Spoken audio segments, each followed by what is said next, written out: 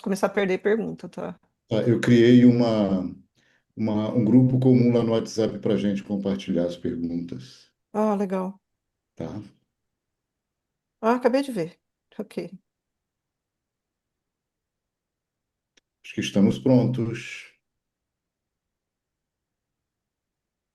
Acho que podemos começar, né, Ruth? Tá, agora estamos. Okay, hello everyone. Good afternoon. Let's begin our seminar to mark the 30th anniversary of the publication of the Minimalist program. I would like to welcome our invited speakers, Juan Uriagereka, Norbert Hornstein, Zeljko Boskovic, and Jairo Nunes, who kindly accepted our invitation to take part in this event. I would also like to greet our colleagues Silene Rodrigues and Marcelo Cibaldo for their willingness to serve as moderators, and my colleague Ruth Lopes, who has been leading the organization of this activity together with me. I also thank the Audiovisual Department of the Institute of Language Studies at the University of Campinas, which is collaborating on the technical aspects of the online broadcast. And finally, I would also like to thank the audience who is watching us on YouTube for listening and taking part in this debate. Thank you all for being here. So, welcome to this seminar celebrating the 30th anniversary of the publication of a work that can be considered a fundamental milestone in the history of modern linguistics. The Minimalist program marked the beginning of a research agenda that has profoundly transformed our understanding of human language, especially in the field of syntax. Noam Chomsky inaugurated not only a new phase of generative theory, but also a genuine invitation to reconsider the very foundations of language. The minimalist proposal begins with a simple but theoretically challenging question. What is truly necessary in a theory of language? So, from this question, Chomsky proposes that the faculty of language is guided by principles of economy, structural simplicity, and computational optimization. Instead of complex syntactic models loaded with independent mechanisms, minimalism proposes a linear, more elegant, and biologically plausible architecture for the faculty of language. In this context, the notion of merge becomes central. By reducing syntax to this fundamental operation and its derivations, the minimalist program allows us to explain previously opaque phenomena through general principles connected both to human cognition and to the phonological and semantic discursive interfaces. The studies developed in the field of generative grammar over the past 30 years demonstrated the profound impact of this paradigm shift. Minimalism has refined our understanding of syntactic dependencies, movement, structural hierarchy, and linguistic variation. It has stimulated the development of more unified analysis for seemingly distinct phenomena, showing that much of what we observe on the surface of natural language can be derived from simple, regular, and universal processes. Today, as we reflect on these 3 decades, we also celebrate a research community that can be described as vibrant, critical, and creative, one that continues to expand the frontiers opened by Chomsky's proposal. The four invited speakers for this event are a representative of this community with relevant works that have shaped these 30 years. May this seminar serve as another space for reflection, discussion, and discovery. We hope that all of you are able to make the most of this commemorative event. So I now invite my colleague, Professor Ruth Lopes, to continue the opening. Thank you very much. Thank you, Juan. Good afternoon. Welcome, everybody. We've decided this anniversary should be celebrated, at least for those who get it in a way or another. Of course, we have as a milestone the first publication of the Black Book, but mine is really ragged. But it was rolling around even here years before that. For those of you in our YouTube channel, if you have questions, please just type them in the chat, but address them to specific guests. There's a link to Norbert's and Boskovic's handouts in the chat, in the YouTube channel as well. They will have around 45 minutes, followed by 15 minutes of comments from our moderators or questions from the audience or among themselves. That said, well, I'm very proud to say that our invited speakers who promptly accepted our invitation need no introduction, but I'll introduce them anyway. Well, the University of Maryland had a direct or indirect impact in a lot of us here today. Why is Norbert Hornstein here? Because probably there's no question, at least if you get it. And I'm guessing he'll address that point today. Puns apart, Norbert has published tirelessly in the minimum work framework. It would be impossible to go through everything, as is true for all of our invited speakers. So I'll just mention Move, a minimalist theory of construal, published in 2001, The Merge Hypothesis, his most recent book from last year, and of course, Understanding Minimalism with Jairo Nunes and Roman, published in 2005, a manual most minimalist teachers still use a lot. Norbert also supervised Silene Rodrigues' dissertation together with David Lightfoot on the effects of laws of morphology in partial pro-drop languages. So that's one of the reasons why she's here, but not the only one. Juan Uriagereka has taught at least, as far as I can remember, 3 courses on the minimalist program here in Brazil back in the 90s. I've attended all of them. To my knowledge, he was the first one to propose a dynamic minimalist model, his multiple spell-out proposal, published in 99, prior to the concept of phases. It had a direct impact for my own work, my PhD dissertation back in the late 90s.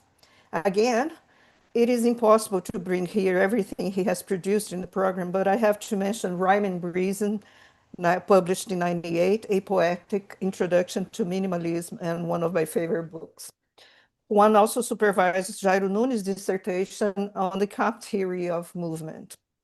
Zeljko Boskovic has also had an insurmountable role in the development of the minimalist program, probably since his PhD dissertation back in 95, then published by MIT in 97 on the syntax of non-finite complementation. He also came to the rescue of the concept of phases with his 14 LI paper, Now I'm a Phase, Now I'm Not, and his 2016 LI paper on Getting Really Edgy, and also his more recent work on labeling, just to mention a few. Jairo Nunes is our Brazilian minimalist native speaker. No doubt, or a minimalist star who rocks here and abroad. His PhD dissertation, The CAP Theory of Movement and Linearization of Chains, had a rather important impact in the area. And it's also 30 years old this year. So here we have another reason to celebrate. And with Jairo, we sort of come full cycle with the new generation of minimalists in Brazil.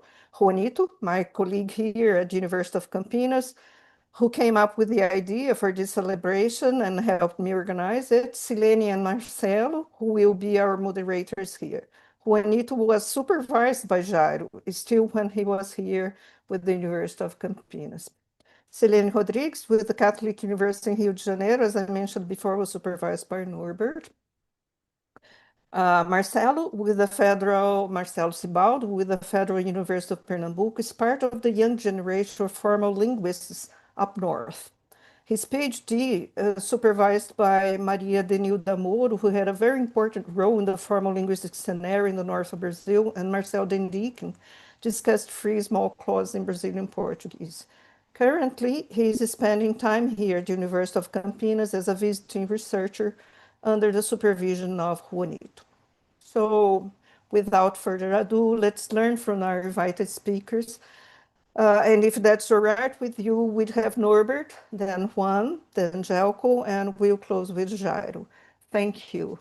Everyone will find, for us here, Norbert, your handout is in the chat. Everyone can download it, okay? And those who are in our YouTube channel also have a link to it. So thank you. Right. I'm going to see if I can share this also. Is that possible? Yeah. Okay. Great. Mm-hmm. First of all, thank you for the kind introduction. Tirelessly, I don't know. It made me plenty tired, actually, to do this stuff. The other thing I'd like to thank you for is honoring the elderly. So I understand that the order of speakers is going to be age before beauty, right? So it's okay if I stumble through this because I'm going to have people who are much younger and sprier able to pick up the slack. I'd like to talk today about something that actually bothered me a little bit, which was that as 30 years of minimalist research, you look back and the amount of really first-class work that's been done is shockingly substantial. I mean, there's really a lot of really, really excellent syntax that's been done. However, that said, I'm not sure that I, even now, really understand to what degree we have figured out or answered the question that Chomsky, I think in various forms, tried to pose at the beginning of the program. And the reason is that I'm not sure that we've understood completely what the question was. So let me sort of start with that. The minimalist program is an answer. It's an answer to a question. What's the question that it's the answer to? And my own opinion is that we have not been all that clear about what the specific question is. I think we had high-level descriptions of it, but I don't think we've had an exact description of it so that it becomes manageable in bite-sized chunks to try to explore. So that's what I'd like to do a little bit here. The handout is kind of dense, but that's okay because that way you can sort of, anything I miss as I talk through it rather than walk through it, you'll be able to pick up for yourselves. So here's the sort of thing that I want to sort of discuss, because oddly enough, it's a question that still comes up. Is such and such a proposal minimalist? What makes a proposal a minimalist proposal? I don't think that when we were doing GB grammar or other forms of phase theory or whatever, these questions really came up. The answer was it was whatever it was if it used the technology of that period. But I think although it's true that a lot of the stuff that we're currently doing is framed in the technology of the minimalist program, I think it's an open question to what degree it does anything any different than we did when we did GB style syntax. So the first thought is that, well, it's minimalist because it's not GB. We're using phases instead of barriers, and we're using merge instead of move, and that's what makes it minimalist. I suspect that that can't be the right answer, or if it is the right answer, we need a little bit more understanding in what way it's the right answer. So I'd like to try to address the question, what makes a proposal a minimalist proposal? But before I do that, let me lay out my prejudices. I think that the minimalist program has been a ludicrous success. There's large parts of the world who think that, in fact, minimalism has proven to be the reductio ad absurdum of the generative program. In other words, if minimalism is right, we went down the wrong path to begin with. I could not disagree more. I think the minimalist program has been a roaring success, and the work that's been done has been remarkably deep. But I do think that there is some truth to the claim that we're not exactly sure what the theory is a theory of. And let me sort of fill that thought out a little bit by proposing that a lot of people think that minimalism is a replacement, for example, of GB syntax. So first there was, well, GB syntax, then the minimalist program came along in the mid-90s and completely changed our understanding of what syntax consists in. I think there's a partial truth to that, but I think it's largely overblown. Linguists, as I say in bullet 5, are a bit like Trotskyists. They really love the idea of permanent revolution, where every week we overthrow everything we learned the week before and set off in a whole new direction to set the parameters of the investigation into the structure of language from new beginnings. I sincerely hope that that is false, because if it is true, that suggests that we learned nothing over the 40 or 50 years before we started doing minimalism. And that can't be true. So the question isn't the question has to be, how does what the minimalist program do? How does it relate to what came before? And what's the relationship between the questions that Minimal asked and the questions that people were asking before? And how do they build on one another? Because build on one another, in my opinion, they did. So what I'm going to do in what follows is, as you take a look at number 7, I'm going to try to situate the minimalist program in the larger generative program. In other words, I think of minimalism as the last or most current stage of the generative program in linguistics that really was initiated by Chomsky in the mid-50s and really concretized as a program in cognitive psychology in the early 60s. So I want to do that first.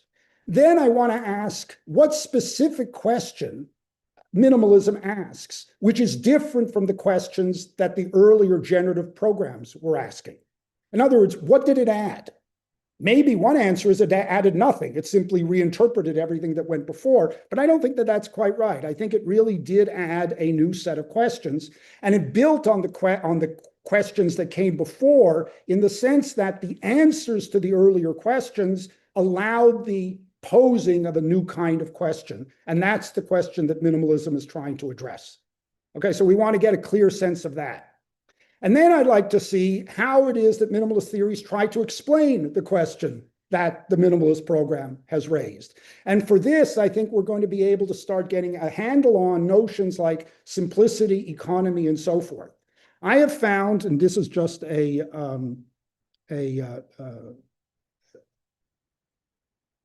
bit of a confession on my part, that some of the discussions of simplicity I found very hard to wrap my head around. They've been, frankly, somewhat too metaphysical for my tastes. I think that simplicity gets its foothold, grabs its substance when you ask, with respect to what question is this a simple answer? Questions can have simple answers. Technology and formalism is very hard, in my opinion, to rate on some absolute scale of simplicity. And so I think a lot of the discussion that so-and-so is a simpler way of until you understand the question, I don't think it has much bite. That said, I think a lot of the technology will be redeemed, and I'll try to explain how in what goes forward. Okay, so let's start from the beginning. So what were the first two questions of the generative program? Right? After all, minimalism arose in the mid-90s. If it was such a good idea, why didn't we start with it?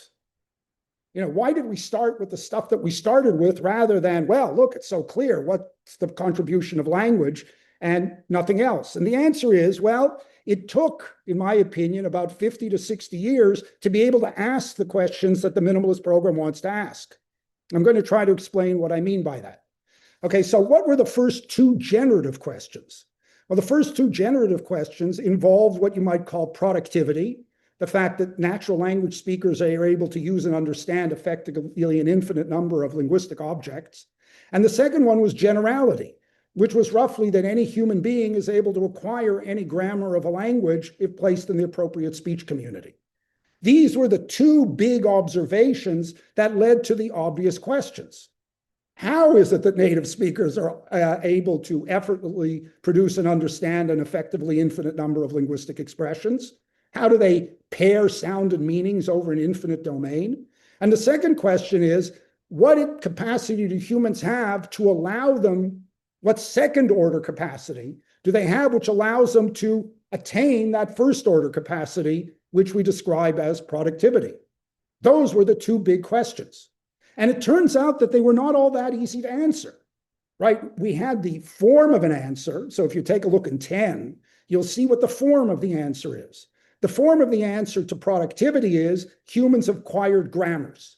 What are grammars? Grammars are recursive procedures which are able to finitely specify procedures for generating an infinite number of distinct objects that pair a sound and a meaning. That's what grammars are, okay? And that, the assumption that native speakers, what they've done in part is acquire a grammar, explains how it is in part that humans are able to be linguistically productive. That's the explanation that we gave. The answer to the generality question was that humans are able to acquire grammars because they're basically built to acquire grammars. So humans come with a species-specific capacity, call it the faculty of language, which, when exposed to bits and pieces of the linguistic environment of a given language, are able to figure out the grammar of that language from that set of innate starting points that the faculty of language was meant to outline, plus that data is able to generate a grammar, which is the recursive procedure, which explains productivity. That was the two-part answer that we gave. But you have to understand that what I gave you just now in 10A is not an answer. It's a sketch of an answer. Because there are, frankly, an infinite number of generative procedures.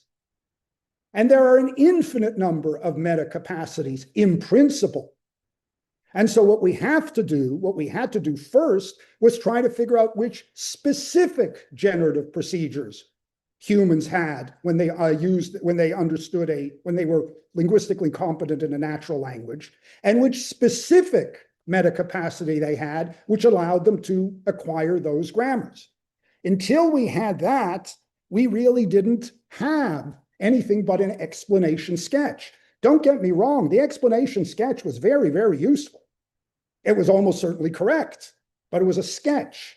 It took a lot of empirical work to get you from the explanation sketch to the actual specification of the recursive procedures that grammars actually deploy in mastery, in underlying mastery of a given natural language. Okay, and that, like I say, took a lot of work. I'm old enough to remember some of that work because that's what I grew up with. But, we used to build little model grammars, and explore the properties of phrase structure rules of lexical insertion, right? A good chunk of aspects is actually a theory of lexical insertion. We investigated rules like question formation, reflexivization, raising, equi-NP deletion, relativization, and so forth. These were construction-specific rules understood at the time as built around construction types, and you had formal properties realizing these constructions. And what we studied was, what were the properties of these things, right? So you had dissertations like relativization in Chamorro, or question formation in Basque, or right? And these were all perfectly great questions because we really didn't know. Until you do some empirical work and try to pin down the exact kinds of rules that these grammars are using, we didn't know what the generative procedures looked like. Moreover, we not only looked at those, but we were also interested in how these rules would interact. After all, the grammar was the explanation to linguistic productivity, not a rule of the grammar, but the grammar as a whole. And so we had to understand not only what rules there were, but how these rules interacted with one another in order to generate a representation of the sound meaning pairings that we took to be the proxy for what it is that you understand when you understand the tokens of a language.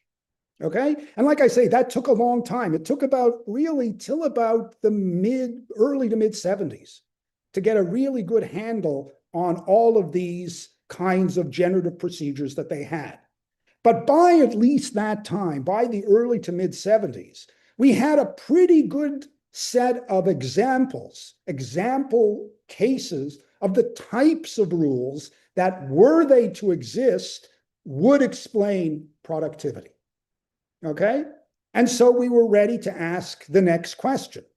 And the next question is the question of generality.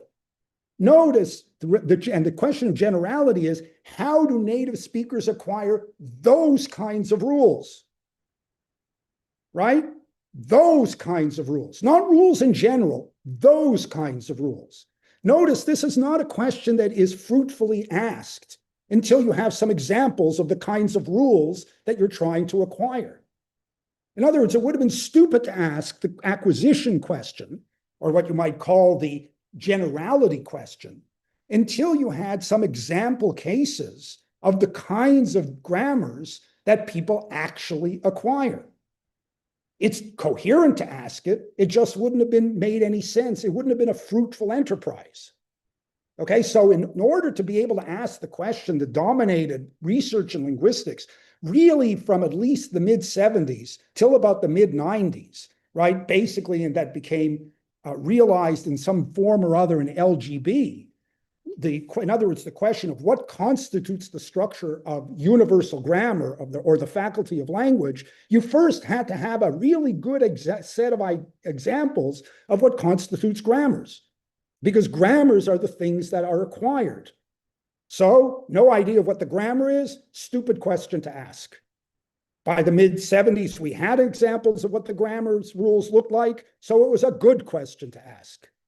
And what happened was the results of the earlier period were retained in the GB analysis in the following sense. So let me give you just an example off that's not on the handout, but just off the top of my head. We wanted to understand, say, how we understood how binding worked actually quite well by the early 70s. You know, between Chomsky and many other people who've been working on binding, we had a pretty good idea that there were rules of reflexivization, rules of pronominalization. We even had a sort of story about what we now call principal C effects. And we not only had some descriptions of their locality conditions and how they functioned, but we even had what I think turned out to be a rather deep and interesting discovery, which is that reflexivization, and at least the central cases of pronominalization, were in complementary distribution. Okay, so we had an idea of what that was. By the time GB comes on, we are going to retain all of those facts. So it's not like the locality conditions really radically changed from the standard theory to GB. And it's not that the complementary distribution of pronominalization and reflexivization was discarded when we went to LGB. Rather, they were understood formally and recast in a formally different way, whereas the content of these rules was retained across the change. So we changed the content in order to address the question of what was and wasn't, and this became the question in the second period. Given all of these rules, how much of what we see in the rule systems do we have to attribute to the faculty of language, in other words, innate, and how much can we offload into the primary linguistic data that the child has access to? That was the question. And that question can be answered in two ways. Once we had a bunch of rule systems that we did have by, I say, the mid-70s. One way was to compare different grammars.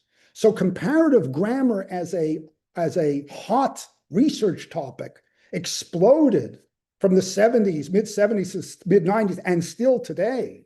Why? Well, because one way of trying to understand, here's a guess, here's what's common, here's a way of exploring the structure of the faculty of language and trying to figure out what features of grammars the faculty of language explains.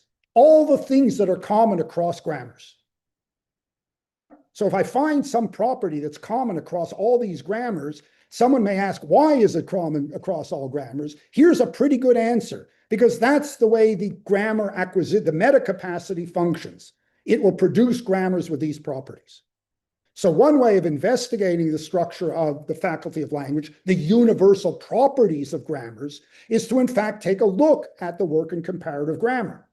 And like I say, this thing exploded, and we basically came up with a theory that was not bad, that involved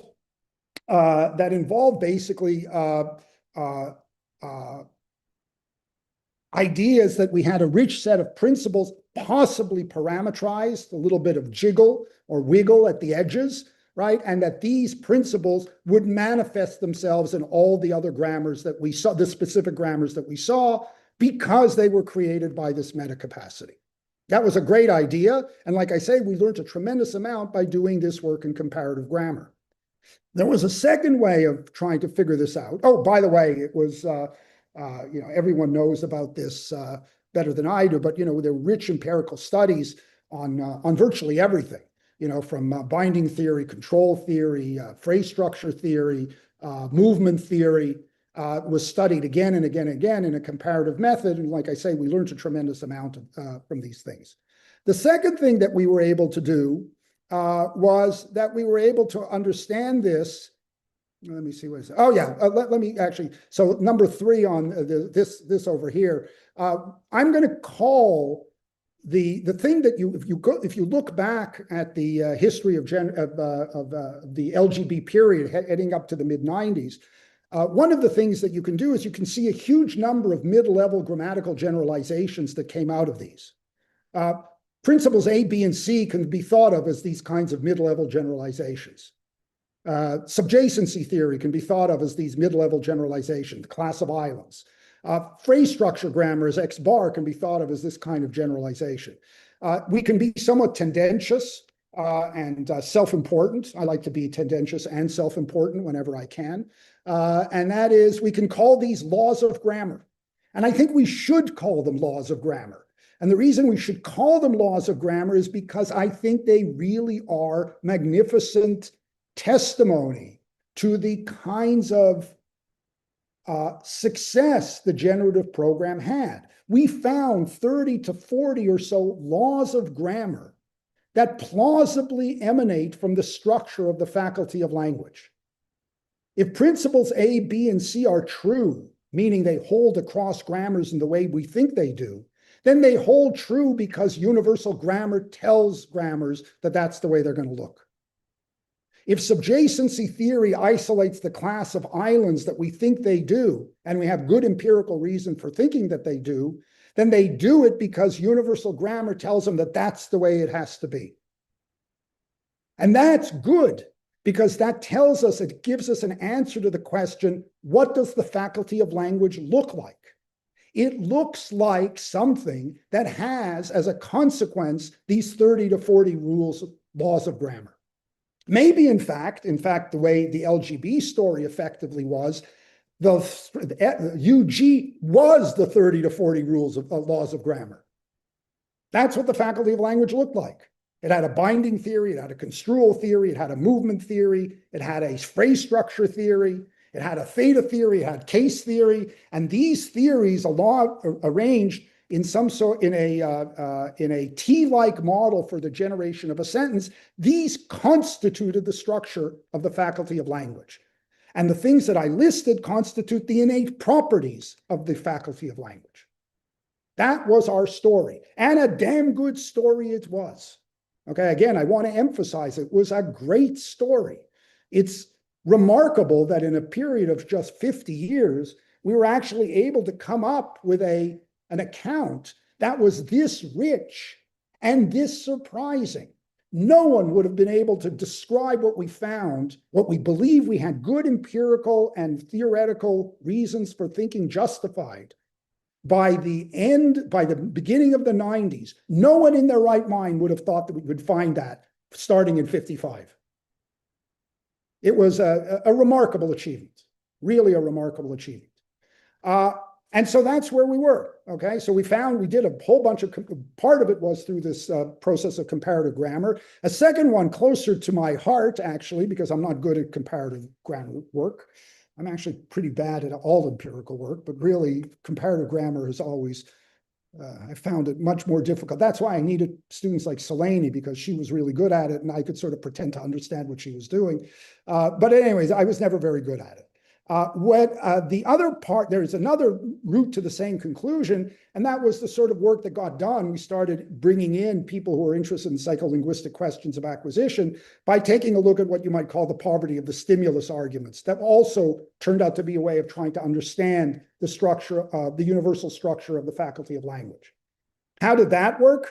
Well, if you think about the fact that the universal grammar is that part of the innate part of the faculty of language, which in combination with the primary linguistic data yields the properties of individual grammars, then we can say, well, let's take a look at the details of the primary linguistic data. How rich is it? What can it tell us? How much can we conclude about the structure of an individual grammar just by looking at the primary linguistic data? And it was very clear very quickly that the answer was not much. It was just very hard. The primary linguistic data just didn't tell you that much about what you wanted to know about the structure of the faculty of language. And once that became true, you began to ask yourself, okay, what more must be there? And the answer was, well, it looks like something like the principle of subjacency, if it's true, right? We had evidence to think it was true. If it's true, was not acquired. That was a kind of argument you had. Structure dependence, if it's true, and we had reason to think it was true, was not acquired on the basis of primary linguistic data. If X bar theory is true, it's not true because you observed it in the data. In fact, it's very hard to understand what it would mean to say that you observed formal rule properties in outputs of those rules. In fact, I would say it's impossible to understand what that means. Okay, you don't see rules in the data. You may have rules that explain the data, but you don't see the rules in the data. So the rule formats themselves are part of what it is that the faculty of language brings to the question of how it is that a person can develop a meta capacity to acquire a specific grammar. Okay, so this is what we got. We had, again, we were given various rule formats for evidence. We were able to figure out ways of abstracting out the contribution of the primary linguistic data, and we were able to make arguments inferring the structure of the faculty of language and what the UG properties should be if these generalizations that we found to be, that we believe to be correct, were indeed correct. Okay, so there was an interplay between the empirical methods of trying to find out what the facts were and the inferential methods of what do these facts tell us about the structure of the faculty of language. And like I say, in my opinion, the great upshot, the result, the great empirical discovery, what can be encapsulated in these 30 to 40 generalizations, which again, I would like everyone to start calling laws of grammar because that's what they are. Okay? Now notice, laws of grammar need not be fundamental, right? Laws of grammar, even if true, may be in some ways misleading as to the fundamental properties underlying the laws. And so this is what I would like to suggest has happened. This has brought us to finally to the modern period. The modern period is understanding that we now have a theory of the faculty of language. Our next question is the obvious one. Why does the faculty of language have this structure rather than the other conceivable structures? Let me back this up by giving you an analogy with what went before. We discovered a bunch of rule types in the, I'll call it the aspects period of linguistic theory, the standard theory. And we asked ourselves, really, one way of thinking about what we did is why do the grammars we're discovering have the kinds of constructions we believe that they have? Why do they have those and not others? The answer was because the faculty of language has the structure it has. It explains the structure of the constructions that we find in individual languages. So why the constructions? Answer, because we have principles of universal grammar with the shape that we had it. We can now ask that same question a level up.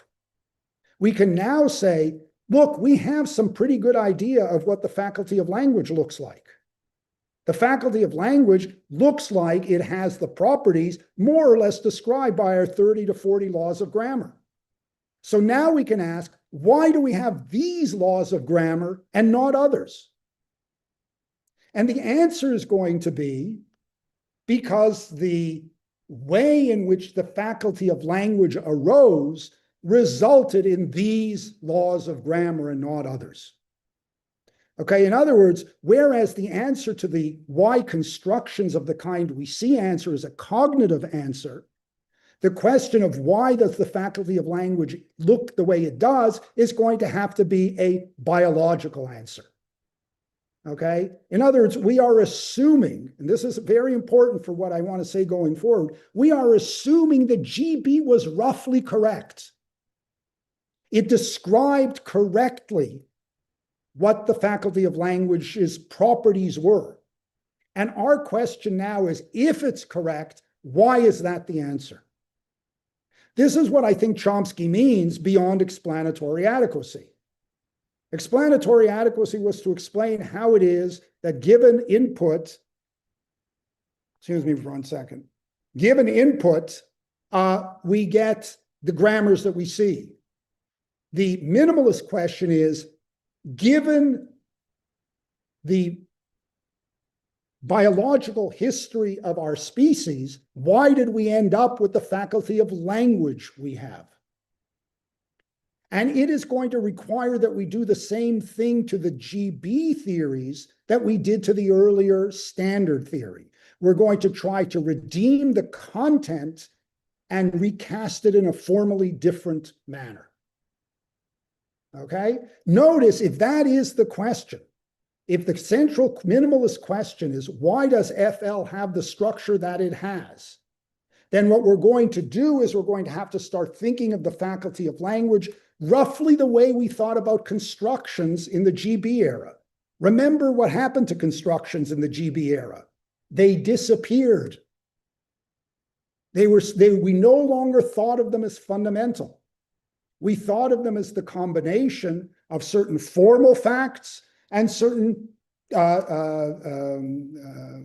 criterial checking facts, right? What we did is we stopped thinking of topicalization as a fundamental feature of grammars, and we resolved it into move something somewhere or move anything anywhere, plus checking of a topic feature in a certain position, right? We thought of passive no longer as passive, but we thought of it as the combination of operations that move something and check some feature as a result of the movement.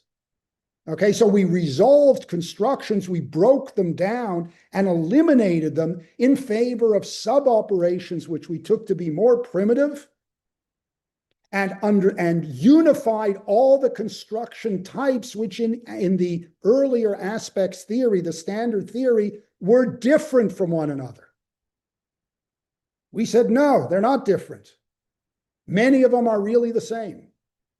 True, we had a whole bunch at the end of GB. So we not only had movement dependencies, but we also had construal dependencies, and we had different kinds of construal dependencies, and we had theta checking configurations, and we had case assigning configurations, and we had phrase structures, and so forth. But we basically took what looked to be a whole bunch of different construction types and reduced them to 5 basic kinds of configurations. There are 5 kinds of things. That's what we decided. And they had their very own interesting sets of properties. If the minimalist question is correct, we're going to end up doing to the faculty of language what we did to constructions in the earlier grammars. What I mean by this is we're going to take a look at the 5 different kinds of construction types, 5 types of modules, and say, you know, they're really the same thing. That's exactly what we did to constructions. We looked at question formation, topicalization, relativization. We said, these are all the same thing. Don't be fooled. They're exactly the same thing. We're going to do the same thing now for the modules. You think that there's movement, you think that there's phrase building, you think that there's construal, you think that's really all the same thing. They're exactly the same thing. There's no difference. And in fact, if you look at I'll call it the high points, I think, of the minimalist program, I'll concentrate on one, which I think is relatively uncontroversial now, which is the unification of phrase structure with movement under the theory of merge. That effectively says, don't be fooled. These are the same thing. You think building hierarchical structure is different from dependency formation? You're wrong. It's the same thing applied to slightly different inputs. You think question formation and topicalization are different things? Wrong. It's the same thing applied to slightly different inputs, right? That's what the merge theory, the first success of the merge theory did, was to say, look, they look different, but they're really very much the same thing. If we want, here's a fine program for the minimalist program. Do the same thing for all the others. Run wild. You think construal is different from movement? You're wrong. They're the very same thing. You think that case marking is different from phrase structure movement? You're wrong. It's the very same thing. Note, when you say the very same thing, just as in the earlier theory, in the earlier reduction of constructions, we admitted that there were features that were checked that were different. Topics are not questions. Relative clauses are not WH questions. But the features that got checked are idiosyncratic to the construction, whereas the dependency that got formed is intrinsic to the construction. And we concentrated on the dependency. The formal properties of the dependency turned out to be the same according to our best theories of what it is that was taking place. So too here. You think that movement is the same thing as control? Of course they're not the same thing. But it could be true that the operations that form dependencies for construal are exactly the operations that form the dependencies for movement, or what we think of as movement. Abstracting away from the features involved, as we almost always do, because the features involved are somewhat idiosyncratic to the kinds of constructions that we're interested in studying. Okay, so that is what I take to be the minimalist question. Now, if I'm right that that's the minimalist question, then we actually, one of the great things that we got in the last, like I say, until about the mid-90s, is we have an inventory of laws that we can try to explain. When I say we want to explain why the structure of the Faculty of Language looks the way it does, we can actually make that very concrete. Not abstract, extremely concrete. Why is it, for example, we have phrase structure rules and movement rules? That was a question Chomsky asked. Here's the answer. Because we only have a rule of merge, and the rule of merge ends up giving you both phrase structure rules and movement rules. Here's another question. Why is it that grammars allow for reconstruction? Answer, because the movement rule, properly understood, gives you the linguistic basis for reconstruction effects via copies, or whatever it is that we want to call them, okay? If you go further, you can ask, why is it that the grammar has construal rules as well as phrase structure rules and movement rules? Here's the answer. Because merge, the same operation that gives you one, gives you the other. Just change the features that get checked. Okay? So if you push this way of thinking to the limit, we can start asking why the grammar has the shapes that they have, the kinds of things that GB described them as having. But you can go further. You can start asking questions we never asked before. Okay, I'm not saying you're going to get good answers, but you can ask the questions. Here's a question that I think had, until relatively recently, wasn't asked. Why are principles A and B in complementary distribution? Okay, we assume that reflexivization and pronominalization, or A and B, are in complementary distribution. But you can ask the question, why should that be so? Here's another one. Why is it that A and B are domain restricted, but principle C isn't? Why does principle C get stated without any domain restriction on it at all? Here's another one. Why is it the case that pro seems to sit in the subject position of non-finite clauses? Right? Or I'll call them weak agreeing positions. Why is that? I don't know. We had some stories having to do with case theory, and then we had some, I'll call them less than satisfactory stories, effectively stipulating them by control case, special case for pro. But I don't think that these explain much, but we can ask those questions.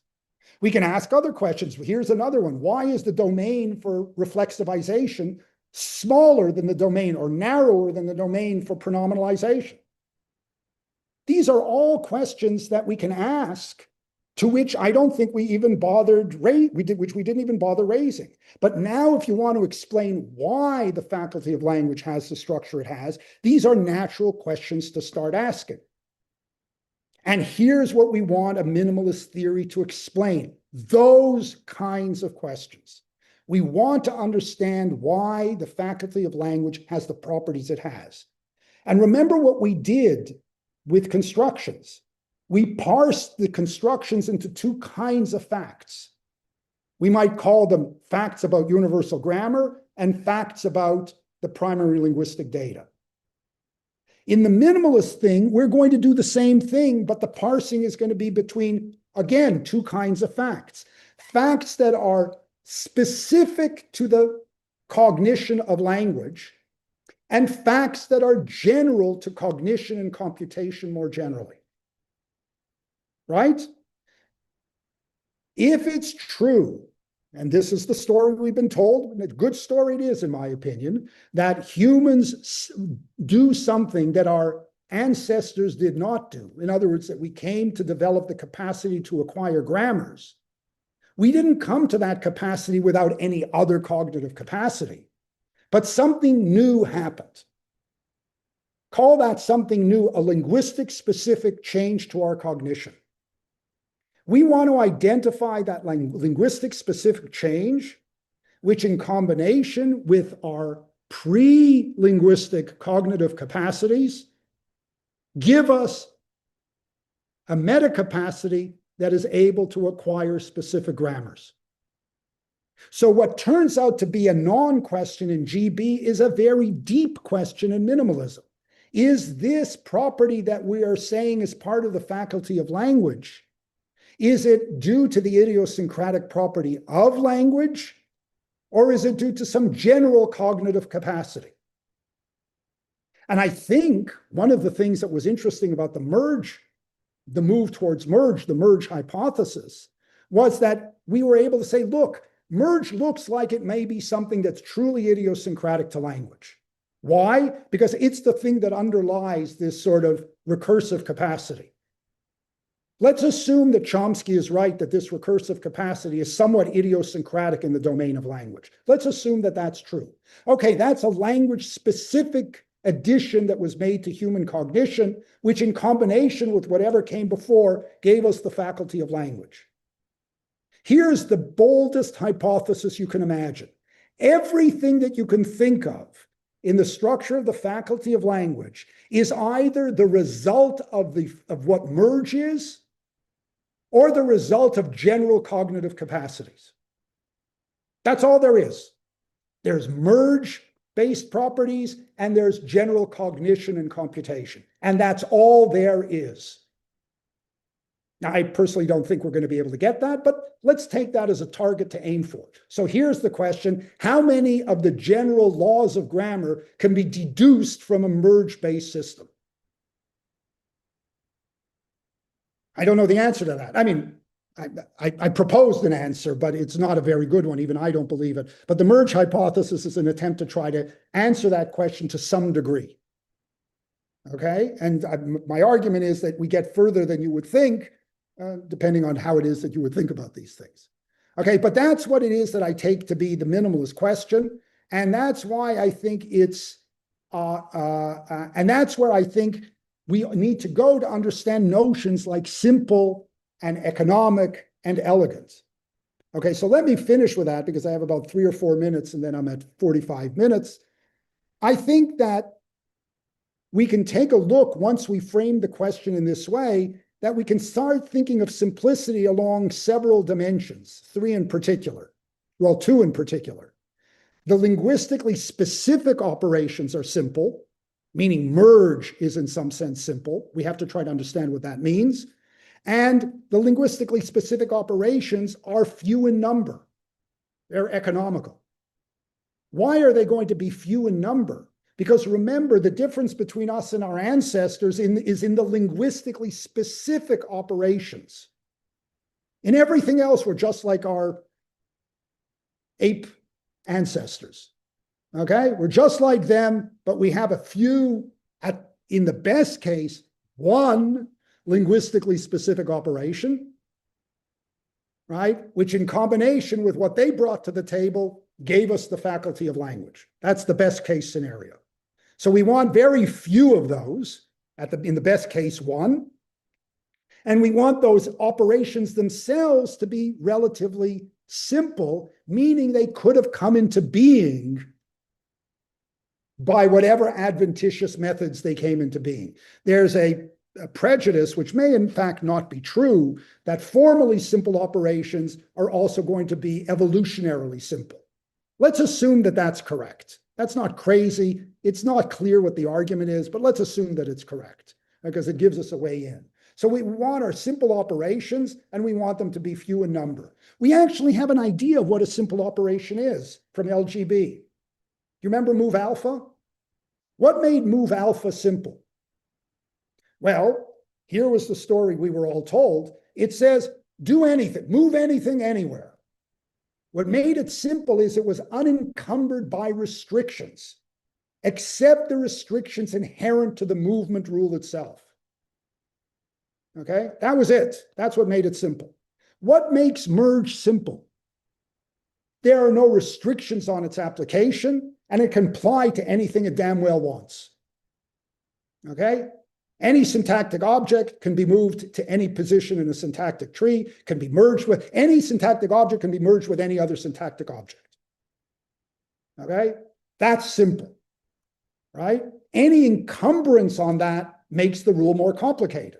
A rule that says merge A and B unless is more complicated than the rule that says merge A and B, just like move alpha unless is more complicated than just move alpha.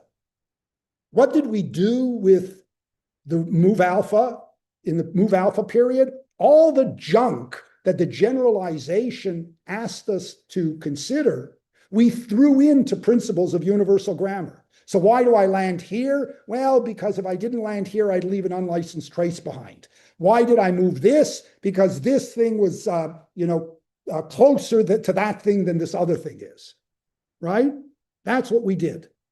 We allowed the rule of move alpha to remain in its pristine generality, and then we explained the exceptions by making the universal grammar thicker.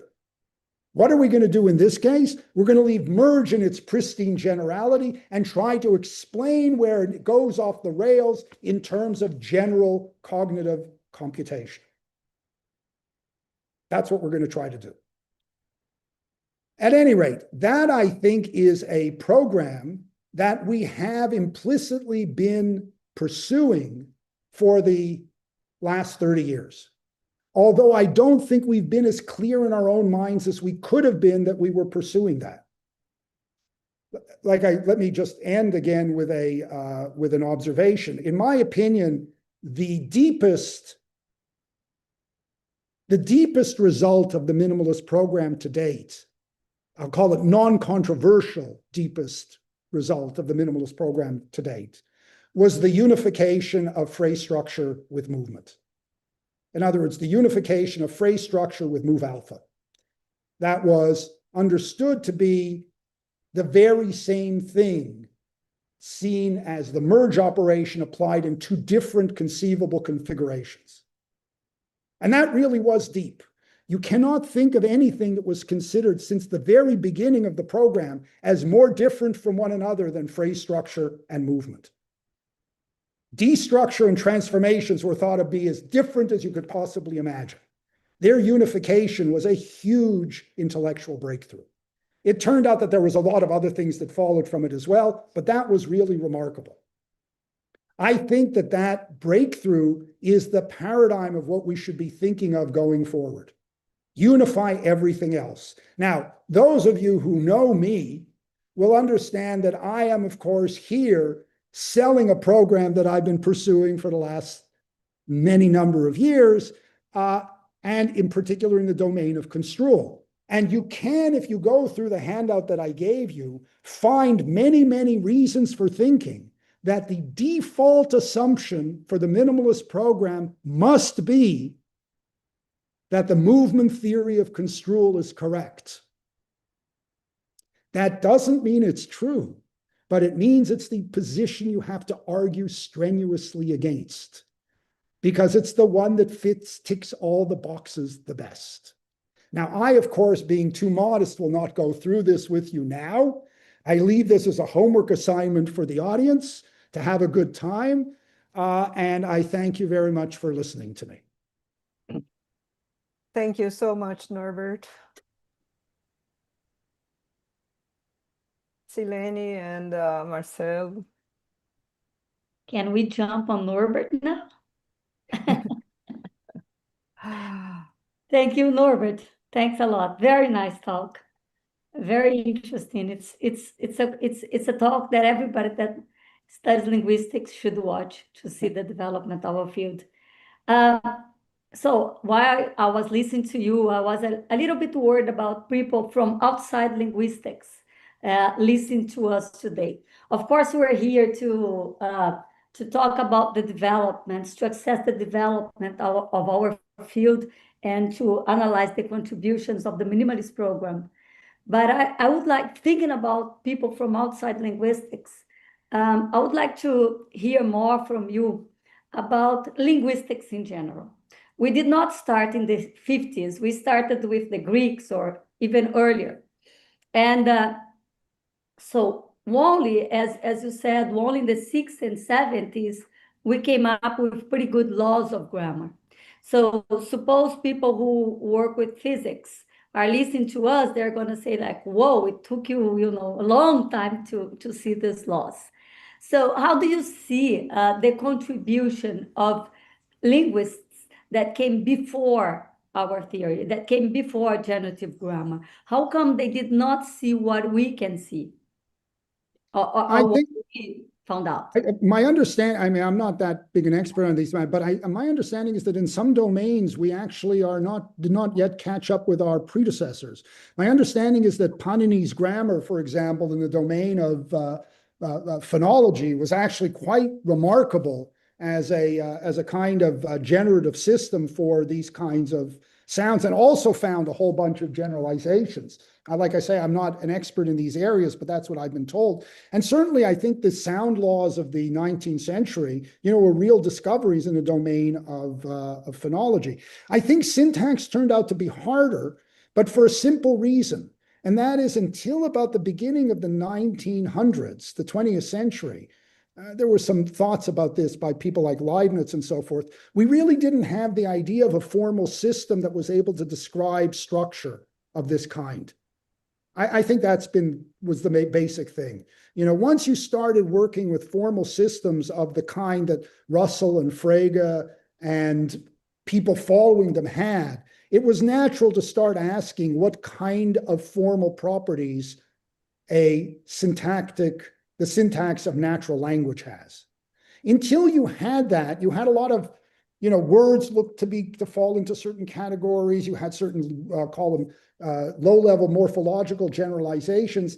But I think it was very hard to even describe the properties and syntacticians talk about on a regular basis until you had some idea of a formal representation of a sentence that was more abstract than was available at the time. And I think that turned out to be a really big deal. Once we understood that you could give an analysis to a transitive sentence as having an internal structure, I think that everything became possible, right? That was, I think, the big jump. Like I say, people think it's easy to describe. You need a formal vocabulary to even describe what's going on. I mean, describe binding theory to someone who has no idea what a phrase is or what C command is or what locality is. It's very hard to do. You'll introduce those notions in trying to simply describe what goes on, And, well, okay, it took a long time. It took until about the 20th century for people to have that kind of formal technology on hand.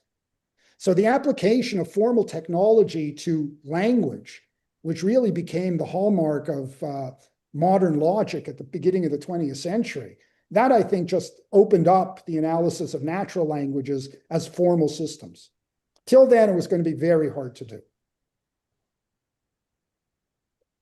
Thank you. Marcelo, do you have a question?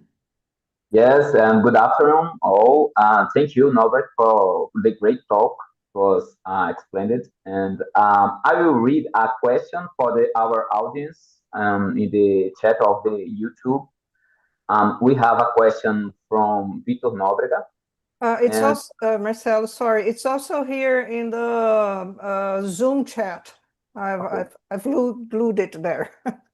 Okay. Yeah, so I'm gonna read it, okay? So, despite the numerous descriptive advancements, minimalist syntax still remains quite projectionist. That is, the lexicon, particularly formal features, continues to guide the way syntax works, turning syntax into a secondary component, since lexical instructions take precedence over syntax operations. Yet, we still lack a proper theory of formal features that would constrain their postulation in order to derive specific superficial effects. I wonder what your stance is in this regard. In other words, in what ways do we think our current conception of the lexicon is hindering the development of the genuinely minimalist explanation? I think that's a great question. I would actually understand it in a slightly different way. I think it's true that lexical features of the grammar are important, but not in the description of the universal properties of the system. So let me back up a little bit. In aspects, there was a distinction made between formal and substantive universals. Formal universals were things like, dependency length, C command restrictions, barriers. These were all formal properties of the system. Substantive ones were we had noun phrases, verb phrases, preposition phrases. We had constructions for topicalization, constructions for focus constructions. We had 8 kinds of focus constructions, not one kind of focus construction, et cetera, et cetera. I think it's fair to say in retrospect that we made tremendous strides in understanding the formal properties of grammars. I think it's also fair to say we have not made tremendous strides in understanding the substantive properties of grammars. In other words, the understanding why we have the categories we have, why we have the specific feature checkings that we have, I don't think we have a good understanding of. And in fact, there was a period of time, people forget this, I'm old enough so I can remind you, there was in fact, Emmen Bach actually tried to develop a theory of construction types. So he had a theory of universal grammar which mooted the following possibility. Every language will have a rule of reflexivization. Every language will have a rule of topicalization. Everyone will have. It turned out, though, that this didn't work very well because it wasn't true. Just wasn't true. What was true is, regardless of the kind of construction you had, its dependencies obeyed things like, say, subjacency, or that the movement was to a C commanding position. That was true. Regardless of the content of the construction, the formal properties of the construction fell into line. That suggested to us that the formal properties were more fixed than the constructional property, than the feature checking properties were. I don't think that things have changed much. I don't think we have a very good handle of why we have the features that we have. But I think that there's actually a more basic question. I do not yet know of an argument that tells me that any feature at all is an impossible feature for the grammar to code. In other words, let's make up a feature. It happens at noon. Okay, so John ate the cake there's an agreement relation between John and eats, which you'll find only if John is eating the cake at 12 o'clock. Now, someone will say, well, we don't find these rules in any grammar. That's true, we don't. But that could be either an accident or a principled fact. Are you telling me that we have evidence that you couldn't learn such a rule? Maybe. I haven't seen the arguments for it yet. Here's my bet. My bet is we couldn't learn such a rule. That's my bet. But I don't have a good argument to show you that we couldn't learn such a rule because no one's ever tried to create a grammar where you had such a rule. It is true that we find grammars that repeat the kinds of features that we think of as distinctive again and again and again, which suggests a universal inventory of those features. But we don't know what that universal inventory is. Okay, so that's number one. Number two, I think that it's also the case that when you take a look, the question I think made a correct point. When you're studying the operation of individual grammars, the features matter a huge amount. Right? So English doesn't have focus constructions of the kind you find in other languages. Okay? Or, focus, contrastive focus. Some languages you'll contrastively focus by movement. In English, say you don't do that. We do it by stress. Okay, say that's true. Okay? And in order to describe the differences between these two grammars, you're going to have to make use of the properties of these features. But when you take a look at the properties of UG, I think you could describe them quite robustly just talking about alpha, betas, and gammas. What we're doing is isolating the properties of the dependencies. And these dependencies hold regardless of what the individual features of the interacting expressions are. It just turns out that in order to see the empirical results, we have to look at an individual grammar, so we have to care about the properties. But I don't think they're doing much in the description of the structure of the faculty of language. So if your question is, why are lexically specific information so important in the study of individual grammars? My answer will be is because what an individual grammar is the combination of the idiosyncratic features of its lexicon plus the universal features that are stated in features independent of those features. So if that's what you're studying, you're going to have to really take a careful look at what the individual features are. And that's fine. I don't want anyone to conclude from what I've said that that's an illicit or an illegitimate topic of study. It's a really good topic of study. It's just different from another topic of study, which is, are the rules of universal grammar, or are the features of the faculty of language, are they stated in feature-dependent terms? And the answer is, so far as I know, no. That's why we can say so much about merge by talking about alpha, beta, and gamma. We don't care what alpha, beta, and gamma are. It's true that to realize the template alpha, beta, gamma in English, it's going to have to be the case that alpha, beta, and gamma have certain kinds of features. Yeah, but so big deal. Okay, so I think you really want to be careful as to the question you're asking. If the question you're asking is, why do individual grammars have the properties they have, you're knee-deep into the question of features. You cannot avoid it. If you're interested in the question of why does universal grammar have the properties it has, I don't think you're knee-deep in the individual question of features. I think that those formal properties you can state quite independently of those issues to a large degree. There's still some, so that to make it more concrete, we do have an AA bar distinction.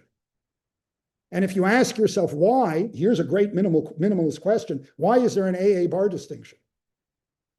Good question. As far as I know, empirically, we need it. Okay, we need it basically for strong crossover effects, among other things, right? But we need a distinction between A and A bar positions. Why? Why couldn't you have had a theory that only had A positions? I don't know the answer to that, frankly. But there's a place where a feature makes a difference to the formal description of what the operations, right? Otherwise, I don't think you really need features to talk about these formal dependencies. You need locality, right? You may need features if you're, okay, here's another place you need them, in specifying what's a phase or a phase edge. As far as I can tell, that's just a set of stipulations, which is another way of saying features, right? Little v is, C is, but T isn't, okay? But that's not a place where we actually have much insight as to why that's true, right?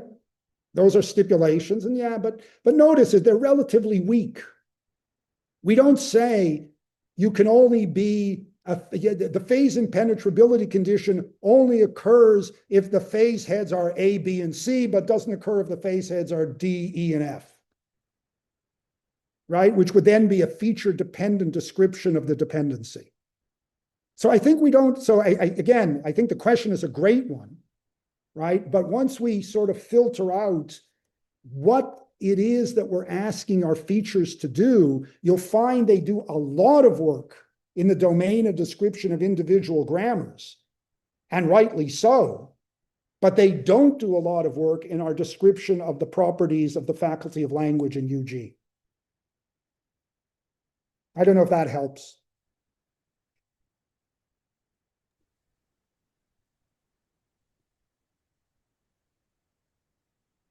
Norbert, can I ask you another question?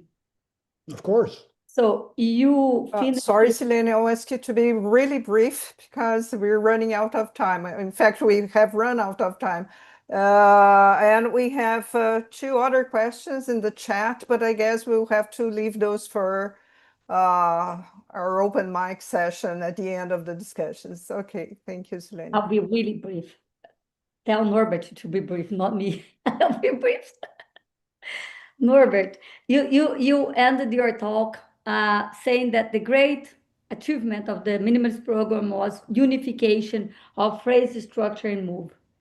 So basically, we are unifying 2 types of grammar that we talked about in the 50s, right? Transformational grammar and phrase structure grammar.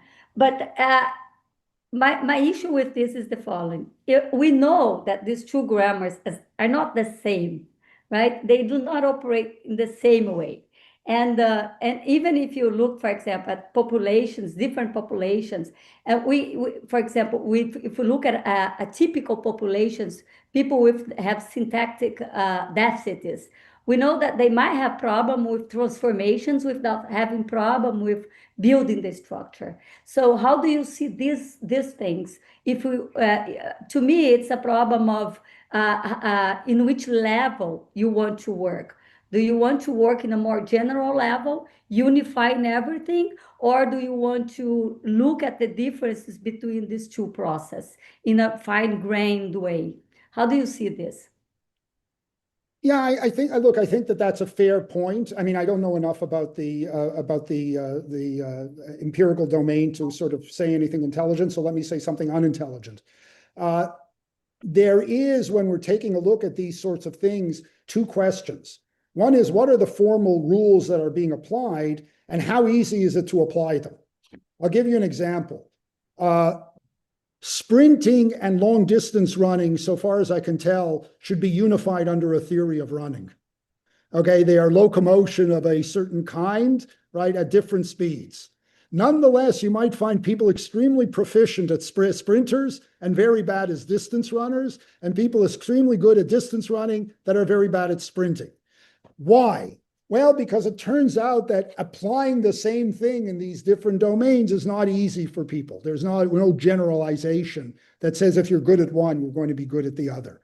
These are formally different processes in the following sense, that they apply to different kinds of inputs. So emerge is not imerge, right? Imerge takes something that's a subpart of something else and attaches it to the container.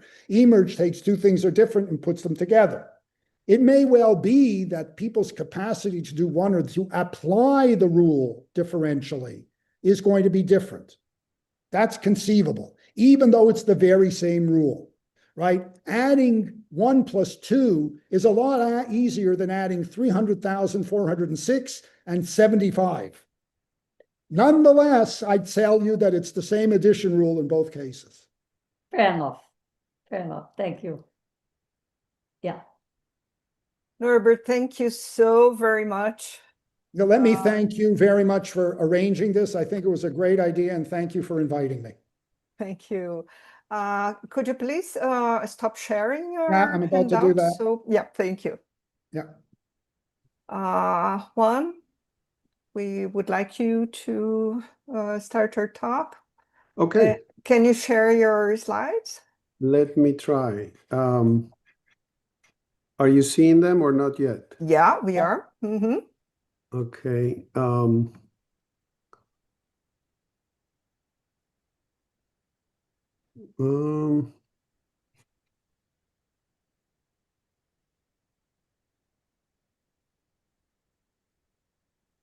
For some reason, I am not remembering how to. At the bottom of your slides, Yeah. at the right side. Yeah. Yeah, No, but I'm not seeing it. no, at the bottom. Now to the left. To the left.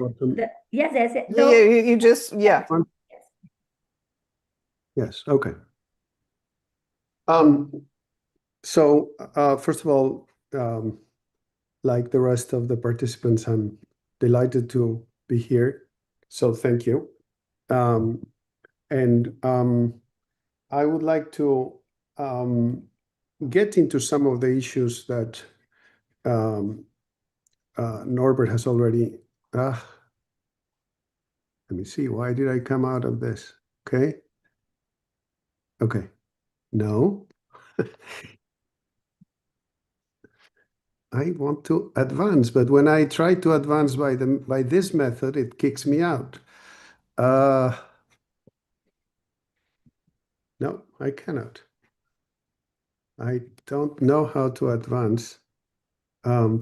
Anyway, so since I am stuck in this method I was using, I will just advance manually. Can you see it at this? Apologies, but I don't know how to advance otherwise. Okay, so I would like to first of all go back to chapter 1 of aspects, and building on what Norbert was saying, suggests that the glimmerings of the program were already there, and in essence, it took time to apply this because it takes a whole community to delve deep into these very complex issues. But once we take it seriously, then the questions emerge and answers become possible. So anyway, you have a couple of quotes in the first slide where these computational systems are meant as grounded in physical law. So you're not just doing biology from that perspective, you're doing biophysics. And this may be relevant in terms of the kind of Galilean elegance that purportedly we find. I want to start with when things got quite serious in the 70s. And it was mentioned also in passing in Norbert's discussion of projection, that was different projection procedures and how that was different from rewrite rules and construction specific rules. The problem itself was already formulated by Stanley Peters and then years later C.L. Baker in terms of what was at the time called the projection problem. So how is it that a learner can go from, how does a learner project a grammar from given the poverty of the stimulus? And the approach that Chomsky took in the famous unpublished Amherst lectures that later turned into what was going to be the GB program was to introduce projection procedures. So the projection problem turned into a projection principle, basically. And at that point, you're really generalizing in such a way that phrase structure rules become redundant. And for that, you need both a formal system and a substantive set of assumptions. The formal system was in place. If you look, for instance, at the technical differences between Lasnik and Cupin's restrictive theory of transformations and Chomsky's original statement of the kinds of grammars that Silene was talking about in her question, if you look at those two statements, the Lasnik-Cupin statement isn't stated in terms of phrase structure rules. In a sense, this is the first formal move towards what eventually is going to be the unification that Norbert was talking about. In a restrictive theory of transformations, you have a set of reduced phrase markers, which are not phrase markers. They're a formal subclass that has certain restrictive properties, and then the rules already become technically unnecessary. And of course, Tim Stowell took that project to completion in a thesis. Him and David Pezetsky's in his thesis at the time took that program towards what was then the assumptions we normally make about X-bar theory. X-bar theory, as such, was stated in a sketch in the Amherst lectures. Jackendorf developed it into a book, but the standard version that, say, Peggy Spies represented years later was worked out in that particular set of statements. Now, if one is then taking this very seriously, as in particular Richie Kane did in what was the beginning of the minimalist program, early 90s, you really have two types of dependencies that you're coding at the same time. You could think of them as horizontal dependencies. So these are paradigmatic selection type dependencies, and vertical projections where you then care about syntactic labels and how they are preserved. At the very least, you need categorical features. It's a very interesting question whether categorical features are substantive or formal, the way Norbert was talking about. It's pretty clear that in aspects, Chomsky takes them to be substantive, although it's a profoundly interesting issue whether you can turn them into formal statements that then obey algebraic conditions and so on. At any rate, once you proceed that way and you assume, as Kane had already in earlier work, binary branching, and in the 90s, linearization mechanisms, you're pretty much now landing in what was called at the time a bare phrase structure, a projection from what then became the merge procedure. And that's, once you're in such a bottom-up system of projections, very, very interesting questions begin to emerge. This touches on, again, this issue of unifying merge and move. This is taken from a slide in a recent talk by Marcoli. But many of us have talked about those kinds of constructions, which is exactly the situation Norbert was talking about. If you make the assumption that merge applies at the root of the current phrase marker, and it's a very interesting question why that should be, but if you make that assumption, then you're going to end up in very similar conditions with the C-command properties that you get in move and the extension that you get in merge, and you end up then saying, well, why aren't this the same thing? Chomsky takes the merge at the root before attempting to deduce this in ways of the sort Marcoli, Berwick, and Chomsky have in the last couple of years. Before that, Chomsky took it to follow from a node tampering condition. Myself, in that book that Ruth was talking about, called that the ban against overwriting. But the whole idea in all of these instances is that if you don't proceed at the top of this projected phrase markers, you need to end up changing everything that happened up to that point. Quick footnote there, Lasnik and Stone have actually asked whether or not, particularly in old style phrase markers, the same didn't hold if you actually merge at the very bottom, a sort of idea that Colin Phillips and John Drury explored back in the 90s. In any case, it's clear that you have to go to the extremes. If you mess with the middle, you're going to get a formal spaghetti as a result. So that's part of what's getting you this unification, where, as I say, the C command is then a consequence of how you're building the phrase markers. Now, one of the interesting issues then is whether or not you're taking stock from the lexicon, right? Presumably in the external merge case, you're taking stock, the operation is taking stock from either from the lexicon or some subset of the lexicon, which we usually call the lexical array. I'm going to use A sub L to mean lexical array. Whereas in the other instance, you're actually messing with conditions that are already in your derivational workspace. That's going to be the minimal different.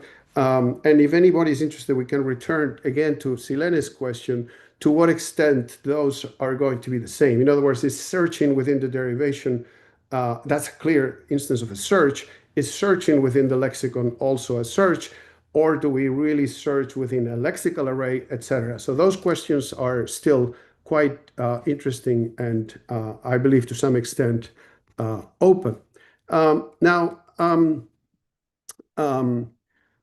the issue then, and this also came out in Norbert's talk, is what is natural in these processes, and in particular, a very, very interesting set of conditions that we discussed back in the day at Maryland. Certainly was one of the forces behind Jairo's dissertation, is what happens in simple head movement, right? I mean, if you assume head-to-head movement as you have in that slide, you are going to be merging internal to what you already have. So then what? What do you do with that? And there's a couple of different ways you can proceed about it. I'll return to this, but one of the possibilities is what Jairo calls sidewards movement. I think in another instance of very bad choice of names, I called it paracyclic movement in that book. Regardless, and some other people also call this interarboreal, but the point is that you go from a chunk to another chunk, and then it becomes a very interesting question what those chunks are. Are they separate derivational workspaces? Are they what exactly, right? This is a contentious issue to this day, and I'll return to it. But what's pretty clear is that if head movement exists in conditions of this sort, questions arise about this particular instance. There are similar questions you can pose about so-called tucking in, but I'll discuss this example because it's more well-known. Now, in essence, one way to formulate this question, which I think is quite topical and quite live in today's field, is how many spaces do you have? How many workspaces? I think that if I recall, the first person that was using the notion workspace as such, with those not space but workspace, was Jonathan Bobalik in a 95 paper that clearly used that expression. And it was pretty clear also that in his formulation, you had n workspaces. So every time you, in principle, you could take something out of the lexicon and start the derivational thread and just proceed with that. And if you want to think of concrete examples of that sort, when you have something like, the man gave the present to the woman or something along those lines, where you have at least three arguments, or without even going into adjuncts, is each of those complex structures a separate workspace, or what's going on in instances of that sort? Do you have a single workspace and then you mess with structures building from a spine? Of course, that is both a formal and an empirical question, but that's an interesting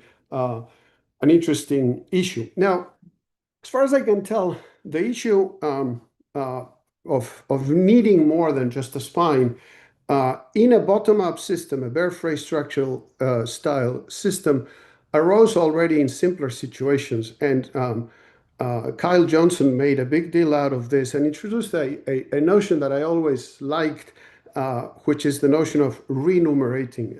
Just for clarity, a numeration in the early program was a way in which people called the lexical array when you kept track of tokens. So you could have actual repeated items from the lexicon. That's why it was called a numeration, not just an array, which would have been an unspecified set. In any case, part of what Kyle said at some point is, well, look, consider something like the man saw a woman. Well, clearly, you cannot do that in a single, assuming standard semantic types and so on, you cannot do the man saw a woman in a single derivational workspace. You have to sort of assemble the man, do something with it, assemble, saw the woman, then get back the man, and then keep building that. Now, whether you're at that point using two separate workspaces, or you actually have a workspace and then go into some sort of buffer where you place, in this case, the man, that's part of what's at stake. And this is where Kyle would say, well, why don't you renumerate the man? Meaning by that, you put that back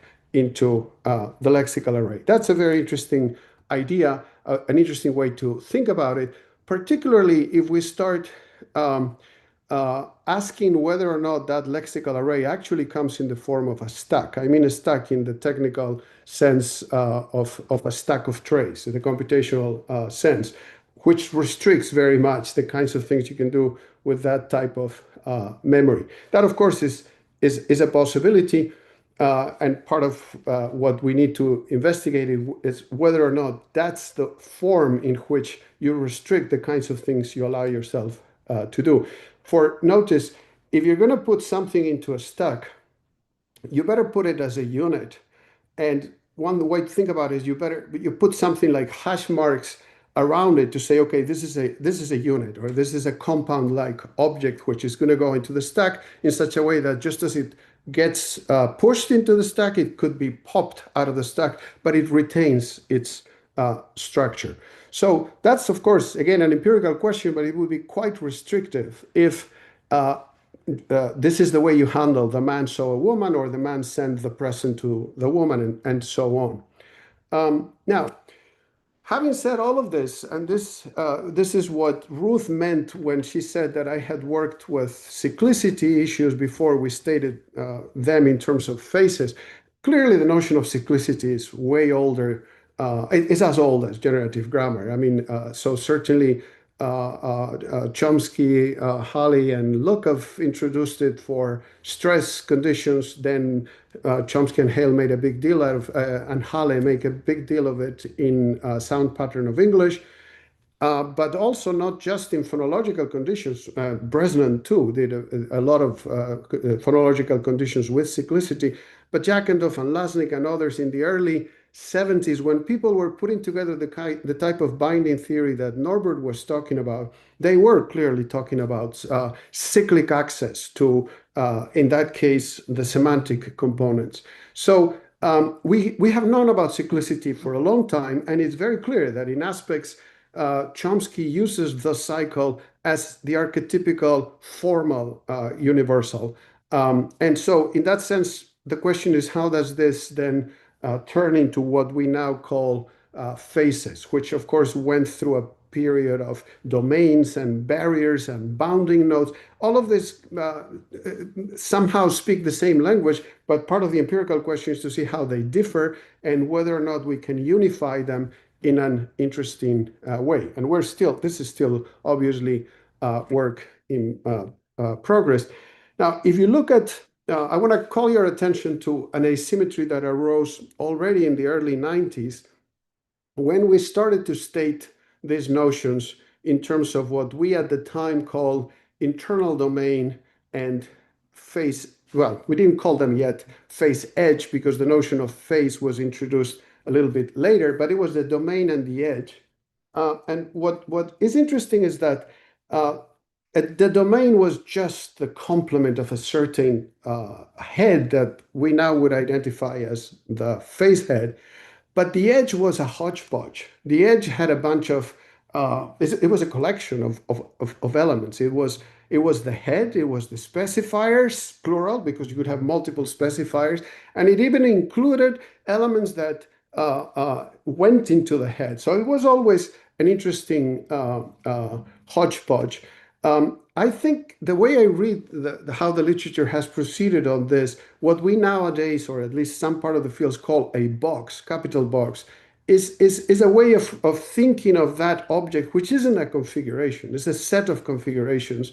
And of course, then part of what I'm asking, or I take Johnson to have been asking is, well, because Johnson was renumerating stuff, he wasn't talking about the edges, he was talking about renumerating more generally. But the minute you do that, I think it is fair to ask, well, are you then collecting those items, which are not a phrase marker, are you collecting them in the form of something like a stack? Again, empirical question, but this is what then later on turned into phase transfer. So it was the internal domain that was sent to LF and PF.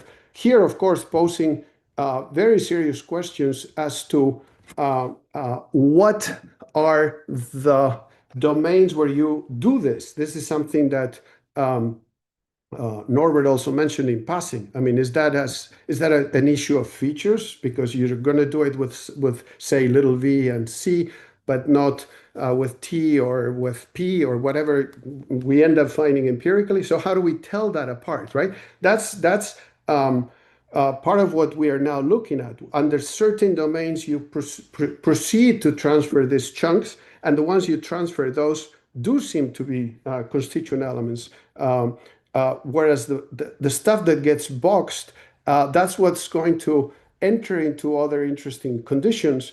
I'll allude to some of those in a minute, but among those, there are going to be conditions of successive cyclicity, okay?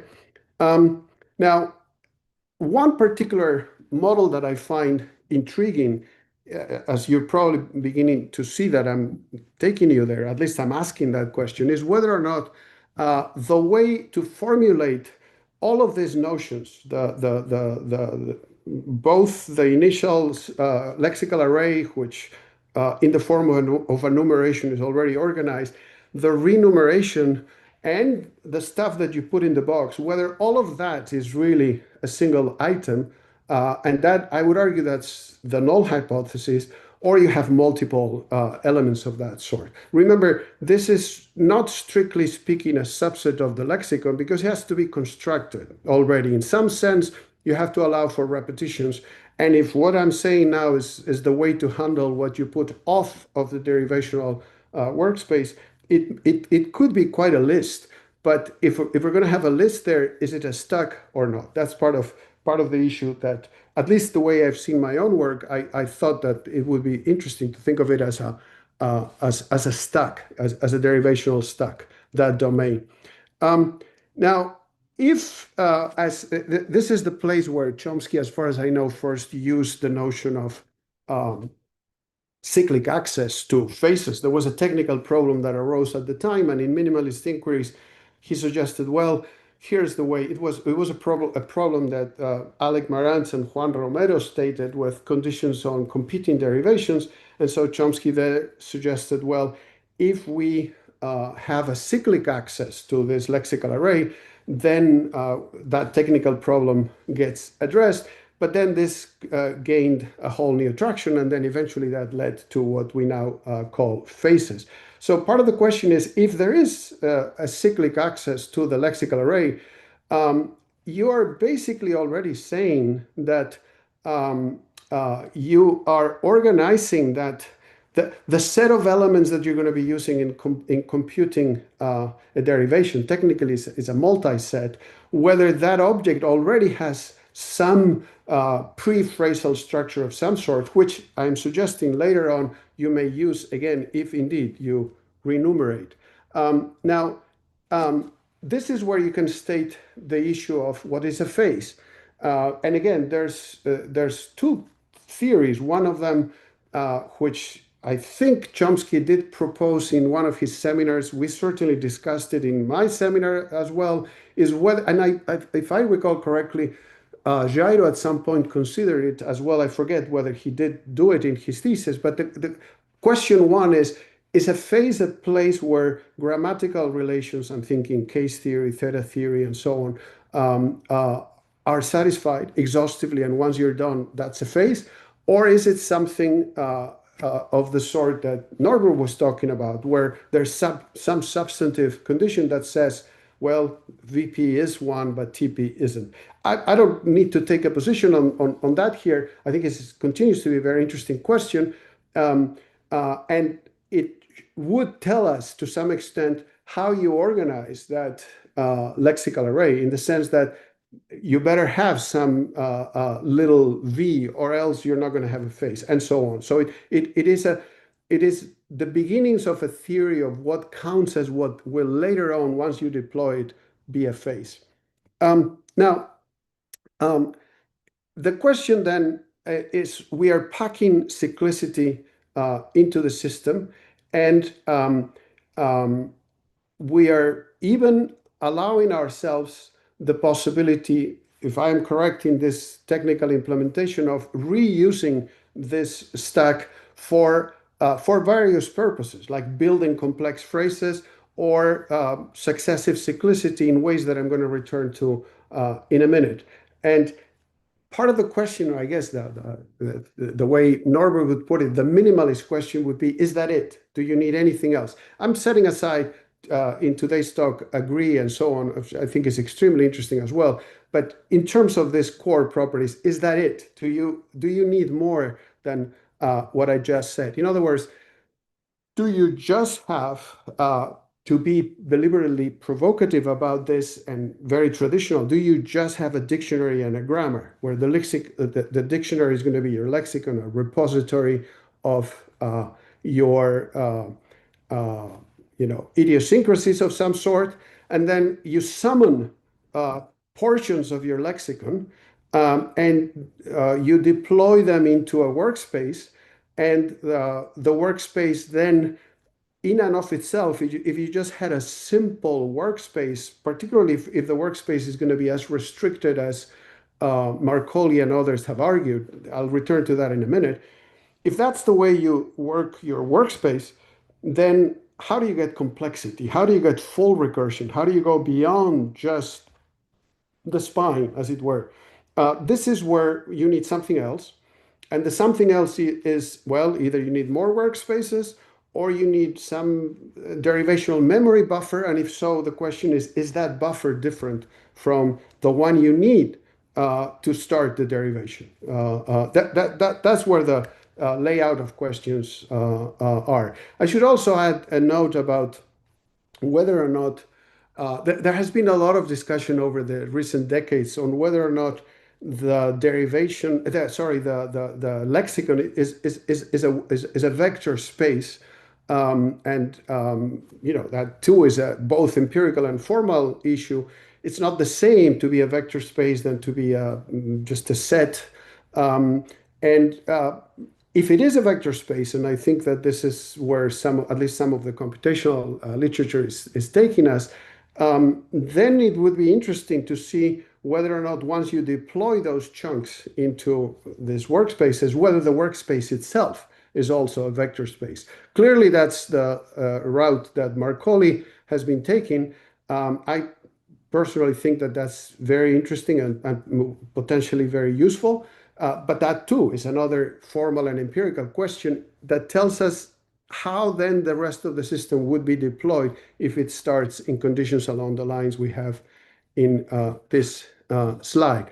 Now, so far I haven't really talked about empirical consequences, but they actually turn out to be vast.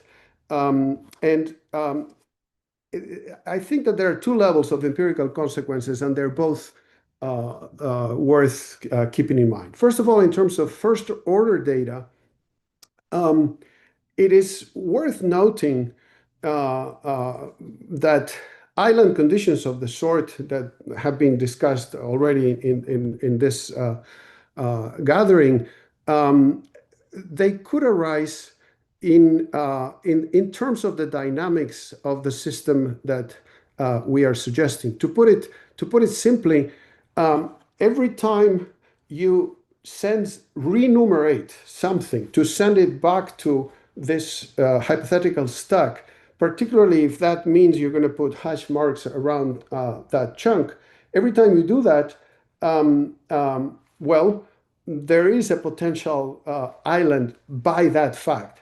But in addition, we are also making the assumption that material that enters into a face condition, so the internal domain of a face, by the design of the cycle, gets shipped to PF and LF. So that's another way in which things could be islands. And again, this is part of what Ruth was alluding to.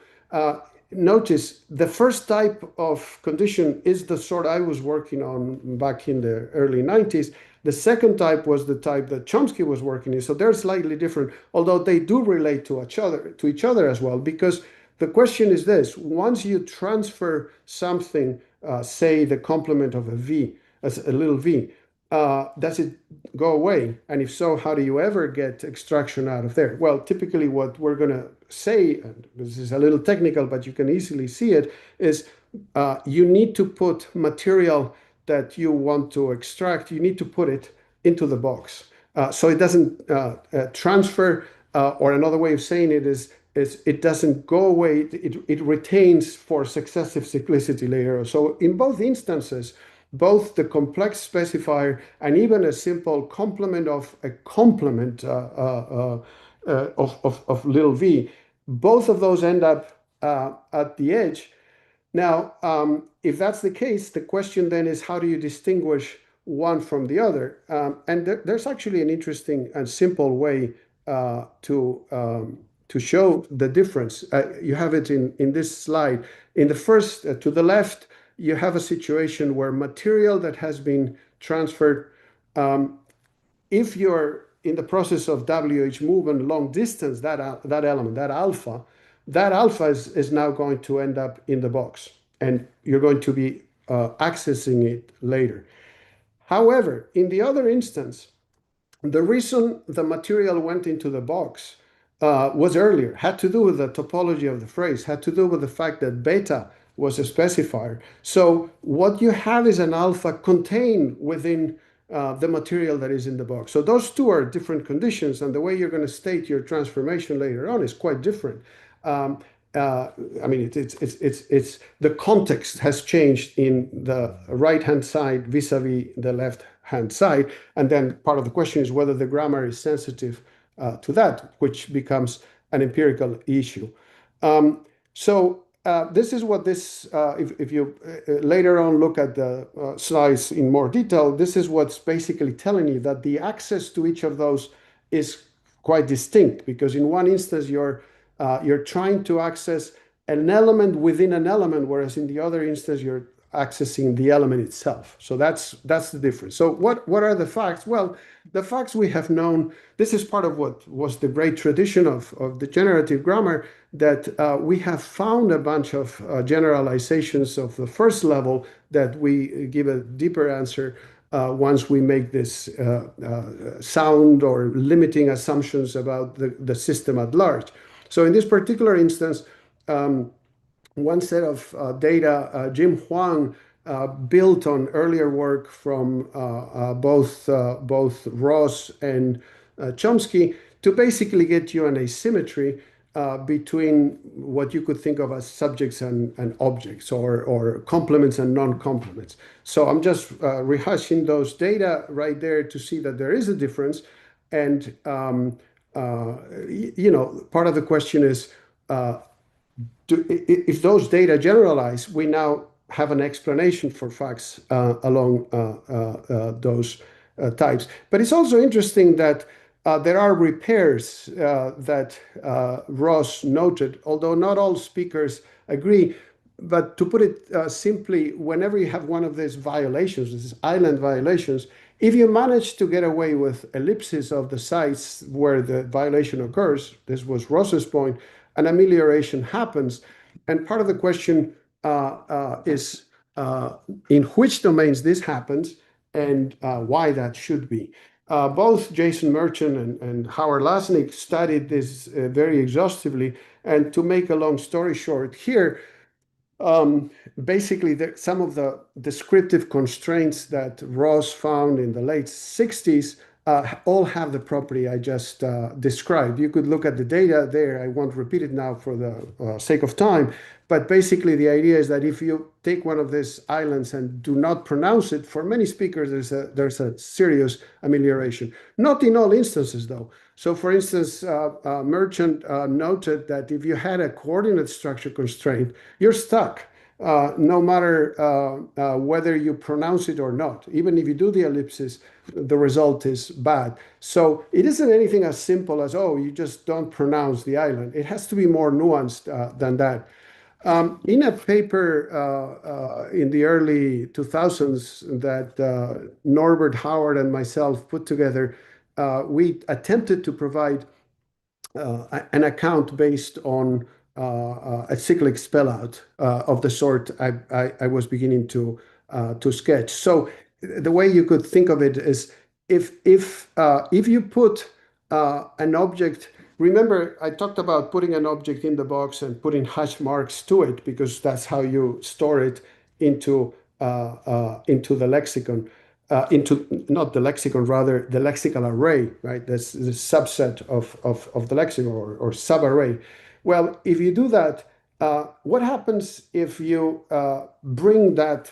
You push the object out of this stack back into the derivation. The idea would be that if it has no PF realization, which is by hypothesis what happens in ellipses, then there shouldn't be any need to bring it back with the hash marks. You could just then have full access to it. So you should be able to access its components. So the islandhood should disappear. That's a plausible explanation for why the effect disappears, although it doesn't disappear across the board. Again, in coordinates, you don't even have the issue to start with. The issue isn't one of putting a stuff into a stack. It is rather whatever goes on in conjunctions that even allows you across the board extraction, where you extract out of multiple branches of a conjunction. So there are different objects, and this is not just an answer that holds without any more nuance. It depends very, very crucially on how exactly you articulate the phrasal topology in each instance. What's the point I'm trying to make? Well, the point is that that's quite vast in terms of empirical consequences. I mean, I just went very quickly through the data, but you could write several books in terms of data that fit a pattern along those lines and what it means for folks to ameliorate and so on and so on. So these are not just observations. These are not just moving pieces around. It is an attempt to say, look, as you go in this direction of making the system more streamlined, you end up making more interesting statements about why it is that those conditions exist, right? This is, again, a point that Norbert was emphasizing. It isn't just a matter of, oh, well, there are processing effects of some sort. No, it is just saying it depends on how you have built these relations that then you get an effect or you get a different effect.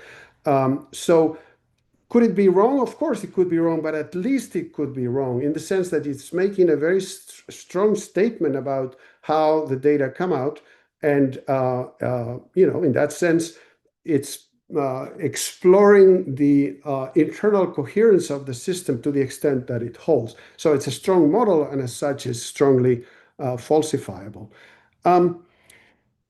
But in addition to that, and this is the last set of reflections I want to put on the table, I think it is also empirical to make claims about how the model that you're suggesting actually fits into the mind/brain of an animal.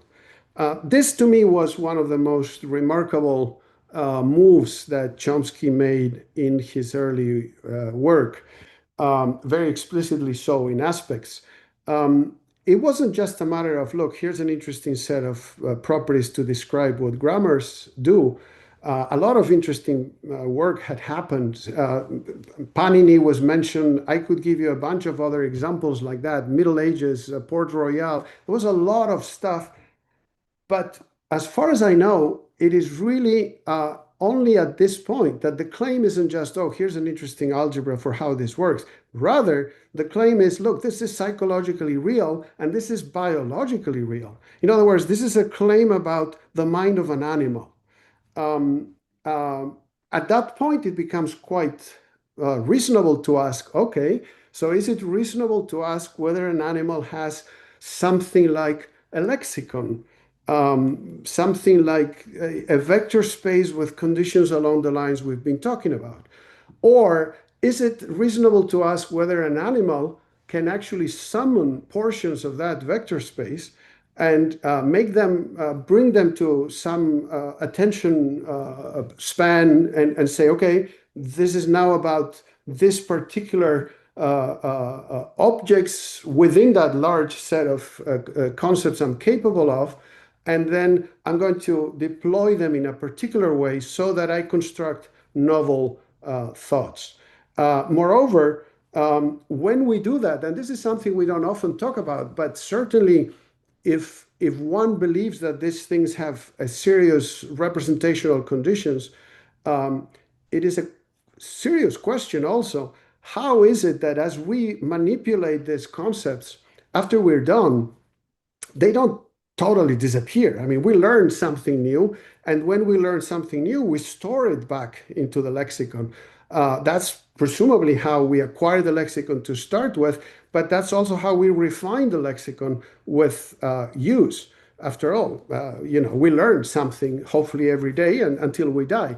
And actually, if this is the way things do work, it better be the case that the way in which we build these constructions and the way in which we analyze structure within those constructions and the way it stores back is psychologically and ultimately neurophysiologically real. That too is empirical, and I don't think it is unfair to say that we shouldn't care about this, and if we do that, we shouldn't then ask the questions, okay, so how is this organized? Do you need a hippocampus for this? And so on, right? Those to me are relevant questions. Now, this is interesting in that if you actually look at the way Chomsky was already talking about this, and I'm not just talking about the young Chomsky, I'm talking about until very recently, he was talking of all of this as experimental psychology. And I to use a phrase from Randy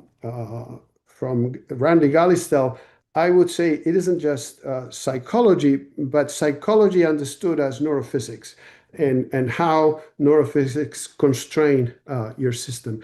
If this is how things go, it is actually interesting, to me very interesting, that in the recent work that has been pushed, Chomsky, Berwick, Marcoli are actually invoking Hopf algebras. Hopf algebras are quite serious algebras, very intriguing, of course, complex math, but if anybody thought that the brain was going to be simple, well, think again. But and again, that's an empirical claim. As such, it could be dead wrong, but it is pointing in a concrete direction, and I think it is worth reflecting on that as we evaluate whether or not the late Chomsky has abandoned the early Chomsky's project. I think not, and I think that when he talks about making talking about the implications of a biolinguistics program, but understood from the perspective of biophysics, I think that then it's no surprise that he would end up in places where people that are doing biophysics in neurophysiology are, seeking answers. Not that we have them yet, because these are, again, very complex issues. Again, we shouldn't expect any less of 85 billion neurons connected in trillions of ways, or even simple brains. But the point is that this is pointing in a direction. And again, myself, I think that this is not surprising at all, and I don't expect any different. Of course, that means we're going to have to, people like me who know very little math, we're going to have to ask others or learn, but that's neither here nor there. I think we're going to need, if this is correct, we're going to need help of, not just computer scientists, but, mathematicians of all kinds. I want to end with this, because there's a lot of big words that come out in the latest book that has come out in this regard, and I truly recommend looking at it with an open mind.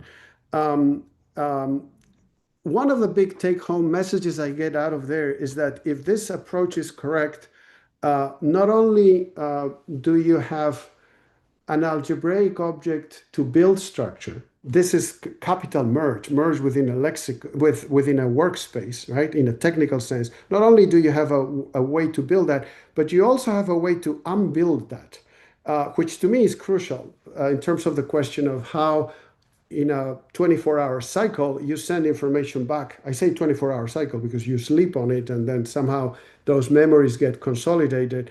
The deconstruction of the phrase constructed, I think, is a very important part of what we need to do. And I think that this type of theories give us a way to look at problems of that sort. That said, I think it's also very interesting to ask how much the implementation they're using, they meaning Marcoli, Berwick, and Chomsky, how much of their implementation is consistent with the first order data that we know, and how much do we care about that? So in particular, there's two things that I want to mention that seem to me debatable. One is that in their systems, as stated, as I understand them, when you create one of these objects of internal merge, where you create these derived objects that have complex structure at the root, and you access another occurrence of the object, copy of the object, those dependencies for them necessarily materialize at the top. That's the way their system is built. I think we have a lot of evidence.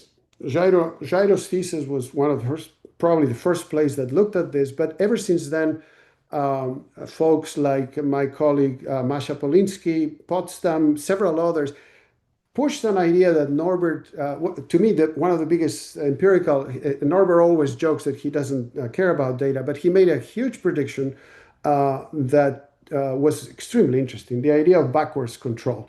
And since then, not only have we seen situations of backwards control, but Polinsky has also shown what you may think of as backwards movement. So you create a movement with the right scope, but you materialize it down.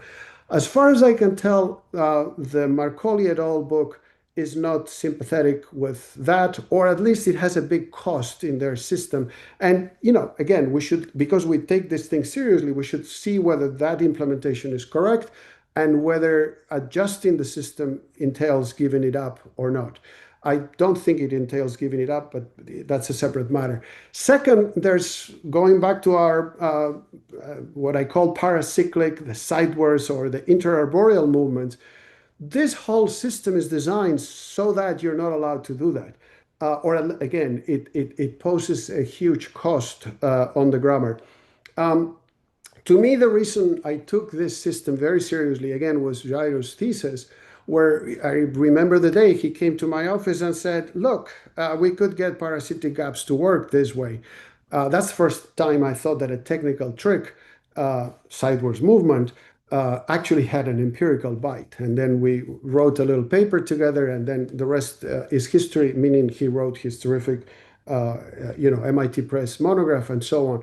So that things of this sort exist. By things of this sort, I mean parasitic gaps. I mean, in Norbert's theory of control, not the classic control, the obligatory control into, try and so on, but rather the kind of control you get into adjuncts. At least there's cases where you need sidewards movement. And people have come up with a bunch of other situations where sidewards movement was at least a very useful tool.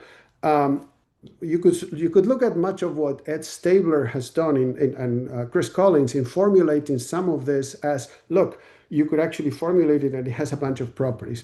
And the properties are interesting. They correspond to first order data. As I understand the scruples that Marcoli, Chomsky, Berwick, and so on have with these kinds of phenomena is technically that they have a definition of internal merge and external merge that is different. They're different processes. They're not literally the same. We could debate whether that's the case or not. But I think it's quite interesting that these things appear to exist, at least to some speakers. Not everybody has parasitic gaps, not all languages, but still, there's a significant amount of stuff that goes on there. So I think I wouldn't want to throw out the baby with the bathwater in the sense that, yes, maybe we should go in these directions of restricting what goes into the workspace. I'm game. But we should always keep in mind what it is that we could do if we don't restrict it in this particular way. And of course, this is the typical in-house dispute. And I want to leave it at that because I just hope that this doesn't mean that the chronicle is a chronicle of anything but depth, even if people would want to see this complexity as our death. And I think I'll just stop there. Thank you so much, Juan. Silene, do you have questions? Marcelo? May I start with a specific and a little question, short question? Sure. So I was wondering about if we take a strong minimalist thesis to explain, the evolutionary way to think the FL.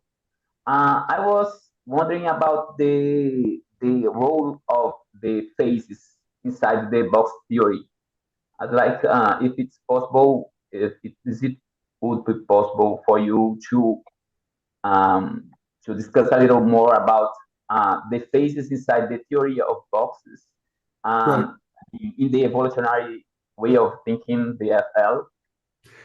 So let me start by making a confession here in public, which I guess this is a place where I would diverge both from Norbert, what he said. Probably Norbert is closer to the party line in this. That all of the system we're talking about emerged very recently. In other words, in the last 50,000 years, 100,000, whatever. I am among those that not only do I think that merge was at least present for hominins back to the common ancestor with Neanderthal, and I changed this view over the years because of learning more about the common ancestors with Neanderthals. But control of fire is clear by 825,000 years ago at least. So the more we learn, the more we push it back. But I think to me that a person that changed my career, really my thinking, was Randy Gallistale when he was invited to give a terrific set of talks at Maryland, and he started showing. Gosh, I mean, certainly all mammals. In all mammals, you get phenomenal complexity of the sort that, at least in what Fodor would call a language of thought, so serious predicate argument dependencies and serious entailments. Certainly, mice have that, bats. I mean, so it's hard to find a mammal that doesn't do it. And if that's correct, somebody could say, well, aren't you giving up on the autonomy of syntax? I would say, no, you're not. You are actually generalizing the autonomy of syntax all the way down to a mouse. Because for me, the mouse syntax would be every bit as autonomous as yours or mine, in the sense that it has nothing to do with simple-minded communication or anything like that. It's a very serious computational system. Anyway, we could keep pushing this because I just started seriously reading last summer and feeling very guilty about eating octopuses, which I have all my life and I love them. But of course, if you look at what they do, it really makes you feel that, oh, not only am I killing a rat, and my God, how are you doing this, but also with an octopus. Anyway, so you can easily see that the argument could be pushed back to Precambrian, if whether or not serious language of thoughts, in the further sense, originated in any bilaterian. By that I mean any mollusk, any insect, and so on. Obviously, that's an empirical question, and for me, and for your question, is enough to see whether or not chimps are just from yesterday, right? 6 million years is yesterday. And from my perspective, every time I get a new paper and say, oh, they're capable of, the latest one 2 weeks ago is like they are doing metacognition. I said, well, sure. I mean, if you have a further language of thought, you can basically do whatever you want. Or when the elephants came up, that they could name each other. Okay, I'm willing to see whether they can name things as well and whether or not they can use some form of quantification. We'll see. But depending on the answer to that question, then the issue of cyclicity becomes even more interesting, because clearly we do something else, right? They are not having this symposium, we are. And I would be hard-pressed to think that they have exact numerosity, generalized quantification, anything like that. They don't. That's a place where I would be surprised if even Neanderthals had anything like exact numerosity. Well, so then something did happen, but it could be something as trivial, quote unquote, trivial, as what Silene and Wolfram Hinsen and others have been saying, that it has to do with the reference system. It has to do with, you do have the language of thought, but you have absolutely no ability to mix it with, you meaning now other mammals, to mix it with vocalizations of the sort that allow some basic reference. Well, you're dead upon arrival then. I mean, you may have a very sophisticated language of thought, but you're going to keep it to yourself. So depending on how we answer that, I would have to address the issue of cyclicity, because for me, cyclicity goes together with all this, quantification, all these very interesting properties. And I don't know whether to blame it on, I don't know what's the chicken or what's the egg. Is Wolfram Hinsen right that it was a matter of pointing that they lacked? And Tomasello had noted already that even chimps cannot really seriously, systematically point. Is that it? Or is it the other way around? And you get to a level of formal complexity of the sort the cycle presumes. And once you hit that, your vector space then starts doing these crazy things that we think Hopf algebras do. I don't know. But depending on that, there would be a different answer to that question. We have a question on the YouTube. Dimitar Kazakov asks you. Yeah, it's in the chat, in the Zoom chat as well. Okay. Is the question, would a shift towards a more complex representation formalism move the focus away from processing constraints? Is that it? Yep, that's it. Well, so here I think we need to, this touches on the issues that Norbert was talking about in terms of formal versus substantive, and we would also need to see what we mean by processing. Certainly, the issue of formal versus substantive is every bit as live today as it was when it was, I think Aristotle came up with versions of that. So how does that translate? I mean, even something as simple as features. We were talking about features, an hour ago, and we were saying, okay, well, are features substantive or are they formal and so on? I mean, to the extent that we start seeking geometries of features, every time we had a geometry, the history of mathematics shows you that we had an algebra behind that geometry. I mean, the big contribution of Descartes was to show you that geometry and algebra are the same thing, and every time as you keep finding new forms of geometry, you find an algebra that goes with it. So if it is true, as I think it is, that the features that matter to the transformations, the features that matter even to phonology, the ones that articulate all of these levels of representation, to the extent that they do have a genuine geometry, I would say they have an algebra that is responsible for that. Now, at that point, we have a higher question. All right, so how does that algebra manifest itself? Does it manifest itself in terms of how you organize the map? Does it manifest itself in time as you deploy that map, either as a production or as a processing system? And I am game to whatever works. In that sense, we have seen, in fact, you have actually seen it in Norbert's career. Norbert's first half of his career, he was reducing movement to binding. And in the second half of his career, he was reducing binding to movement. Well, so it's not like he changed, he changed the focus, but the question was the same type of question. And part of the discussion now is, he mentioned this in passing as well when he was talking about reducing construal to movement. One way to reduce construal to movement is to literally take the dependency of construal and then make it a movement. But another way to do it is to see whether or not there's an underlying structure that is common to both. And to some extent, this is what Chomsky has been meaning by this Markovian gaps, where he basically has accepted Norbert's analysis of the output, but he's saying you don't have to do it through movement. You could actually get the grammar to be fooled into thinking that those things are changed. All right. All of this is, of course, again, another in-house dispute, which is interesting. It's empirical. But this is a place where you see that the focus could go more towards the derivational, more towards the representational, depending on what it is that your tools are. So we don't know until we get our hands dirty, and then, time will pass and we'll see how it all pans out. Juan, can I ask you a question about the nature of the box? Yeah. So I was thinking about memory systems.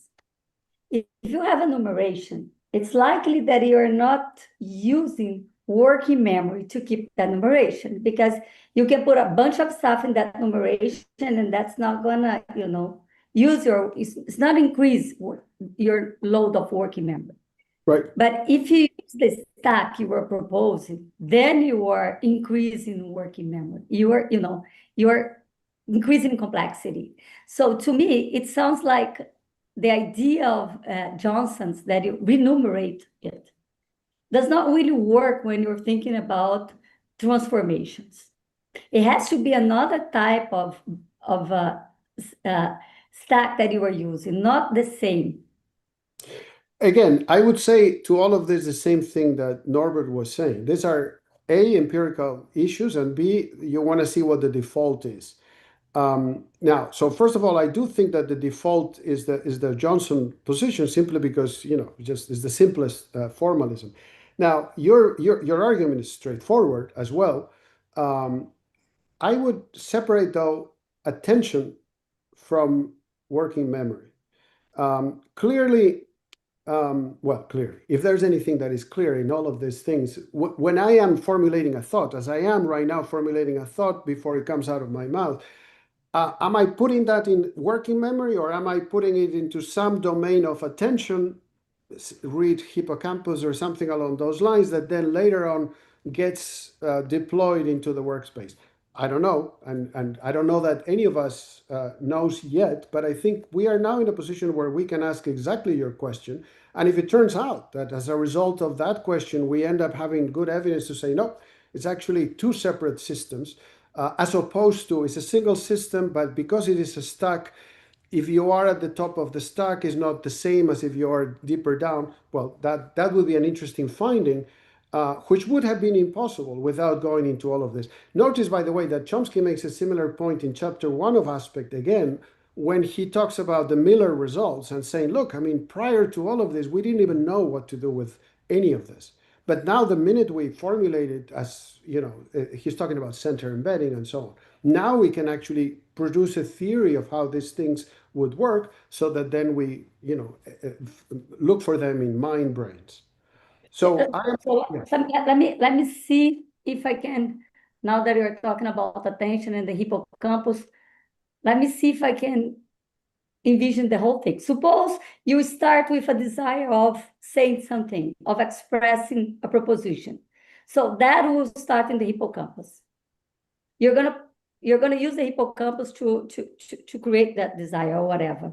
That will send an information to the cortex, right? Presumably, yes. Yeah. Then when you want to put attention or prominence in something else, you have to send it back to the hippocampus. Yeah, that would be the idea, that you have a dialogue. Okay. Right. And that would be the cost of the whole thing. But now, big caveats in all of this, because we're all babbling at this point. First of all, every night we go back to sleep, we dream, and we do know that we invoke the hippocampus again as we dream and so on. So probably that thing that I said today, I will remember your talk today at least subconsciously for 24 hours, not for 48 hours. That's in some sense is active enough for it to go back, at least if it was memorable in some sense, to go back to the lexicon. Now, where is the lexicon in that sense? Well, probably more distributed than that. So that's the first thing that we need to be careful with, I think. And this is one of the reasons I am very interested in this Hopf algebras and the articulations they give you, because they allow you to deconstruct. You don't just construct. Second, though, don't forget the octopus. If it does have a language of thought, problem is it doesn't have a hippocampus. It has something else that is in some sense analogous to a hippocampus, but it's quite different. And it doesn't have a cortex in any way. So on the one hand, I think it's fascinating to see what other creatures are doing. And we could actually, I would argue that linguistics can give us a model. It's the only model in town we have for serious computation in minds. So if a bee is doing serious computation, even if it doesn't have either a hippocampus or a cortex, it better be the case that it has something analogous in terms of how it organizes. If you're a bee, you're still going to need concepts, and you're still going to need to have a repository of those. Moreover, if you go into hibernation, if you're a bat, you spend 6 months asleep, they don't go away. The concepts come back. They may not recall the last thing they did before going into torpor, but they do recall where they hit food and so on. So I think that linguistics really should be, as it always was, one of the leading cognitive science aspect where others could say, okay, so look, how does a bat do it? Thank you. Thank you. We should thank you so much, Juan. We should move along. So I'll invite Professor Boskovic to present, and I'll put his handout in the chat. So also like to thank you for inviting me, and just to warn everybody, I hate staring at the screen when I'm giving talks. I need to have a handout in my hand, so I think I'm not going to be sharing the screen, so you guys should look at the handout or download it, open it from the chat. So it's there already? No, I'm sorry. I'm having a hard time. Zoom does not want to talk to my computer, so let me see if I can do it manually. So I'm going to wait for this. I'm so sorry about that.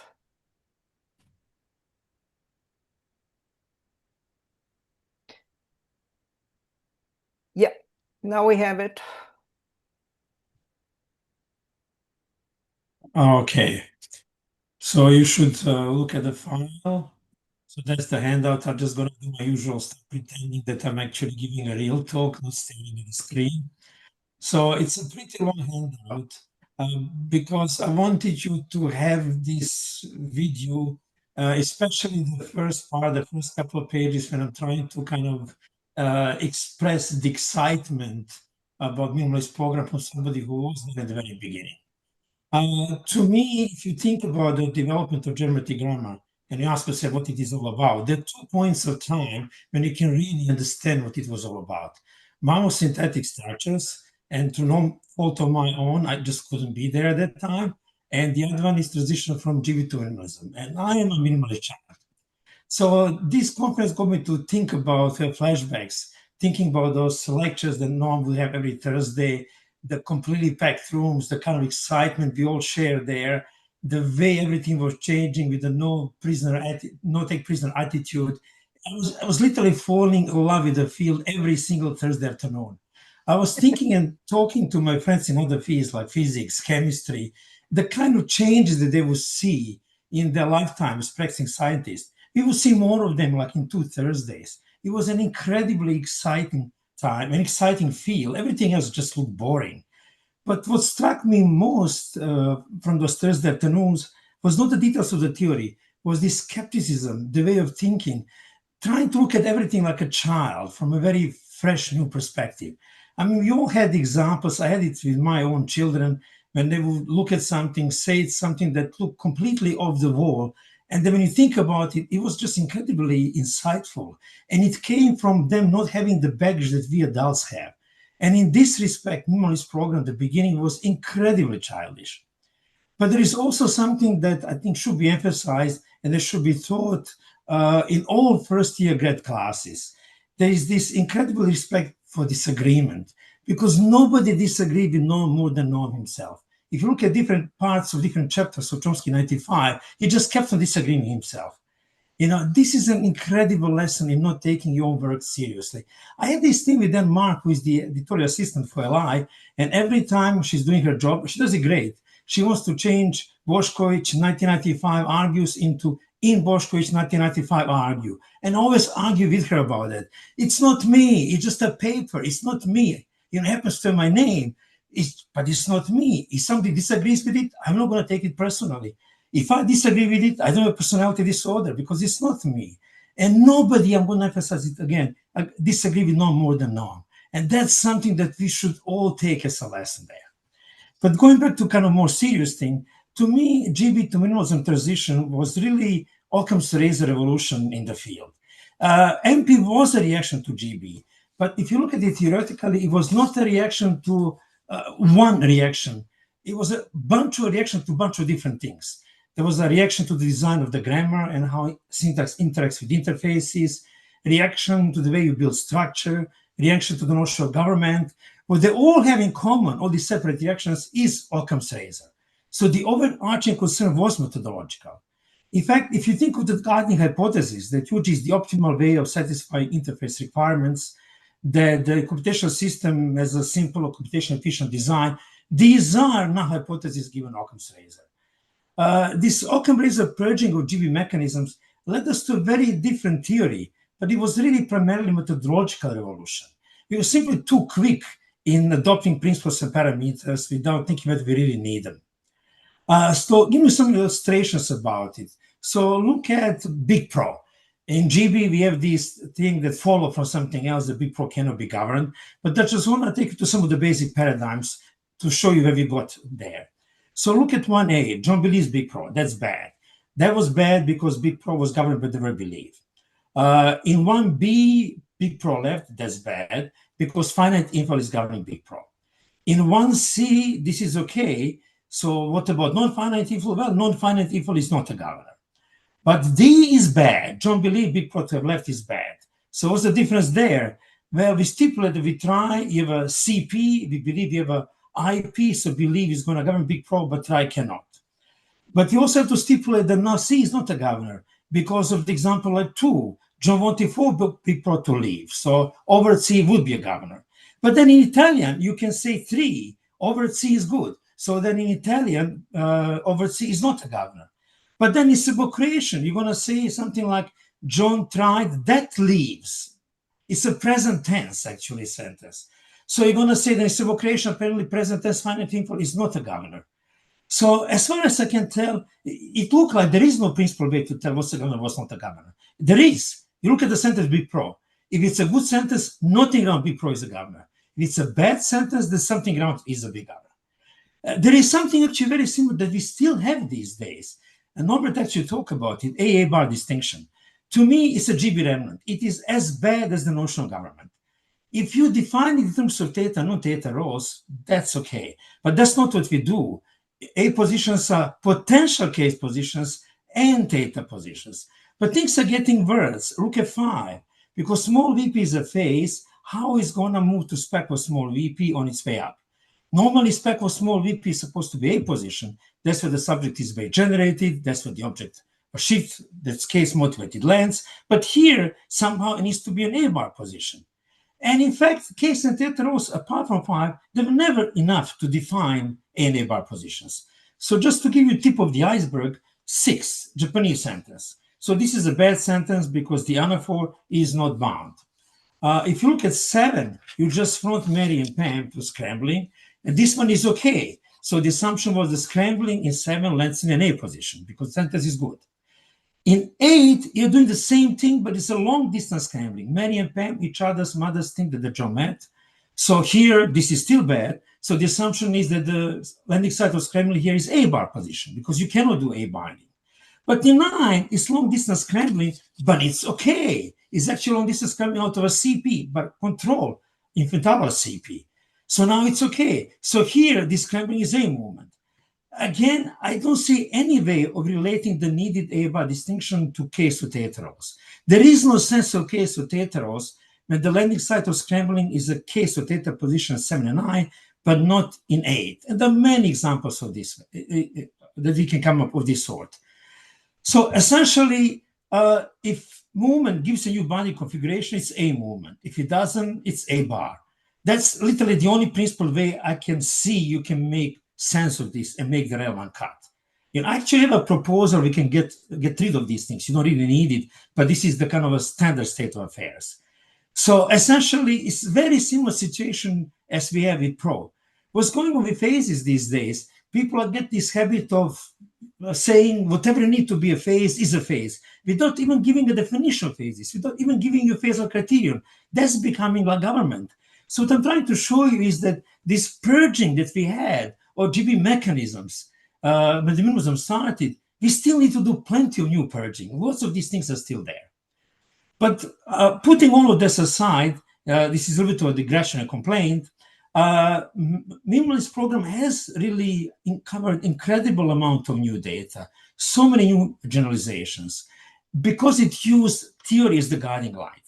This empirical broadening, the emphasis on the study languages, on typology, we got to the point because of all of this, when you cannot just look at your language and whatever you see there, simply proclaim this is UG.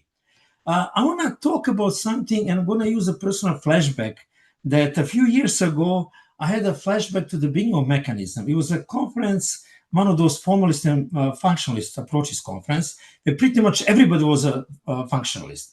So they were just questioning every single thing, exactly the way we did when minimalism started. Yeah, they were hostile. There was a total hostility. We didn't have that because we were questioning ourselves. But, you know, I have a thick skin. I don't have a problem with that. I found it incredibly exciting. You know, I gave a talk there, and the whole talk changed because Martin Hasselblad asked me a question. Can you do all of this without ever saying the word specifier? And it turned out you can. And it was a much better theory result of that. So looking into this, I started more seriously reading some functionalist works. And recently had a paper when I was actually trying to argue for ending the longest standing linguistic wars between the generative and the functionalist camp, arguing for unification view of the field where both of these have a place. And the reasons why minimalism actually got us to that point, I'm going to talk about it later. So I want to spend some time talking about it. So some of this is in my 2022 paper. So first of all, if you look at the slogans that are thrown out there by our camp, by the functionalist camp, it looks like we cannot even talk to each other. So the first slogan that comes from the functionalist is this: every language in its own terms. So essentially, from our side, conversation stops immediately there, because we perceive this as a no UG attitude. But that's wrong, because what they think by UG, what we think by UG are very, very different things. We talk about things like CCOM and structural dependencies. They don't talk about these things. Second, they keep saying these things. None of them believes this. They literally don't believe this. I'm giving you some quotes on the 4th page from Evans and Dench, from Lehman. If you just look at first quote, describing each language entirely in its own terms is a noble governing task, but unless Gameas oriented findings to what typologists know about the most other languages, and they basically say you cannot do it. Then Lehman, it's exactly the same thing. They don't believe it. You know who believed in it? American structuralists. They really believed in it. And as a result, they did not do typological work. These guys do. You cannot do typological work if you believe this. But there is something else behind this slogan that they actually keep repeating. One of them is something that we should take as a methodological warning. is essentially a warning to be careful before you jump to the conclusion that everything you see in a language you're looking at is part of a UG. Not to follow up your detailed investigation of your language with the proclamation it's all UG. I don't mean here looking at abstract properties like C command, but the details of the structure, that's what I mean here. Now, there is a strong emphasis in current field, in the current state of the field, especially in the US on understudied languages. But when it comes to big picture, big proclamations, Germanic and Romance still have kind of a privileged place. And very often people use understudied languages just to confirm those things that we say with respect to Germanic and Romance. So we're still kind of trying to fit everything into the Germanic and Romance mold. There is another reason why functionalists keep saying this thing, look at languages in the old mantra, is their reaction to an assumption that they think that everybody in the generativist camp holds. And this is that there is universal structure holding for languages. So they're thinking like if you look at every language in its own right, you would immediately notice that that just can't be right. But the thing is that just like they do the stuff about that slogan, all languages in their own right, but they don't believe it, we don't really believe this slogan. And very often when we think we believe it, we don't fully understand the consequences of what we are believing. So I want to give you an example of this or something that I have worked on. So for example, in a bunch of papers of mine, I gave a number of real typological generalizations, about 20 of them, where languages with and without articles differ with many, many syntactic and semantic phenomena. But the difference is not phonological, as people used to assume before. If you don't have articles, you have an alder, so it's just phonology. Essentially, there are lots of different things. One of them was locality patterns look completely different in languages without articles and those with articles when it comes to extraction out of a noun phrase. It's totally different when it comes to what you can extract, what you cannot extract. Now, how do you deal with differences in locality patterns?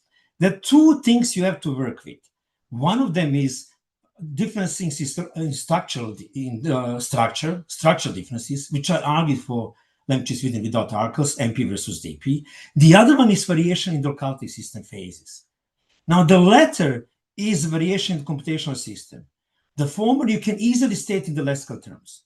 Most of us who are generativists assume there is no variation in the computational system, which means there should be no variation regarding locality system of phases. All variation should be tied to lexical properties. But the problem is, how do you account for these differences in extraction? If you're not gonna do it with respect to B that I gave you here, then you're left with the structural difference. Then you have to have a structural difference between these two types of languages. So what I'm trying to show you here is this kind of universal DP analysis that assumes there is a DP everywhere, is seen as having an appealing universalist character, but it's not true because it leads to non-universal locality system, non-universal phasal system. That has to differ across languages. Now let's look at kind of a 10, which is kind of abstract representation of what you would have as a kind of universal functional sequence. Standard universalist approach is not that the whole sequence is always projected. So if you look at various infinitives, control raising, the differ, structuring infinitives, less structured than all of these things, the standard assumption is that you have to respect the hierarchy, not that you have to project all of these things. There is a weaker version of this. You can have a language where YP is higher than XP, in contrast to what you see in 10. Stronger version is not possible to project XP, YP, ZP without projecting KP, what you see there. There is nothing in this MP-DP variation approach that will go against either the strong or the weak version of the hierarchy hypothesis. Requiring in fact every nominal to project to DP would not be different from requiring every clause to be a CP, including restructuring infinitives. Now, syntacticians often assume that you need to have a DP for semantic reasons, because you cannot interpret arguments without a DP. That's certainly not what semanticists assume, like Kier Kadal. They all argue that this is actually not the case. I give a bunch of semantic differences between these two types of languages. To give you one here from day speech 219, look at English 11. We have been growing grapes for generations, and we have made millions on the fruit. On the fruit refers back to grapes. If you do this in subvocation on any language without articles, if you don't have anything, this is what you have in 12. If you don't have anything, you just cannot have that meaning. To have that meaning, you have to use demonstrative. But if there is an alder in these languages, why can't you just not use demonstrative? Use an alder. Apparently, there is no alder in these languages. So this is just an example of not having that universal structure. Everything's the same in every language. To give you just some more examples of this, look at 13a. Who do you think that will leave Mary? This is bad. 13b, if you put under no circumstances, you avoid the death race effect. And the account of this where extra structure essentially rescues 13b. But if you always have universal structure, this extra structure for 13b would be present in 13a too. So then we would lose the difference between the two. To give you some more examples, Erlewine had a paper on Kachikal. He showed that in Kachikal, the same element can be a double-edged phrase or indefinite. It gets fronted on both functions, and it must get fronted on both functions. Now, if you were to assume that this happens universally, then indefinites in all languages who are getting this high fronting, they would wreak havoc with scopal behavior of indefinites in languages that are not Kachikal. To give you just another example, by Rudin, also myself, multiple fronting languages, 14 you have a Bulgarian, 15 you have Serbo-Croatian. Superficially, they look the same, but there is lots of work showing that they totally differ with respect to so many properties. And this is captured by essentially showing that multiple fronting Bulgarian goes to higher projection than in Serbo-Croatian. Now, if Bulgarian also had this lower multiple fronting position, when you could do it, once you go there, criteria phasing will prevent you from going up. So Bulgarian just cannot have that projection. Or look at example from Russian. In Russian, you have a high negation phrase. When negation in this high phrase cannot lie in negative concord, it has semantic effects, but it doesn't have the true meaning of negation. That's 15a.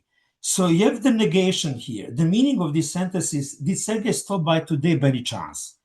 So you can contrast this 15b. There is no negation meaning there.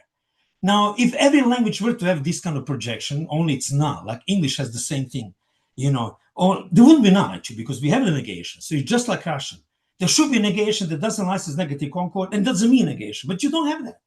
I can go on until tomorrow. It's very easy to show that you cannot have universal structure holding four languages. In fact, even Ritzi in his cartology paper actually had a footnote saying that this cannot be all universal. So the point is that just like they keep saying that, look at every language in its own terms, they don't really believe it. We keep saying there's universal structure for all languages. The research practice shows that we don't really believe it.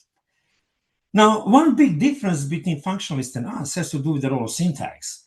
The difference is so big there that actually functionalists think that if you show that something is not a syntactic phenomenon, that it has semantic pragmatic motivation, it argues against everything that we are saying.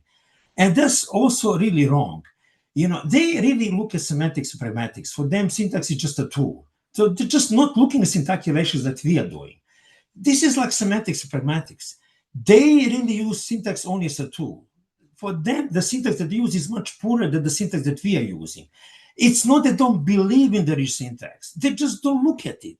That's the same thing with the functionalists. There is no deep worldview difference between us. We just do different things. To illustrate, look at, for example, ergativity. You know, 18, 19 give you different structures for Mary works and Mary arrived. You have examples from many languages telling you that Mary should start in different positions in these two examples. Now, functionalists complain a lot about this, telling us that this doesn't explain why work and arrive differ. It is a valid complaint, and the explanation may actually involve cognitive mechanisms, cognitive factors, as they argue. But this does not invalidate all the structural and syntactic reflexes of the distinction they hold across many languages, and that these structures unify. You can actually marry the accounts that they have and that we have, and then everybody will be happy and you have a better understanding of the whole phenomenon. Let's look at also Greenberg-style generalizations. Now, UG is supposed to be a big difference between them and us. In what I'm going to be saying now, to sort of not use this long-term functionalist topological camp, our camp, I'm going to call them alphas, I'm going to call them betas. Now, many alphas use detailed investigations on individual languages to reach those Greenberg-style cross-linguistic generalizations. But many betas like us actually use them often to argue against proposed cross-linguistic generalizations. In doing so, those alphas, who remember they're strongly anti-Chomskyan, they do what they actually often accuse Chomsky of doing. But betas who are Chomskyan, they do what Chomsky would never do. When you're trying to make a sense of what looks like chaos when it comes to the data, if you want to see patterns there, you have to ignore big parts of the data and to put it aside. those Greenberg guys, they do that, just like Chomsky has, but they scream at Chomsky when he does it. Now, if I'm calling them that they're very often bigger believers in universal grammar than we are, if I were to tell this to them, they get upset. And there is a reason for this. They read Greenberg generalizations very differently from us. As some examples, look at 20. When I look at what's bolded. When the descriptive adjective precedes the noun, demonstrative and the numeral with overwhelmingly more than just frequency do likewise. Another one, when morphemes of both number and case are present and both follow both precede the end base, the expression number almost always comes between the end base and the expression case. Now to them, to alpha, the bolded part means exception. UG should not have any exceptions. So this is not UG, in fact, argues against UG. Even if you come close to UG, like here, you have evidence that this is not UG. But what we would do, we would ignore the bolded part and say it's UG.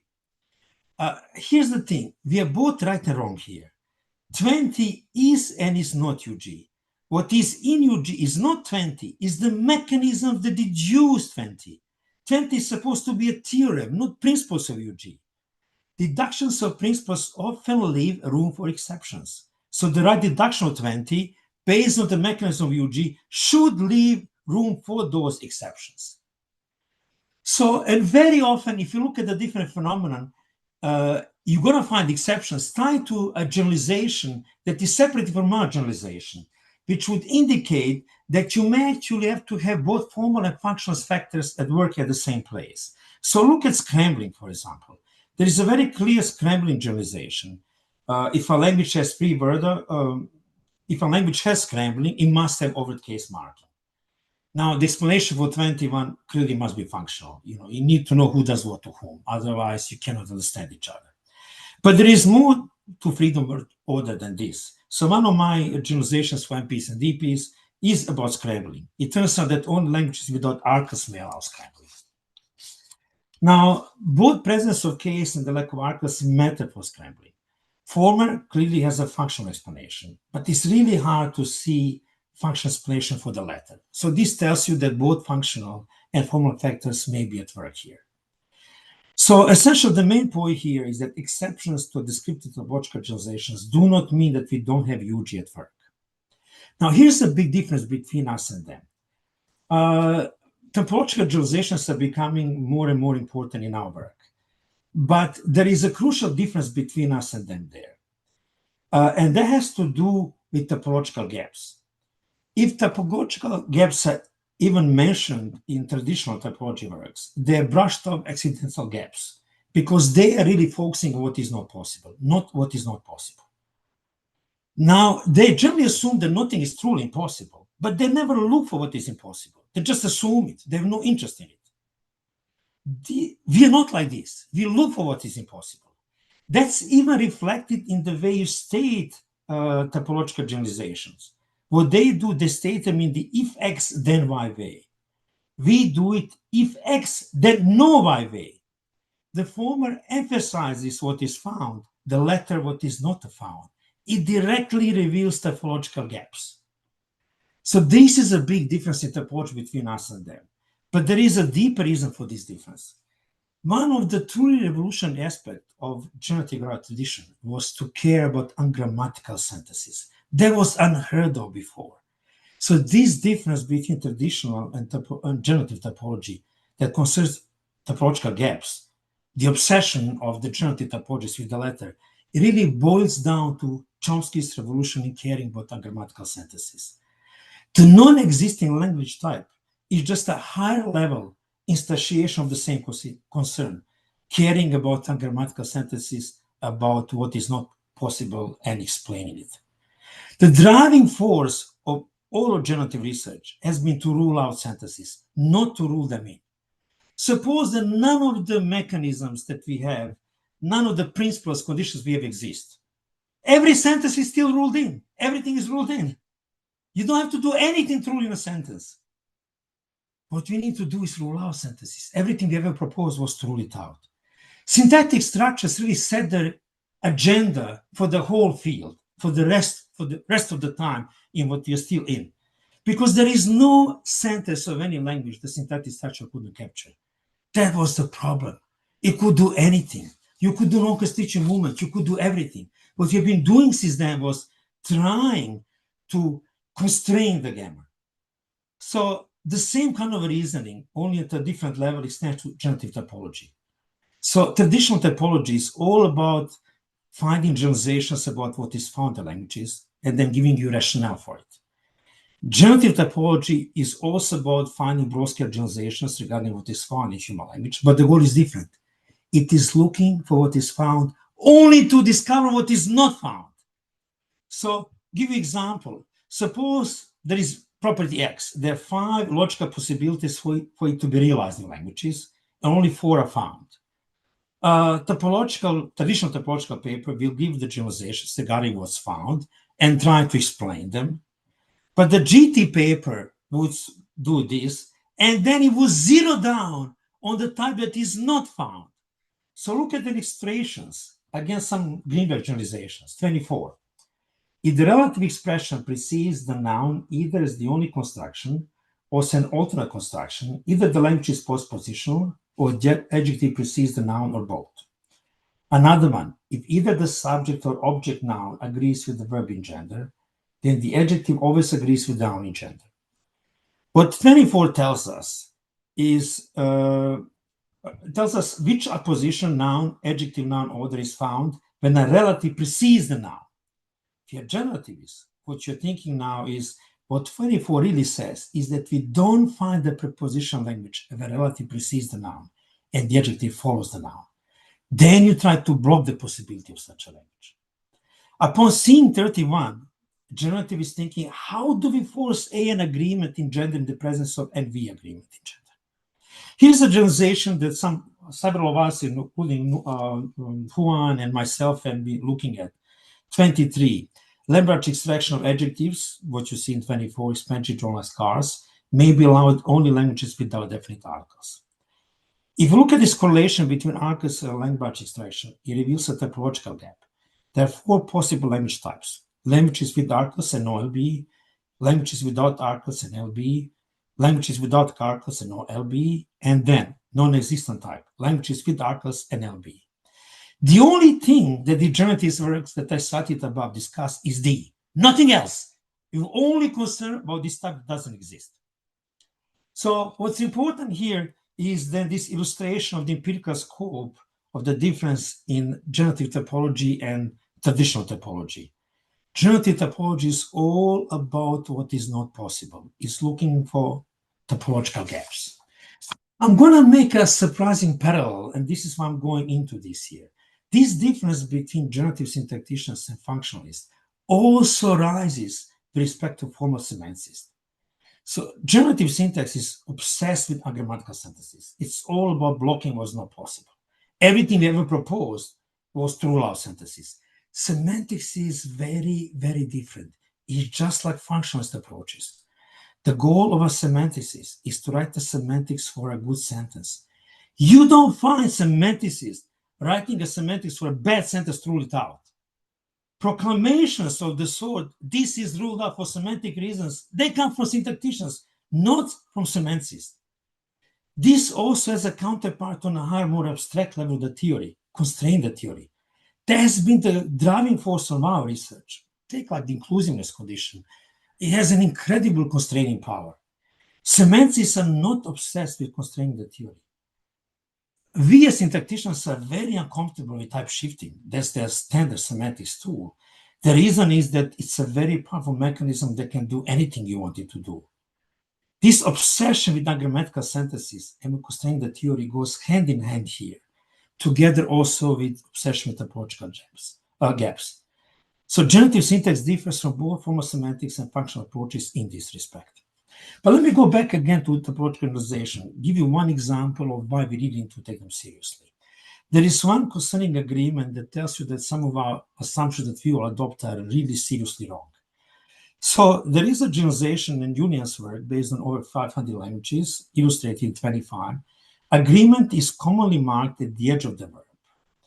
There's some exceptions that you can easily explain away, but you typically find a situation like 25, that even object agreement follows everything else on the verb. What you see in 25, object agreement following tense, This is very surprising from our theoretical perspective, where small v is the locus of object agreement. Since small v is lower than t, object agreement should be then inside of tense. Now, let me go back to this difference between a functionalist and generative typologist. I'm going to talk about efficient design now. One of the tenets of the Minimalist program is that language faculty is characterized by efficient design. Occam's razor is actually a research methodology would lead you to efficient design hypothesis. Your subject of inquiry should be only as complex as it needs to be. Hence, you get the efficient design hypothesis. But what do we know about efficient design? I know like binary computer languages, finite state devices. Well, the reason why I know them is we have to look at what is this efficient design for? Is it the nature of interaction with non-linguistic interfaces, or is it the functional language? The two actually may not be very different. Efficient design concerns the nature of language. Interaction with interfaces, what language is used for, they're fundamental to the nature of language. To look for efficient design, then you have to pay attention to functional considerations, what language is used for. So then the efficient design hypothesis is actually then becoming another point of potential convergence between the generativist and the functionalist camp. Tying as much as possible and as directly as possible to the nature of language is the Occam-Razor strategy. It's simplified to what is unavoidable. Occam-Razor favors explanations based on the nature of language. It disfavors strictly formal mechanisms like DPP. There is a clear acknowledgement of this in Chomsky 95 in his position on Egger. He argued for eliminated Egger phrases, essentially on the grounds that they are strictly formal elements that don't contribute to interpretation. You know what confuses me? Why on earth do we all adopt agree these days? Look at the reason why we got rid of agreement phrases, and we all adopt freaking agree. Look at the question why do we have movement. It's basically for functional reasons, to be able to express things. This is Noam's words that go beyond basic argument structures, more complex semantic notions like scope and ambiguities, pragmatic notions like topic focus, specificity. That's why we have move. None of this applies to agree. In fact, Egger projections, when they're there, they can force movement that gives you these possibilities. Agree never. Why the hell do we still have it? We need to get rid of it first. Here's another question. To which extent have these notions I've just given you, they have led to the formal requirements they have developed to drive movement? Do functional reasons that I've just mentioned with respect to the question, why do you have movement, do they directly motivate movement? Will movement being directly interpretation driven? Or are there formal requirements that serve as intermediaries? And then the syntax is free of semantic considerations. Let me consider this with respect to questions, like, look at languages like Bulgarian, and in front of double phrases, and Chinese, but they all start in situ. So in Bulgarian, it looks like that all double phrases must function as operators, binding a variable, not the case in Chinese, where they're interpretable in situ. On the direct syntax interpretation mapping approach, Bulgarian and Chinese questions cannot have the same LF. This sets the scene for a topological investigation. What under a formal approach, like going back to Juan's dissertation, was a cross-linguistic difference. Languages have LF movement or over WH movement. This, by the way, can only be implemented formally, so it's not possible under this other alternative when there are no formal mechanisms involved here. On this other alternative, WH phrases have to differ across languages. They're interpretable only as operators in Bulgarian, they're interpretable as variable in Chinese, and in English, you can have interpretable in situ as variables, only one of them is interpreted as operator. This topology raises a question. To what extent is all this reflected in the morphological makeup of WH phrases or other functions that elements may perform?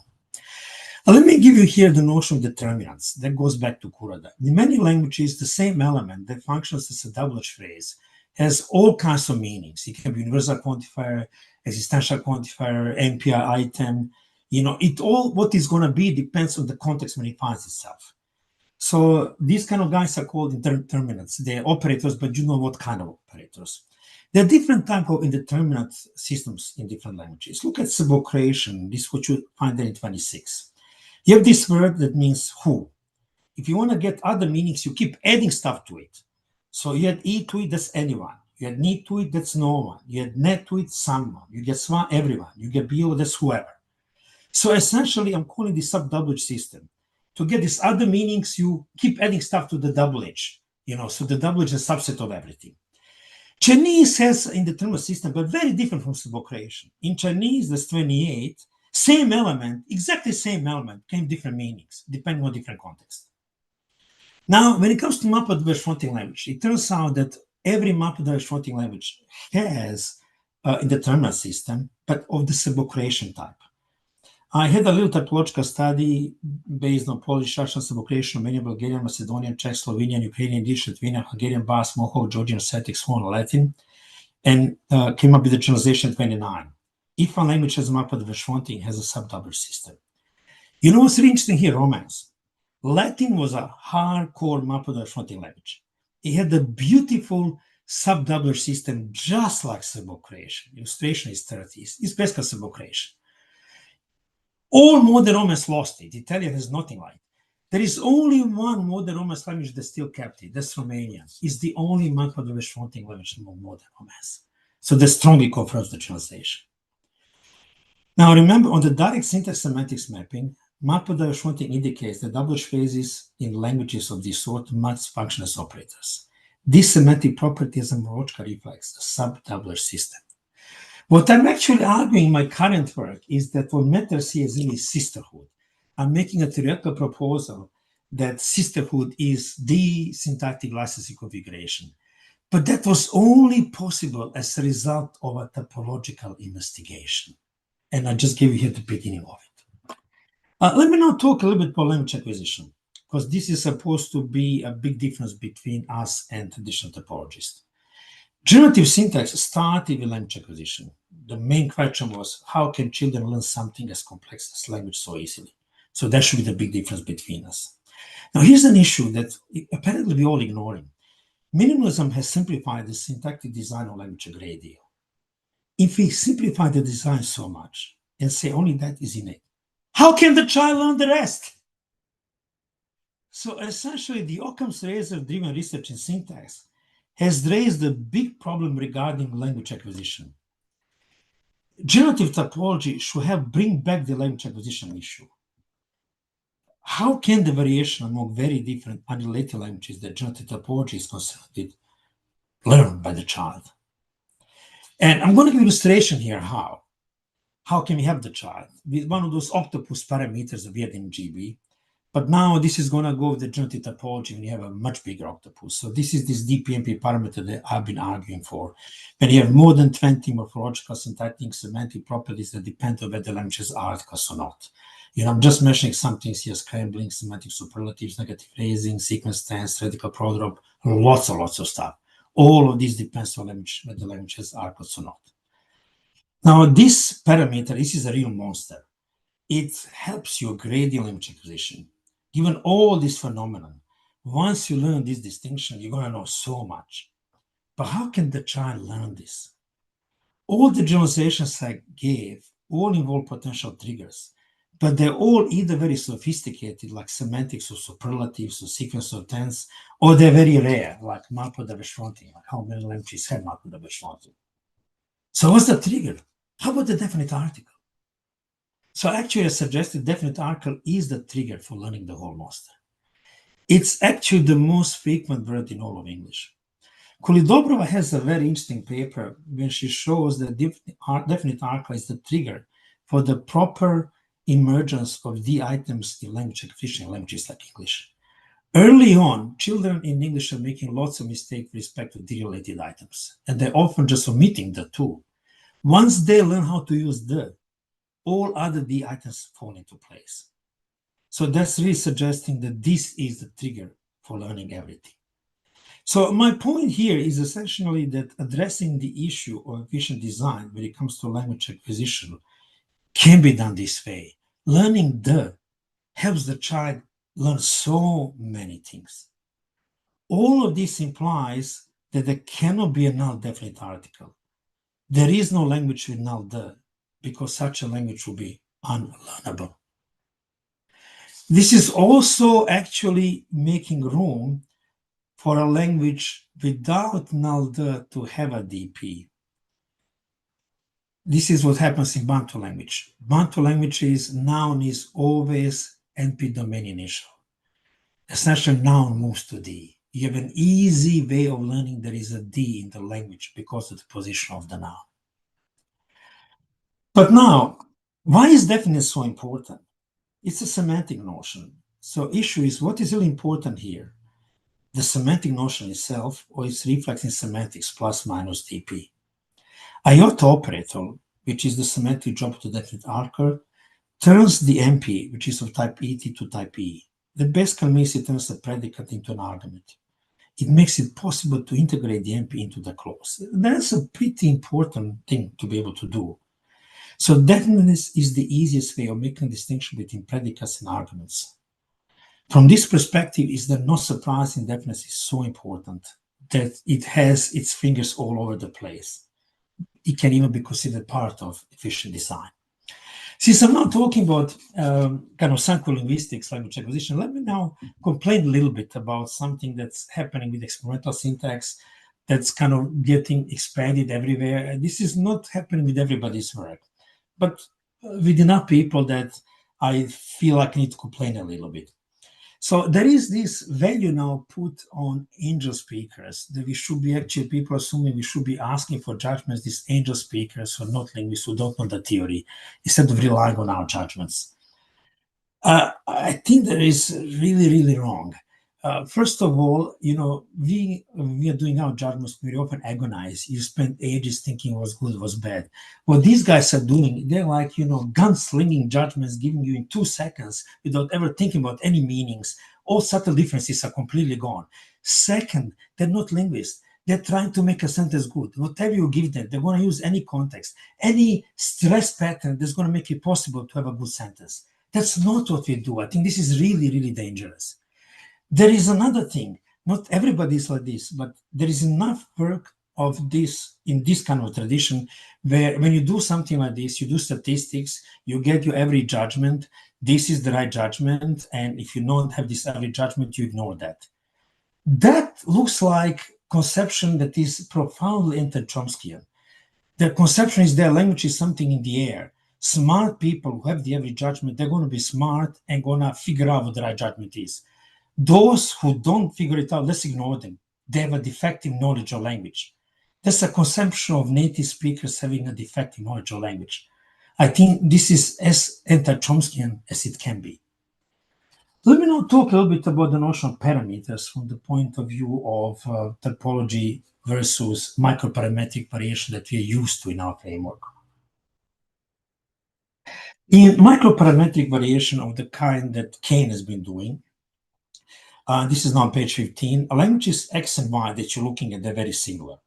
So what is informative is where they differ. I'm now going to compare this, what we now call sometimes macroparameters, which is essentially topological, generative topology, traditional topology. Their languages that you're looking at are very different. What is informative is actually where they are similar. So in this micro approach, you take, say, some dialects of Italian, like Florentino, Trentino. They are very, very similar. So what's really easy to do is spot the differences and you focus on that. That's what you're investigating. In the macro approach, you compare, say, Russian and Chinese. They're different in so many things that your focus is very, very different. You focus on where they're similar. That's what you're trying to investigate. This macro approach can help us find the points of cross-linguistic variation that would be otherwise very difficult to notice.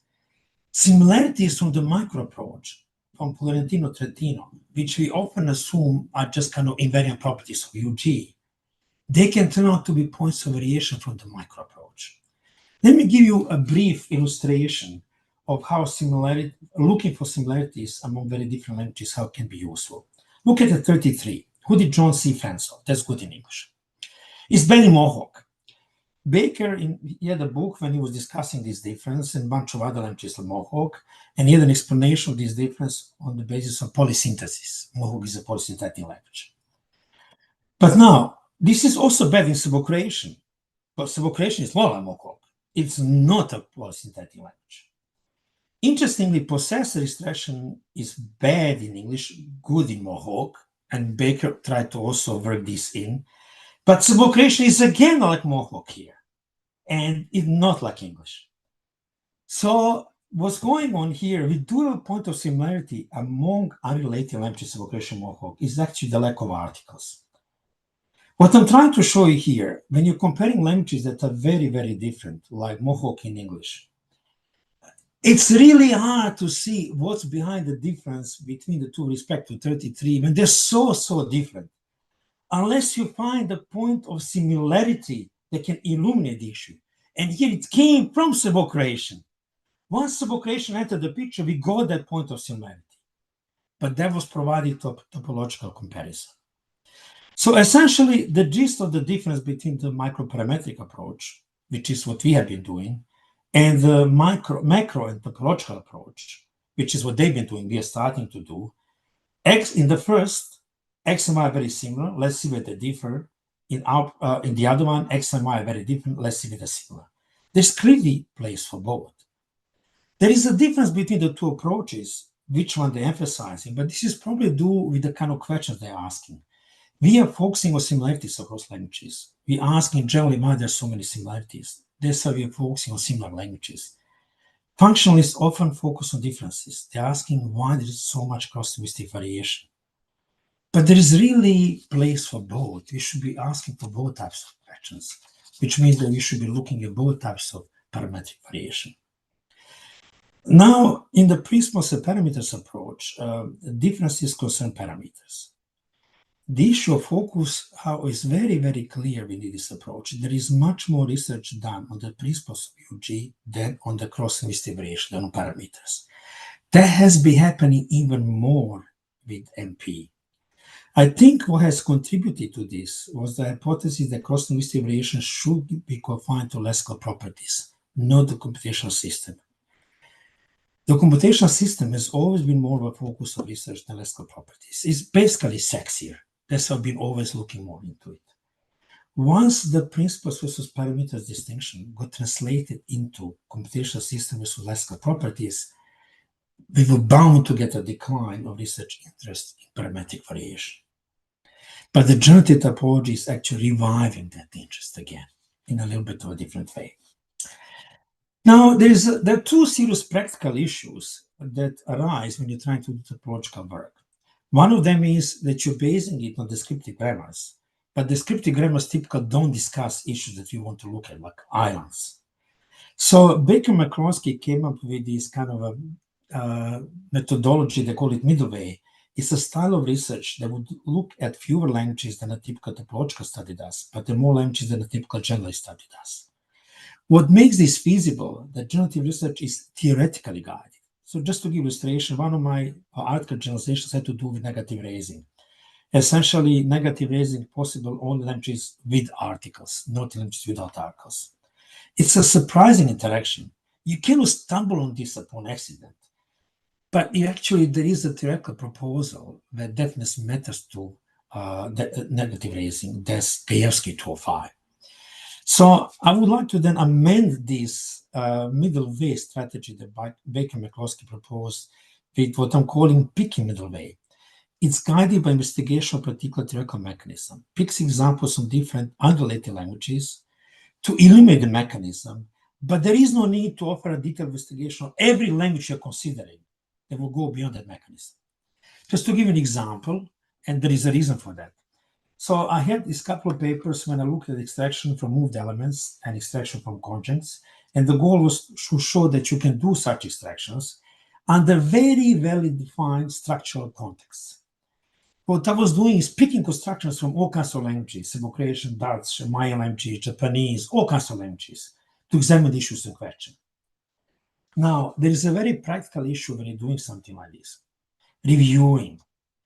So if you have investigation that relies on this picking middle way work, gets a reviewer, typical generativist, who spent all his life looking at one language and doing detailed investigation of that language. So what they're typically going to do, when they see that the certain aspects of construction, like X from language Y, used to discuss the hierarchical mechanism X, they are going to require a detailed discussion of all aspects of construction X, even if they have nothing to do with this hierarchical mechanism. Or if you stumble upon their language, they want to see total detailed discussion of everything in their own language. All there has nothing to do with the mechanism X. I have seen about 50-60% of all generative topology works, they're rejected by reviewers for these reasons. They're totally irrelevant. But let me now go back to and finish with the big picture. Again, talking about the difference between the generativist and functionalist. Is the faculty language. To be able to understand whether there is a distinction there, I'm going to decompose it into several different things. One of them is UG. Now, in spite of all the slogans that we actually have about different camps, I don't think there is a difference when it comes to believing in UG. It's kind of a loaded term, so let me just use this term, general properties of language. Traditional functional typologies, they're very much concerned with uncovering general properties of language. These are Greenberg generalizations.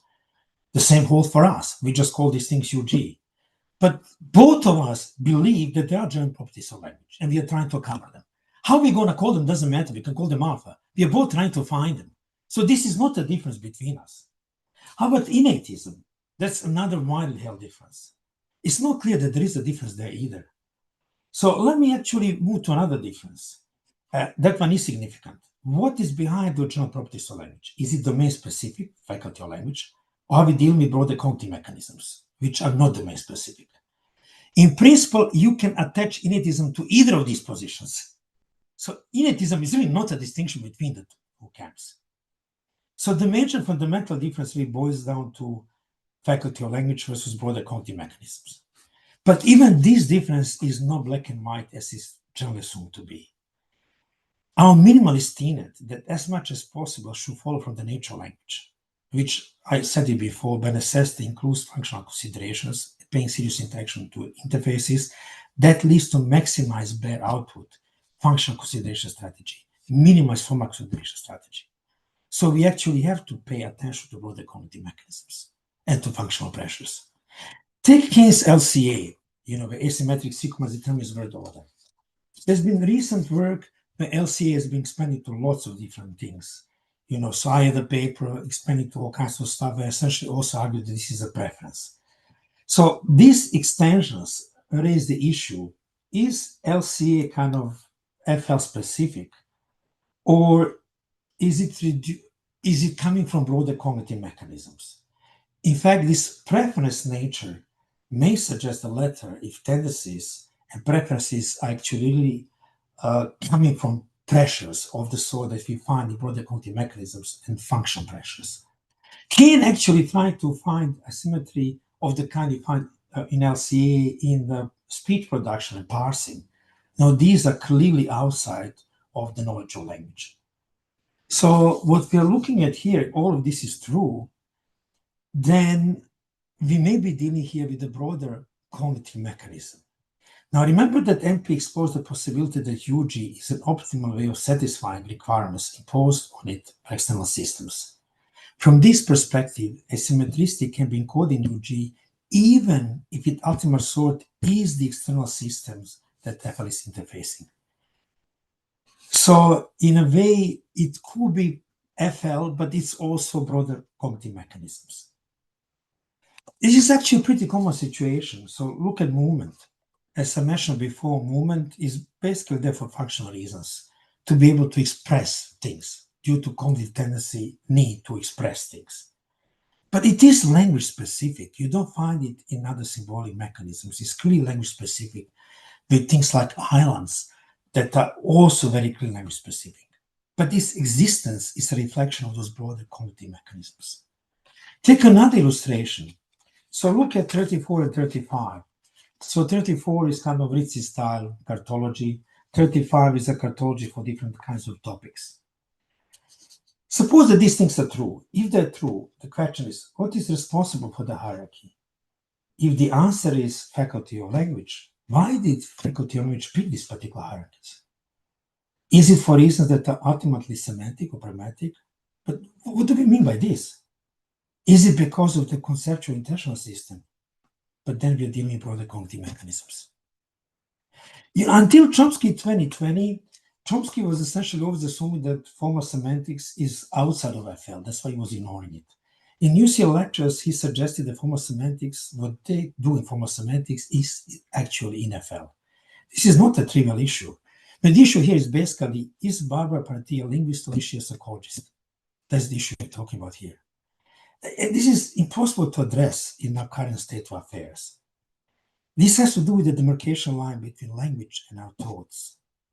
This also underscores the difficulty in drawing a clear line between the boundary of faculty of language and the external system it is interfacing with. So just to conclude, for the last part, I've been trying to tell you that generative functional approaches are not as fundamentally opposed to each other as is widely believed. The standardly assumed lines that demarcate the two are either just not there or they're very much blurred. There is an absolute war zone out there. It's totally unwarranted. This is one of those situations when the war lasts for so long that people really forget why do we have that war, what are the real reasons. So they're not seeing that the real reasons for there are just not there anymore. And this emphasis on bare output conditions and the emergence of generative topology is getting us even closer to these guys. And we're not waving a white flag of surrender, not at all. It's just pointing out that what we do is complementary, that we can talk to each other in a very productive way. But I want to leave you with a more general point. And this is, to me, where we are now, all these years, 30 years after minimalist program. These days, when you do theoretical syntax, you cannot just do theoretical syntax. You really have to also do syntax semantics interface, syntax morphology interface, syntax product interface. You have to seriously look at understanding languages and topology. You have to be looking at diachronic change language acquisition. This is an extremely exciting time. You get to do all of this if you are a theoretical syntactician. But the main lessons of MP, remember what I said in the beginning, it was really methodological evolution, Occam-Ray's evolution. The main lessons are, I think, question everything and simplify, simplify, simplify. You should be emphasizing theorems, not principles. I don't understand why so many very well-known linguists are so happy when they discover a principle. I've written lots of papers in my life. I don't think I've ever written a paper about a principle that I've just discovered. If I discover it, I put in a footnote. I want to cry. What's a principle? It's something you don't understand. Why should I be happy I've discovered something I don't understand? We don't want to do that. That's what you were doing in the GB time. It's time for Occam-Ray's and for theorems. Okay, I'm going to stop here. Thank you so much, Zeljko. Silene, do you have questions, or Marcelo? We have a very few minutes.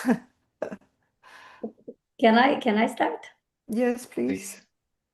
Boskovic, thanks a lot for the wonderful talk. I always, think about it because clearly we need them. We need the typology, so we better talk to them. But it's not easy. I think that, another day I was watching Macaulay's lectures, and she was saying that maybe we work on spherical languages from Mars, and maybe we do so, but it might be necessary. We have to, in a certain way, abstract from all the noise in order to understand what is language and how we're going to approach it. There is a wonderful paper by Benítez Burraco that was published now in 2025, this year, and it talks exactly about this need of putting together data from different sub-areas of linguistics in order to understand the whole thing, which is more or less what you were saying here. But let me ask you something about, for example, our difficulties in doing this thing when you look at, for example, serial verb constructions. So if you look at serial verb construction, it's not an easy thing, because if you take, for example, Haskell math, he's going to say like, well, you know, this label serial verb construction does not mean anything, because there is no set of properties that all languages that display verbal sequence have in common. On the other side, when you look at different languages, different language modalities, sign language, spoken language, you see that these languages, they do have a set of properties that are shared, right? So Yeah. that's very hard. It's really hard to work, and I mean, working in different domains, you know, different from them, it's easy. Separate from them is easy, but when you try to talk together, it's really hard, because they actually they don't classify things as the way we do. And so I want to hear more from you about this. How do you propose we keep this talk going? Because it's Yeah, actually, I can talk to these guys, even to Hasselmatt, who is actually very often kind of hostile to what we are doing. And in fact, if you look at the Hasselmatt had this paper actually in language, so he was talking about this mantra, every language is all right, and exactly the kind of stuff that you are mentioning here. So I think the examples where he was talking about the future tense, he had some generalizations for the future tense, pointing out in some languages, future tense can also mean habituality, in another language it can mean something else. You know, and this is what's behind this. Every language is different, but all of these languages, the meaning of future tense is still there. So call that X. It just whether X also has this Z in addition to it or not, but X is just always there. So essentially, then he will have a definition that holds for all languages, and this definition is what you would then use in typological work, and then we'll really focus on just on the future tense meaning, not on those other meanings. But the only difference between him and us, we wouldn't say that this X, that's then universal, is an artificial concept that we just use to the typological verb. We would just say, no, it's also psychologically real. That's it, that's the difference. We're using the same distinctions. So he's going to use, you know, see the verb construction, just a terminological issue. He's going to give you a bunch of properties, define them, that are the same across all those languages. And there's going to be some of them that are different. Put those that are different aside, you're going to have this invariant call. And then it's just a matter, whether you call it alpha, beta, it doesn't matter. You can easily talk to them. You know, the question that I said when I gave a talk actually was about losing specifiers. You know, languages such, this is a discovery by Marcin Dadan in UConn dissertation. If you look at WH questions, language change is always WH1 to WHC2, never the other way around. So he argued essentially for losing specifiers.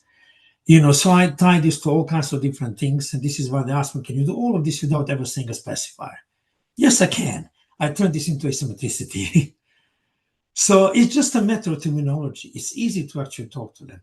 But there is another thing that I was saying here. There is no scientific reason for the warzone to be there. But the human nature is a different thing. Human nature is a totally different thing. Because for so long we were ignoring them and we were bigger, that led to lots of bitterness out there. And that's affecting things. What I was talking about, there not being scientific reasons for the war zone, but the human nature is a completely different things. You know, even maybe younger generations, in fact, this conference I was mentioning, there was all functionalists. All the younger generations, they were all coming to me, trying to talk to me. The old guys, you cannot change their time. This is like the Cold War, you know. People still, the old generation remembers the Cold War. They want it. These are good old times. They want it there. Younger generations, they can change that. So maybe something of this sort here too. Thank you. I like the term Cold War. Maybe it's a good one.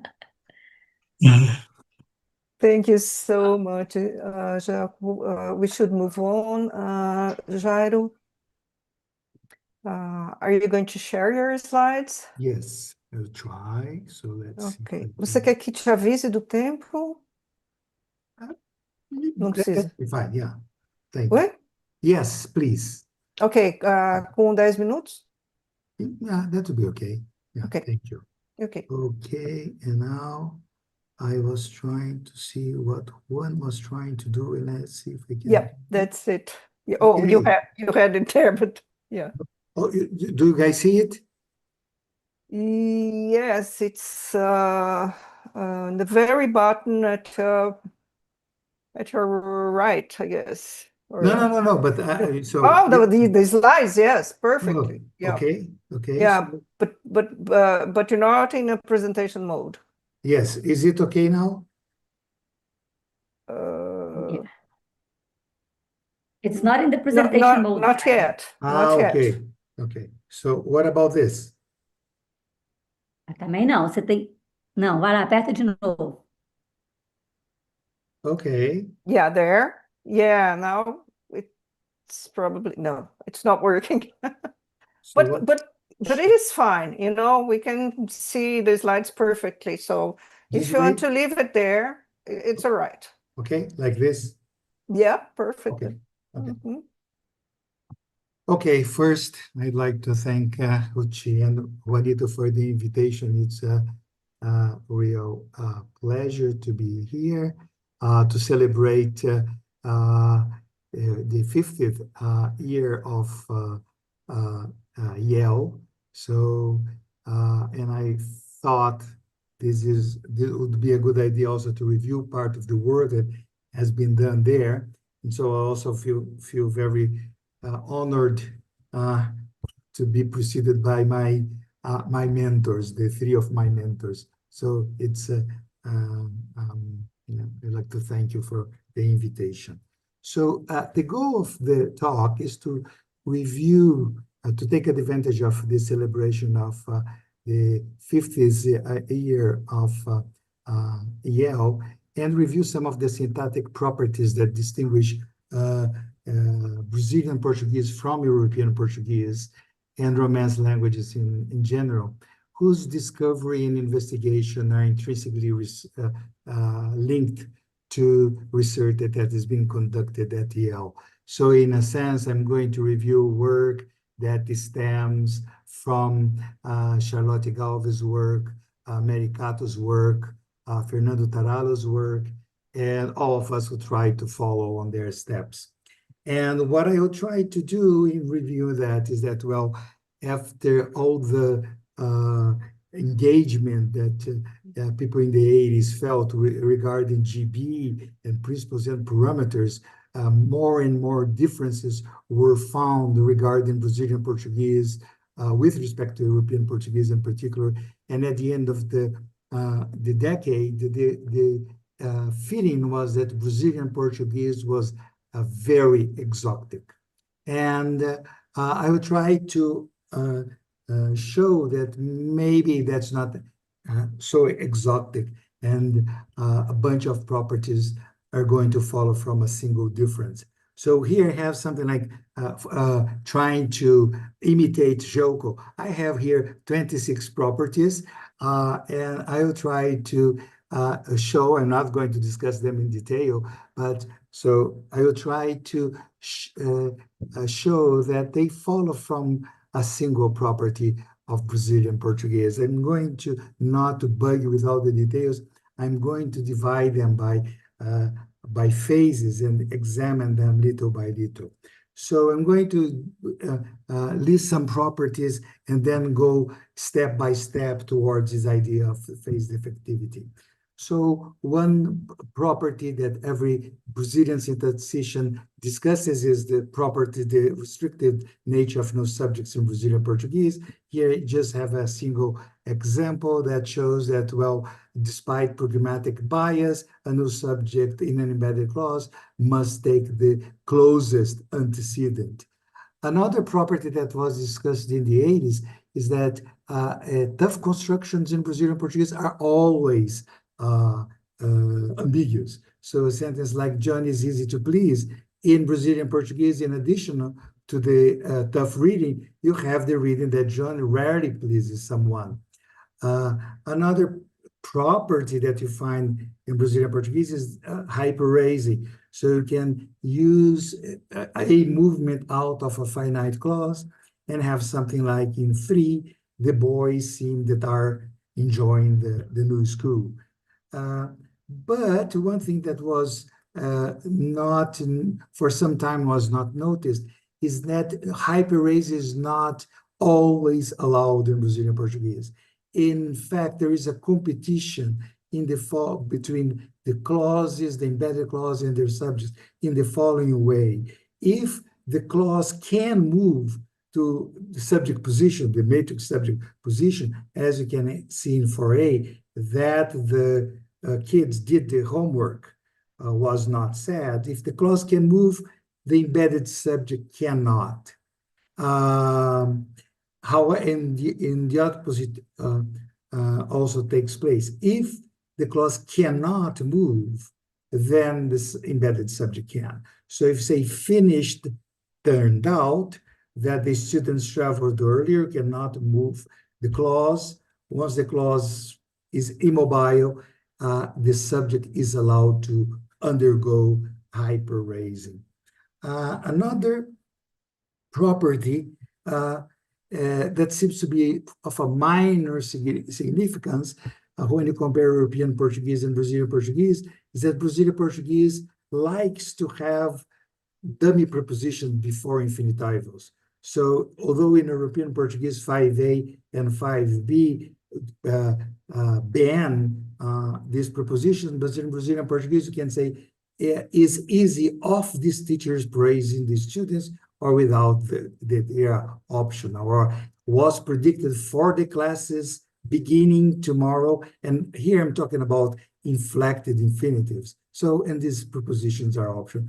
Apparently it had no major effect in the grammar, but I'm going to get back to that. And the other thing is a very funny restriction that is the following. When you have these dummy prepositions, they become obligatory before non-complements, non-complement clauses, if the complement clause has a referential no subject. So the basic line are in 6. So if you say, John's statement that Maria did the job, so the preposition is optional. In fact, it's prescriptively advised to insert the preposition, but the normal, the most colloquial way to use 6A is without the preposition. Similarly, with a no subject with an expletive. So if you say, John's statement that never rains here, we can use the preposition or without the preposition. And again, the colloquial way is to drop the preposition. It's more prescriptive to use it. However, if you have a new subject taking an antecedent, like John's affirmation that did the job, meaning that he did the job, so the preposition now becomes obligatory. So the contrast is very sharp. So I'm going to fix on this set of data, and the first person to discuss not all of this data, but some of this data in terms of defectivity was Marcelo Ferreira in his MA thesis at Unicamp. And what he proposes was that, well, finite T, so Brazilian Portuguese was exceptional in that a finite T could be phi complete or phi incomplete. And in case it was phi incomplete, that means that you have a defective CP, and then you could allow movement of an embedded subject. Well, I just made some refinements in Marcelo's work later on, saying that, well, given that, assuming that the 5 features are on C, so C can be associated with person and number or just number, and then when you have just number, you have a defective CP phase. And now here, this is generalized, not only finite tenses as Ferreira was looking at, but in general. Then, so what does this bias? Well, if you have a sentence with a defective CP phase, like you have in 7B, João said that bought a car. If João is generated in the embedded clause, if C is not complete, doesn't get case licensed, it moves.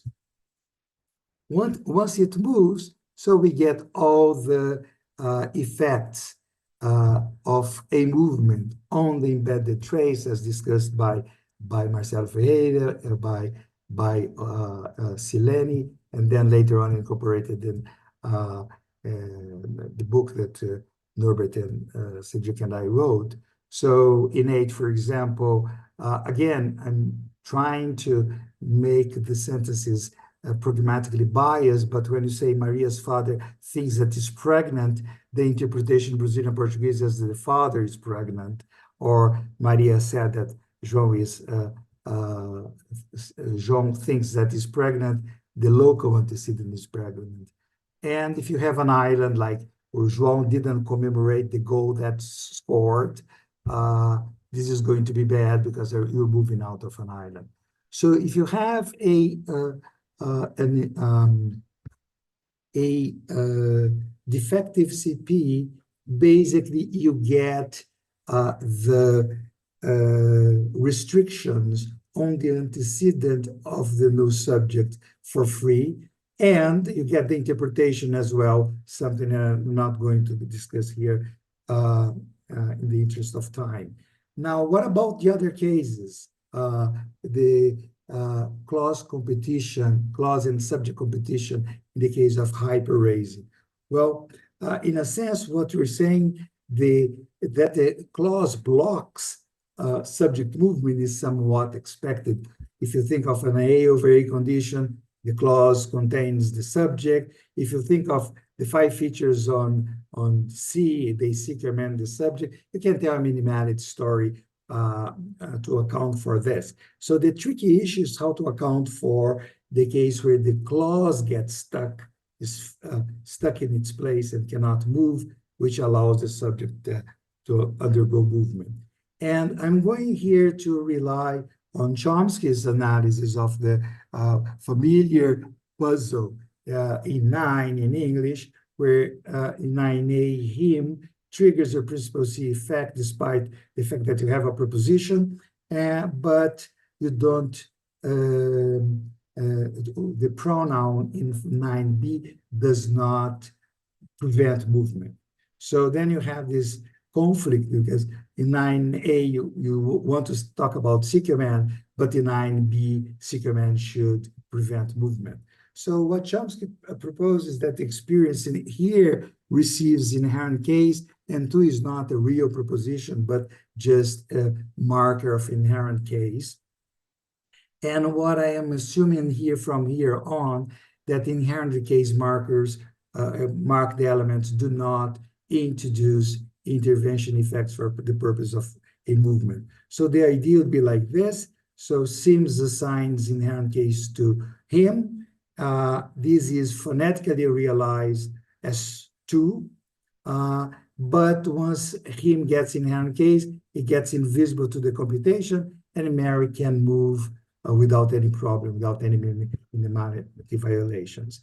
Now, going back to our clause competition case, the idea is that verbs like the verbs that allow hyperraising assign inherent case to the clause. Once the clause gets stuck, then the subject is free to move. Here we have finite clauses, but then this becomes very related to the issue that I raised earlier, that Brazilian Portuguese likes to have preposition preceding infinitivos. In fact, now you have this generalization. Whenever you have this optionality, the optionality disappears when you have hyperraising. A sentence like 10b, these professors are easy to praise the students. You can only have hyperraising. Remember that we have an inflected infinitival here that could license, in principle, could license the embedded subject. But you can only have hyperraising if the preposition is present. If the preposition is present, the clause cannot move, as you can see in 10c. As for the funny restriction regarding non-complement clauses, there is a distinction between the presence and the absence of the preposition, in that when you don't have the preposition, the interpretation is that the CP is like an appositive of sorts. It's more or less along the lines of Stoll proposed in his thesis. So, and then you can see this in predicative situations like in 11. The affirmation was that Maria did the job, you cannot introduce of. So the idea is that when you introduce of, then you have complement relation. And once you have the complement relation, 12 just shows that, well, if you have movement, movement has to be to a C commanding position. So you have this complex array. Sometimes the preposition is optional, sometimes the preposition is obligatory, and all of this follows if you're going to assume this resort to inherent case. If these prepositions are markers of inherent case. So here we have a general picture that if you assume that you have defective CP in Portuguese, and this I'm just basically following Marcelo Ferreira, we are going to have a movement. By having a movement, so this is coincides with Sileni's work, you're going to have all the restrictions on the interpretation and position of no subject, of the antecedent of no subject. And if the A movement is to a non-theta position, this must be licensed, and then you're going to have to resort to inherent case to make the CP immobile, the CP dominating the subject. So the conjunction of this is that, well, the prepositions become relevant, and now you understand why you always have ambiguity of constructions in Brazilian Portuguese, because these are environments where you can have inflected infinitives, and they always involve dummy prepositions. So that's why tough constructions are ambiguous in Brazilian Portuguese. Now, what I'm going to do now is I'm going to go a little quickly over some properties regarding the extended projection of the VP domain.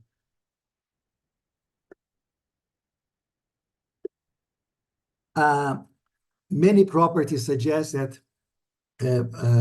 the voice properties of the extended projection of VP got somehow bleached.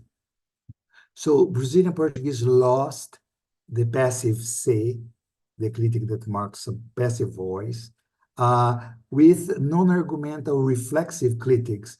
They may become optional in some dialects. Some of them become obligatorily deleted. Middle C is also optional. So all of this shows that, at least with respect to the voice, we have some bleaching here in the VP domain. In addition, I have also some evidence that Ks also get somehow weakened. First, Brazilian Portuguese lost third-person accusative clitics. So you can say, Maria saw me, Maria saw you, but you cannot say Maria saw him and her with the clitic. And this had as a consequence an expansion of new objects in the grammar. In European Portuguese also allows new objects, but they are subject to island conditions. And in Brazilian Portuguese, they are completely free, which means that they are base generated. So you say the person that bought is very satisfied, this is okay. So we have evidence that the accusative system got somehow weakened, and the same goes to the dative marking. So first, Brazilian Portuguese lost third-person dative clitics. So it has kept first person, like in 18, second person, but not third person.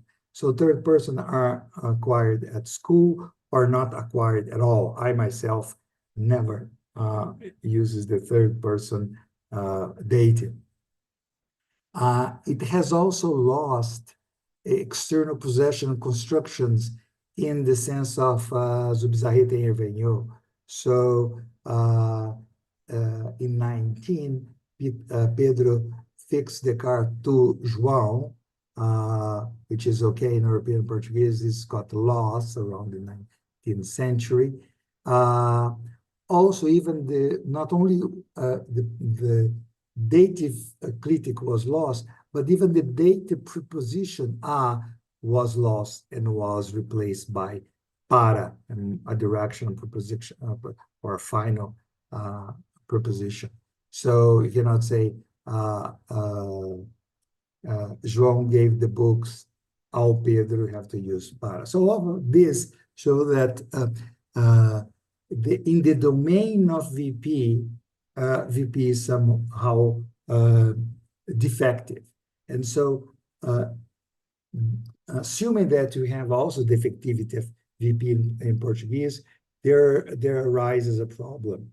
In the case of a defective CP, the subject is in the immediate domain of C. So if C is defective, DP is going to move. Now, in the case of the VP, we have a problem, because if the little v is defective and the internal argument has to move, there is an intervening DP there. So the question is how the grammar can solve that problem. Well, one case is just brute force, off with the intervener. So that's a Queen of Hearts solution. So this is the case that was noticed by Charlotte Galvez and then documented in several points. In Brazilian Portuguese, you have a class of active verbs where the external argument is just dropped. So you have verbs like Xerox, this magazine is Xeroxing, the house didn't sell, the bridge built quick, the truck already loaded, and this toy not makes anymore. So the idea here is that, well, once the became defective, as an option, a class of verbs simply drop the subject, allowing the internal argument to move to get its case position, its case checked in the subject position. Another possibility, so you have this schema on top of the slide, where a defective and an internal argument with the presence of the external argument. Another possibility is for the internal argument to get inherent case. And this is something that I was very familiar with the work by Ana Paula Scher, who showed that Brazilian Portuguese has general resort to verbal nominalization. So João classified the papers, but not, and this can nominalize the verb by a participial form, like John gave a classified in the papers. But only recently I realized that this was not possible in European Portuguese. So Vitor Norbert pointed that out to me, and another difference between the two languages. And one thing that is relevant here is that this preposition that appears here, aim, is really a marker of inherent case. So you can use it from João classified the papers. You can have give a classified in the papers. But if you use a small clause as the complement of classify, as in 25a, you cannot use the preposition to case mark the subject, the embedded clause. You cannot say, o João gave a classified in the papers, as interesting.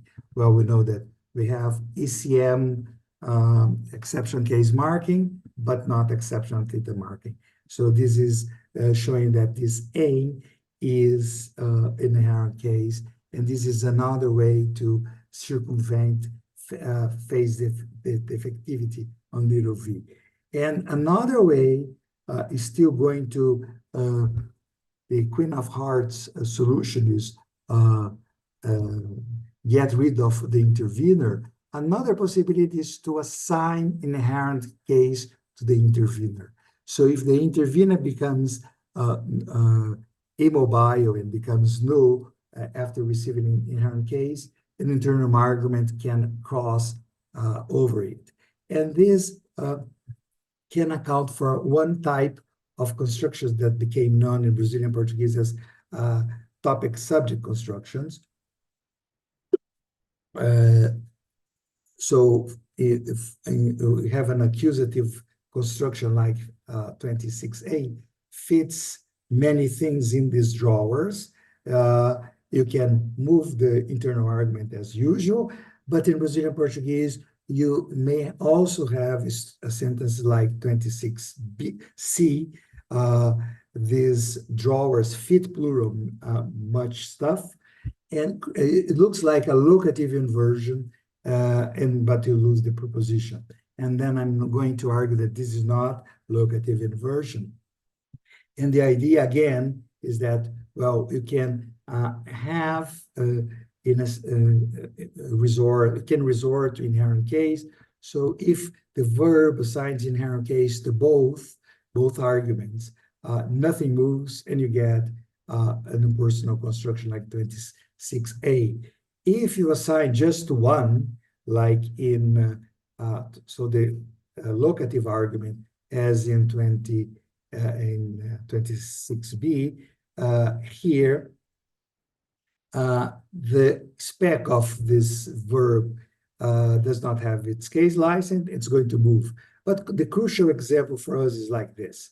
You can assign inherent case option to either. So you have seen cases where you assign case to both, a case to the internal argument, and now we can assign inherent case to the specifier. In this case, the specifier is going to be invisible, and the internal argument can move. So when you look at this, if you have a defective VP in the grammar, you have to say, well, how does the internal argument is going to get case licensed? So one trivial possibility is to get inherent case, But there are other two possibilities, and one is the elimination of the intervening argument, or assigning inherent case to the intervening argument. So in both situations, the intervener is going to become invisible, allowing movement of the internal argument. I'm going to get back to that a little bit later. Now, also looking at some properties of DPs in Brazilian Portuguese, you also see signs of defectivity. First of all, in Brazilian Portuguese, you may have agreement in all the nominal elements within the DP, as in regular in other Romance languages, but you can also mark the agreement just on the terminal. That's it. You have non-standard BP, but it's this is a part of every native speaker of BP is going to allow both. Another property of Brazilian Portuguese DPs is that you may find bare singulars with countable nouns. So you have, say, oh, João only buys book used and not used books. And another property is that Brazilian Portuguese lost third-person possessives. It has first-person possessive, second person, but not third person. So all of this also points to defectivity at the VP phase. Now, if you have defectivity in the VP phase, the same kind of questions arise. So if you have a structure like 30, where you have a bigger DP, and then you have DP1 there, and the question is, how can DP1 be case licensed? The idea is that, well, the same, if it's phi complete, it's going to get the structural genitive, so that's when you have the first and second person pronouns like meu and nosso in 31. So this is the standard case. The question is, what happens when you have a phi incomplete DP, a phi incomplete phase? Well, one solution, that's the same solution we saw earlier, we have a movement. So in the sketch that you have in the top, on the top of the slide, so we have a defective, the head of DP2 is defective, DP1 is not getting case, it must move, and then you get the type of null possessors discussed by Floripi, by Silene, and by myself. Then you get a sentence like Pedro called the brother. So this is also fine in European Portuguese. However, in Brazilian Portuguese, you have all the diagnostics of movement. So here, for example, I say Pedro's doctor called the brother. You pragmatically expecting the reading to be Pedro's doctor's called Pedro's brother, but the reading is that the doctor called her own brother, and so on. So this, even if you pragmatically bias the sentence, like if you say something like 32C, the suspect said that the detective interrogated the friends. Pragmatically, you're expecting the detectives to interrogate the suspect's friends, but the reading we get is that the detective is interrogating his own friends. So basically, this is showing that, well, null possessors in Brazilian Portuguese display all the diagnostics of movement. So you have to have C command, you have to have minimality. So in all of this is triggered by defectivity at the D phase. Another possibility here is that N is going to assign inherent case to the DP. And this is what we're going to have with this clitics. So you have dative clitics. So you have Maria held my hand. You have the clitic with a dative first person or second person. So this is what the traditional grammar is going to call possessive datives and so on. But as I mentioned earlier, Brazilian Portuguese lost third person dative clitics. So the sentence in 33 is out. So you cannot have the word hand cannot assign inherent case. It cannot be realized as the clitic disappeared. So that's when you again see this dummy preposition, the mark in inherent case, and this is going to be relevant for the other case, the other type of so-called topic subject constructions. So in Brazilian Portuguese, you can get something like broke the arm of the watches. You can raise the possessor and get something like 34C. The watches broke, plural, the arm. This may look like just regular possessor raising, and I'm going to get back to that a little bit later, but just to see how it's going to be derived, again, this is going to be dependent on assignment of inherent case, which is optional. So here, if in 34A, if both the verb and the noun assigns inherent case, nothing moves. In 34B, if just the noun assigns an inherent case and the verb doesn't, the whole complement has to move. And the interesting case for us here is 34C, where the verb assigns inherent case, but the noun doesn't. Well, you have an A over A condition or a C command minimality potential violation. But if the verb assigns inherent case there, the big DP becomes invisible, and the watches can move to the subject position and trigger agreement as we have there. A little bit on the PP phase. So now, if you have a structure like 35, I'm just going to talk some issues regarding PP phases.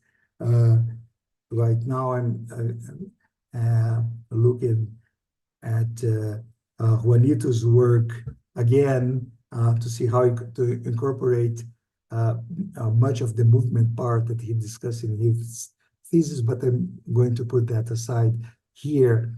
But let's just take a look at or look at 35. If you have this structure and you have a defective P here, the DP is not going to get case. And the question is, so if P is incomplete, so how can the DP get case? One possibility is to get inherent case by V. And now this is something that has been noticed as completely independent property, but Brazilian Portuguese replaced the preposition, all the verb direction of verbs that used to take the preposition a, replace them with the preposition em. So you have João went in the market, Mary arrived in home, Pedro came in the party, and Maria took her son in the movies today. So this was a change that affected the whole paradigm of directional verbs here, and you may interpret that as part of defectivity of some prepositions, in particular the preposition a. The other fact that suggests defectivity at the PP phase is that the preposition itself may be realized as inherent case marker. So if you get something like 37A, I trust you need to have the preposition. I trust in that candidate. However, relative clauses do not need. In fact, this is the standard way of saying relative clause in Brazilian Portuguese. So you drop the preposition as is studied by Fernando Taralo. So you say, I talked with that student. The preposition is obligatory, but when you have a relative clause, you just drop the preposition. You get something like the student that I talked yesterday traveled. And given that different prepositions may be dropped, a sentence like the student that I talked could be talked about or talked with. Once the preposition is missing, the sentence becomes ambiguous in this regard. But once you get this possibility, this was a proposal that Mary Cato and I made some time ago, that you have a little pro there marked with inherent case. So this should not be should be confined to relative clauses. So you should get WH elements base generated as well in regular WH questions. And this is what you find. So you can get WH in situ, you must have the preposition. You gave the book to which professor? However, if you have a movement, you can have the WH phrase in clause initial position without the preposition. Which professor that you gave the book? Interestingly, here we get a delinked WH element, so it's compatible with being generated, base generated. If you get, if you have a aggressively non-delinked element, which requires movement, the preposition is required. You cannot say que droga de professor que você deu o livro.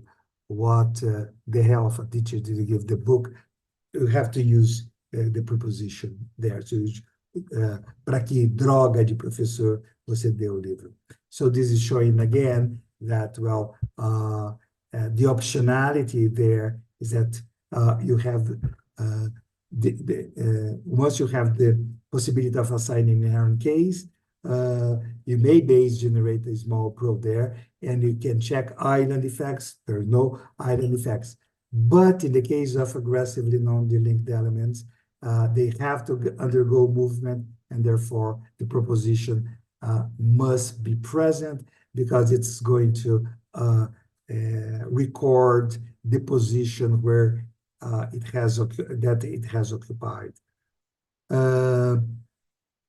Now, when you have these defective phases, they are independent from one another, but of course they can interact. And this is the point where Brazilian Portuguese may look quite exotic. For example, we saw that we had those so-called topic subject constructions.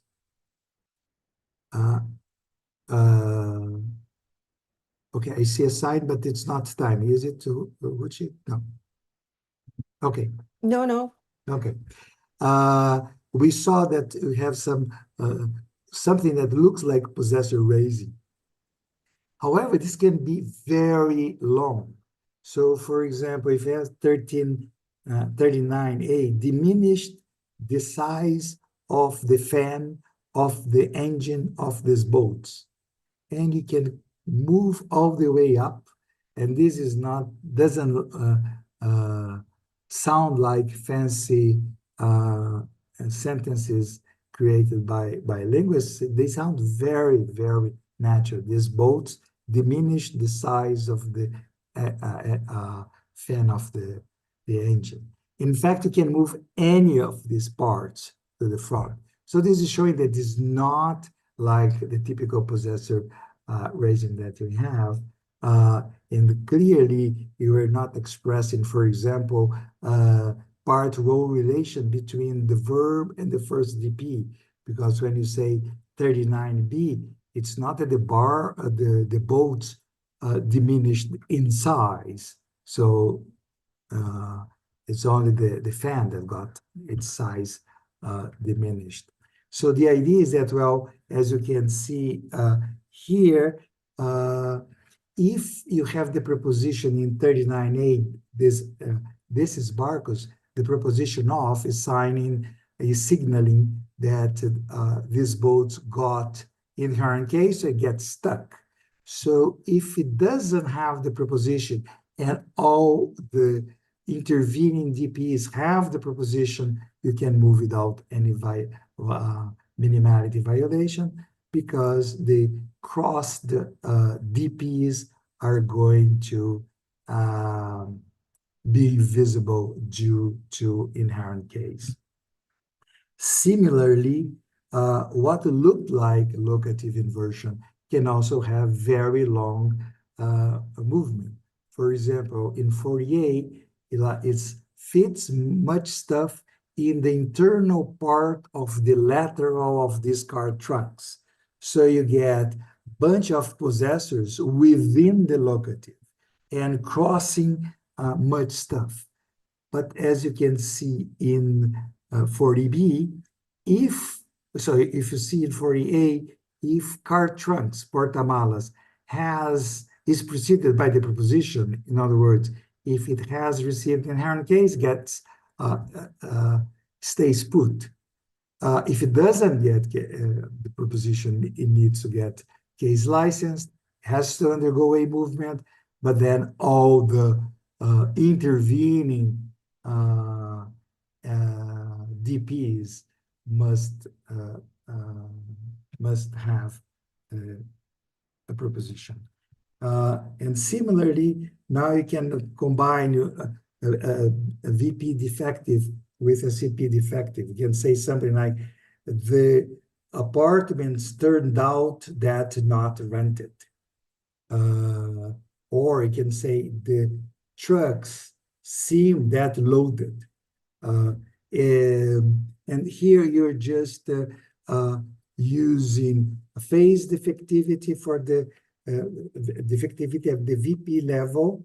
So you drop the external argument, you move to spec of T, but CP is still defective, and the DP, the internal argument, continues moving. Other cases, like the watches seem that broke the arm. And I think this is my favorite, is like the trucks loaded the bed by half.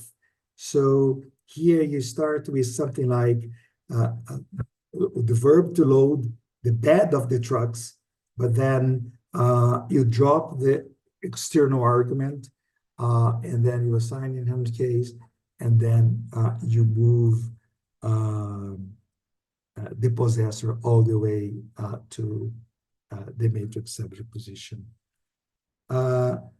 Now, when you look at all property by property, and you compare it to Brazilian Portuguese, it looks exactly like Brazilian Portuguese is quite exotic. However, if you look at this possibility that Brazilian Portuguese has defective phase, so with a single property, phase defectivity, you get all the facts that you have discussed. So if you have a defective CP phase, the subject in the domain and a C head may have to undergo a movement to get case licensed. So you get all the restrictions on the subjects, you get finite control. And then if you're moving to a non-theta position, in the case of hyperacid, you have to block the minimality effect induced by the clause. So therefore, you have to resort to inherent case. So then you start seeing those prepositions popping up. If the VP is defective, the internal argument may not be case-licensed by little v. So you have to resort to other solutions. So one is to drop the intervening argument in those cases that I'm calling detransitivization, or you can resort to general inherent case. That's when you also saw the nominalization that is very productive in Brazilian Portuguese. With defective DP phases, you start having new possessors with the same properties of new subjects. You have the resort to inherent case is going to yield topic subject construction, and the combination of this is going to have this very long A-bar movement cases. And finally, when you look at defective phases, you start having these prepositions that are just getting lost, and chopping relatives become basically the standard pattern in the language, and you start having base generation of WH subjects. So it may be exotic, but it's minimal, only one single property. Thank you. Obrigado. Thank you, Jairo. Silene or Marcelo, do you have questions? Otherwise, okay, Silene, go ahead, please. Jairo, I do have questions. So what we see in Portuguese is that things can escape a phase, right? But so you were saying that they are defective and the maturity of the phase can just go. So suppose we say that the heads of the faces, they did not become defective, but they became underspecified for teachers. So anything can escape the face going through their specs. You know what I mean? That would give you at least part of properties you were describing. For example, lots of different things can happen as the head of the C. Different proposition can happen as the head of a PP. And if you look at this at the VP in Brazilian Portuguese, we now can have these weird things, serial verb constructions. So you have this, if you go like using a Bose analysis of serial verb constructions, you're basically saying that this language has now a bunch of verbs that can work as little v's. So that would give the same result. It's exactly the same idea, but with a different mechanics of escaping a face. Meaning you do have a face there, but anything can go through this, anything can use the specs as the spec of a face as escape hatch. What do you think of it? Two things. The first one is that, in fact, when I'm talking of saying phase defectivity, I actually mean underspecification. And I just used defectivity because I'm not sure the type of the defectivity is exactly the same for each phase. For example, for C, it became clear that is just person and number, and then you drop number and you get a number of facts. But for example, with respect to the DP, for example, it could be that you have unvalued features, so there's some room for maneuver there. So in a sense, yeah, I agree. It could be just a different set of features, but that would basically make a more detailed analysis what phase defectivity is. So I would be very happy to say that, well, that's just fewer features, for example, in the phase head. However, on the other part, that you are using the phase head as an escape hedge, I have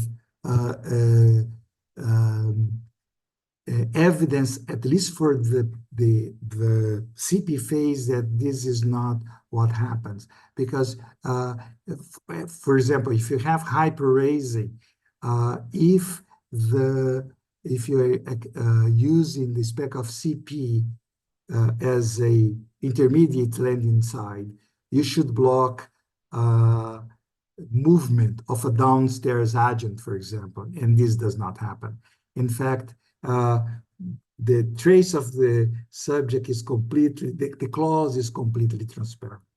And so you would have to complicate the system saying that you're using the edge of the face as a landing side. So for that part, at least for the CP, I'm more convinced that you don't use it. So, and then I would assume that the same holds for the other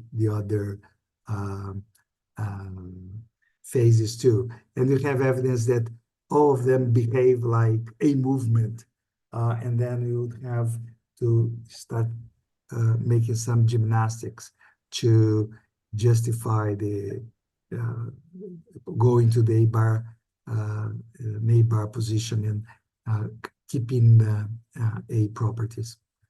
That's true, but what I was thinking is that if you have a head that is defective, that head, anything can go through its specifier, including you having multiple specifiers.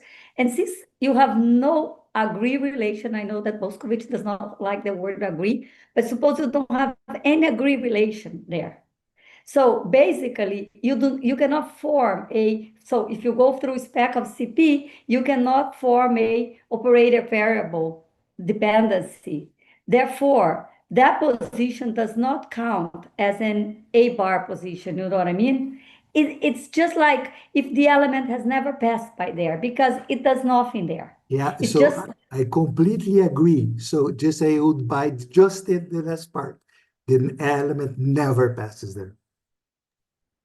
that's true. You have to find the instruments we're using here are probably not good enough to detect it's the occurrence of that element in that position.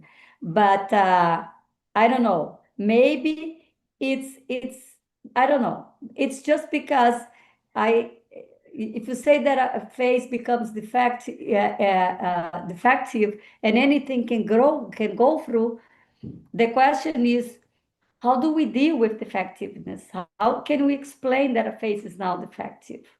Now, it's a matter of specifying this whole thing. But I agree with you that none of the proposals are, simple. It's just trying to think how can we deal with it, including postulating that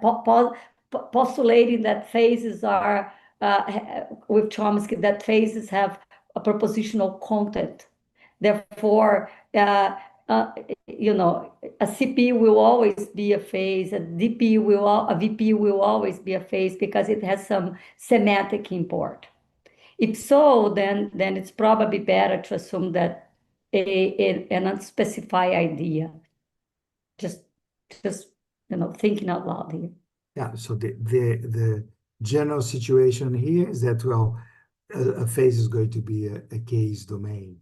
So that's the difference between active and a passive. One is a case domain and the other is not. So what is saying, this is saying that in general, in Brazilian Portuguese, the phase heads may be underspecified, defective, and therefore they are going to behave like passives, for example, just allowing movement from the element that is in the domain of the phase hand. So just because I was thinking about putting together you and, for example, Uriagereka's talk about how to deal with phases in a broader sense. You're looking within a language, and Uriagereka is trying to give a model for human language. And if you go, I'm sorry, Ruth, and if you go with Uriagereka's model, basically we have to say that Brazilian Portuguese do not need to stack things, because the phase will be porous. But if you buy his model for human language, then the story has to be a little bit more complicated. But that's it. I'm sorry. Sorry to interrupt, Silene. Jairo, if you could just stop sharing your slides. Sorry. Yeah, no, that's all right. So Norbert had to leave. He has another appointment right now, but maybe it's time for Juan, Jairo, Zeljko, if you guys have questions for each other, we still have a few minutes in case you're still breathing. It's been very long, so everyone is really tired, but please feel free to.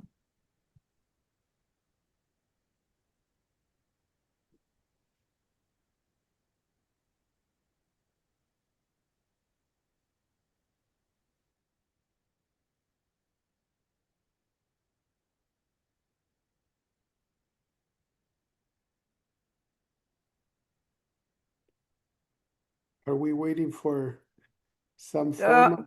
No, I guess it's all right. I was waiting for Jairo to stop sharing his slides, but we can go ahead, Juan. No, I was just. Is it okay? Still sharing? So yes. How do I'm just afraid if I press some button, I'm going to lose the connection. Okay. Oh yeah, good. Great. Juan, please go ahead. No. I was simply asking what the procedure is. I don't have any, any agenda.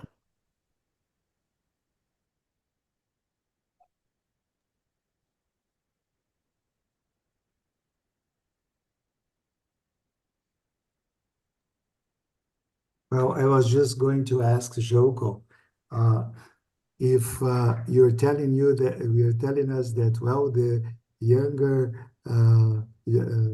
generation is willing to hear to you, but is it true? Because it seems that I would ask, are you being able to circulate after you making you're pointing out your opinions out? We cannot hear you. Zeljko, you need to unmute yourself. Okay, yeah. So in Europe, in Germany especially, very often you're gonna have two departments of linguistics in the same place. One is us, one is them. I had, even before the conference, personal experiences when the students from the other department would come, but they would tell us, don't tell their professors that they were here. But then the other one was actually, that conference was essentially like only a couple of formalists and everybody, about 20, 30 functionalists. All those students who came from all over Germany, they were actually coming to talk to us later. I couldn't have any breaks just talking to them. So they were very excited about what we are doing. And I gave a similar talk. Actually it was more formal about specifiers, map of fronting, but they could follow stuff. They got excited. I think the older generations, it's Cold War. They got used to it. They like the world like that. If they can get another enemy to replace us with, I think they would. But if they cannot get it, maybe the younger generations don't need an enemy.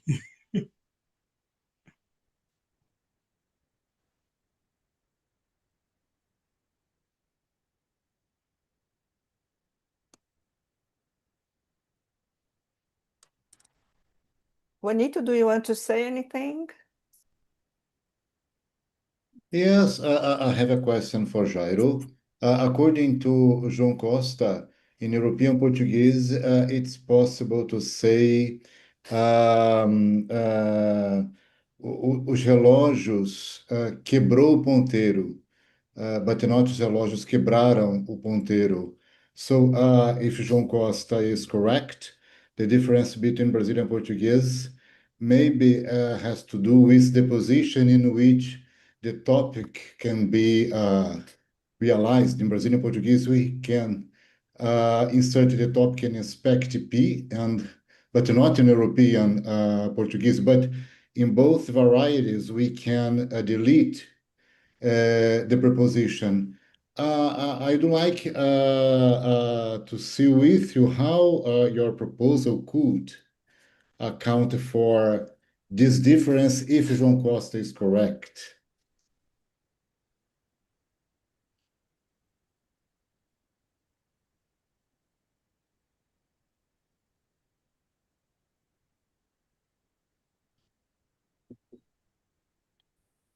Okay. Well, it's also good in Brazilian Portuguese, and Yes. clearly in Brazilian Portuguese, you have also what Charlotte has pointed out, that when you have agreement, you cannot have the resumptive there. But as for European Portuguese, I would have to say that, well, you base generated there in the topic, so they can also have something like this book I liked. So with some prepositions you can drop. So that's what I would say. But crucially, you don't have the kind of defectivity that you're going to have a movement. So that's what I'm predicting. I would have to look at the other cases in European Portuguese, but crucially, you don't have the agreement there. Okay, thanks. Okay, thank you guys so much. Can I ask a question to Jairo? Can I point out a piece of data that Juan gave me long ago? I was a PhD student at that time. Juan pointed out to me once that, Juan, correct me if I'm wrong, that in many different Romance languages, you can say things like, a criança tá que chora. Isn't that right, Juan? So isn't that a kind of hyperacing? you may have some of this construction, you may have some extra raising also for objects. Sometimes cases that one discussed a long time ago when you have something like, well, it's like an aboutness. So you move the subject to an object construction, so to the matrix object. So it's like as if you're talking about someone, it's an aboutness relation. So you have, I'm not predicting that if a language has a defective phase, it's going to have all over the place. Right, but for what it's worth, those cases, Jairo, tenho visto o rapaz que chorava, and not used as a relative clause, but used as an aboutness prolepsis of the sort you're talking about. As far as I know, that's very common certainly in Iberian languages, but it would be interesting to see what other Romance, how prevalent it is, and whether or not it correlates with your defectivity or it's more general than that. Yeah, so Susie Wambrand has a whole project on these kinds of constructions now. And after I saw her presentations, I realized that part of some of the stuff that Esmeralda Negrão did in her thesis, pointing out this kind of things, I don't remember the data, could be a hyper-raising event, a matrix position, perhaps in the light of one was saying, it's a kind of an aboutness relation. But the point here is that with respect to Brazilian Portuguese, you don't need to go property by property, property by property, but just say, well, you have defective phases and all things fall into place. That's the idea. For what it's worth, also, those constructions allow it long distance. Tenho visto rapaz que din que chorava. And again, not a relative clause. Tenho visto João que din que chorava, where you could put multiple clauses in between. So it in some regards, it looks almost like an easy to please type construction. With the subject, yeah. Steroids, right.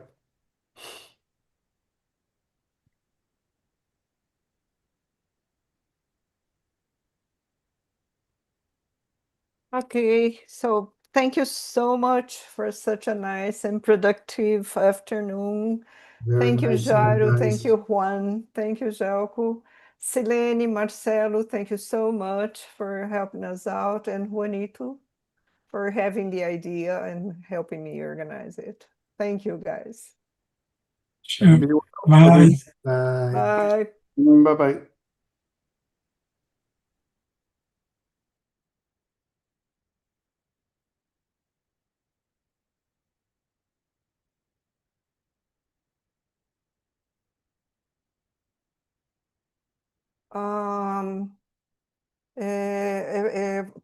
Pode parar. Vocês têm alguém aí do audiovisual? Sim, professora, é o Carlos Neres. Eu vou interromper a transmissão. Oi, Inês, obrigada, viu? Tá. Muito obrigada. Tchau.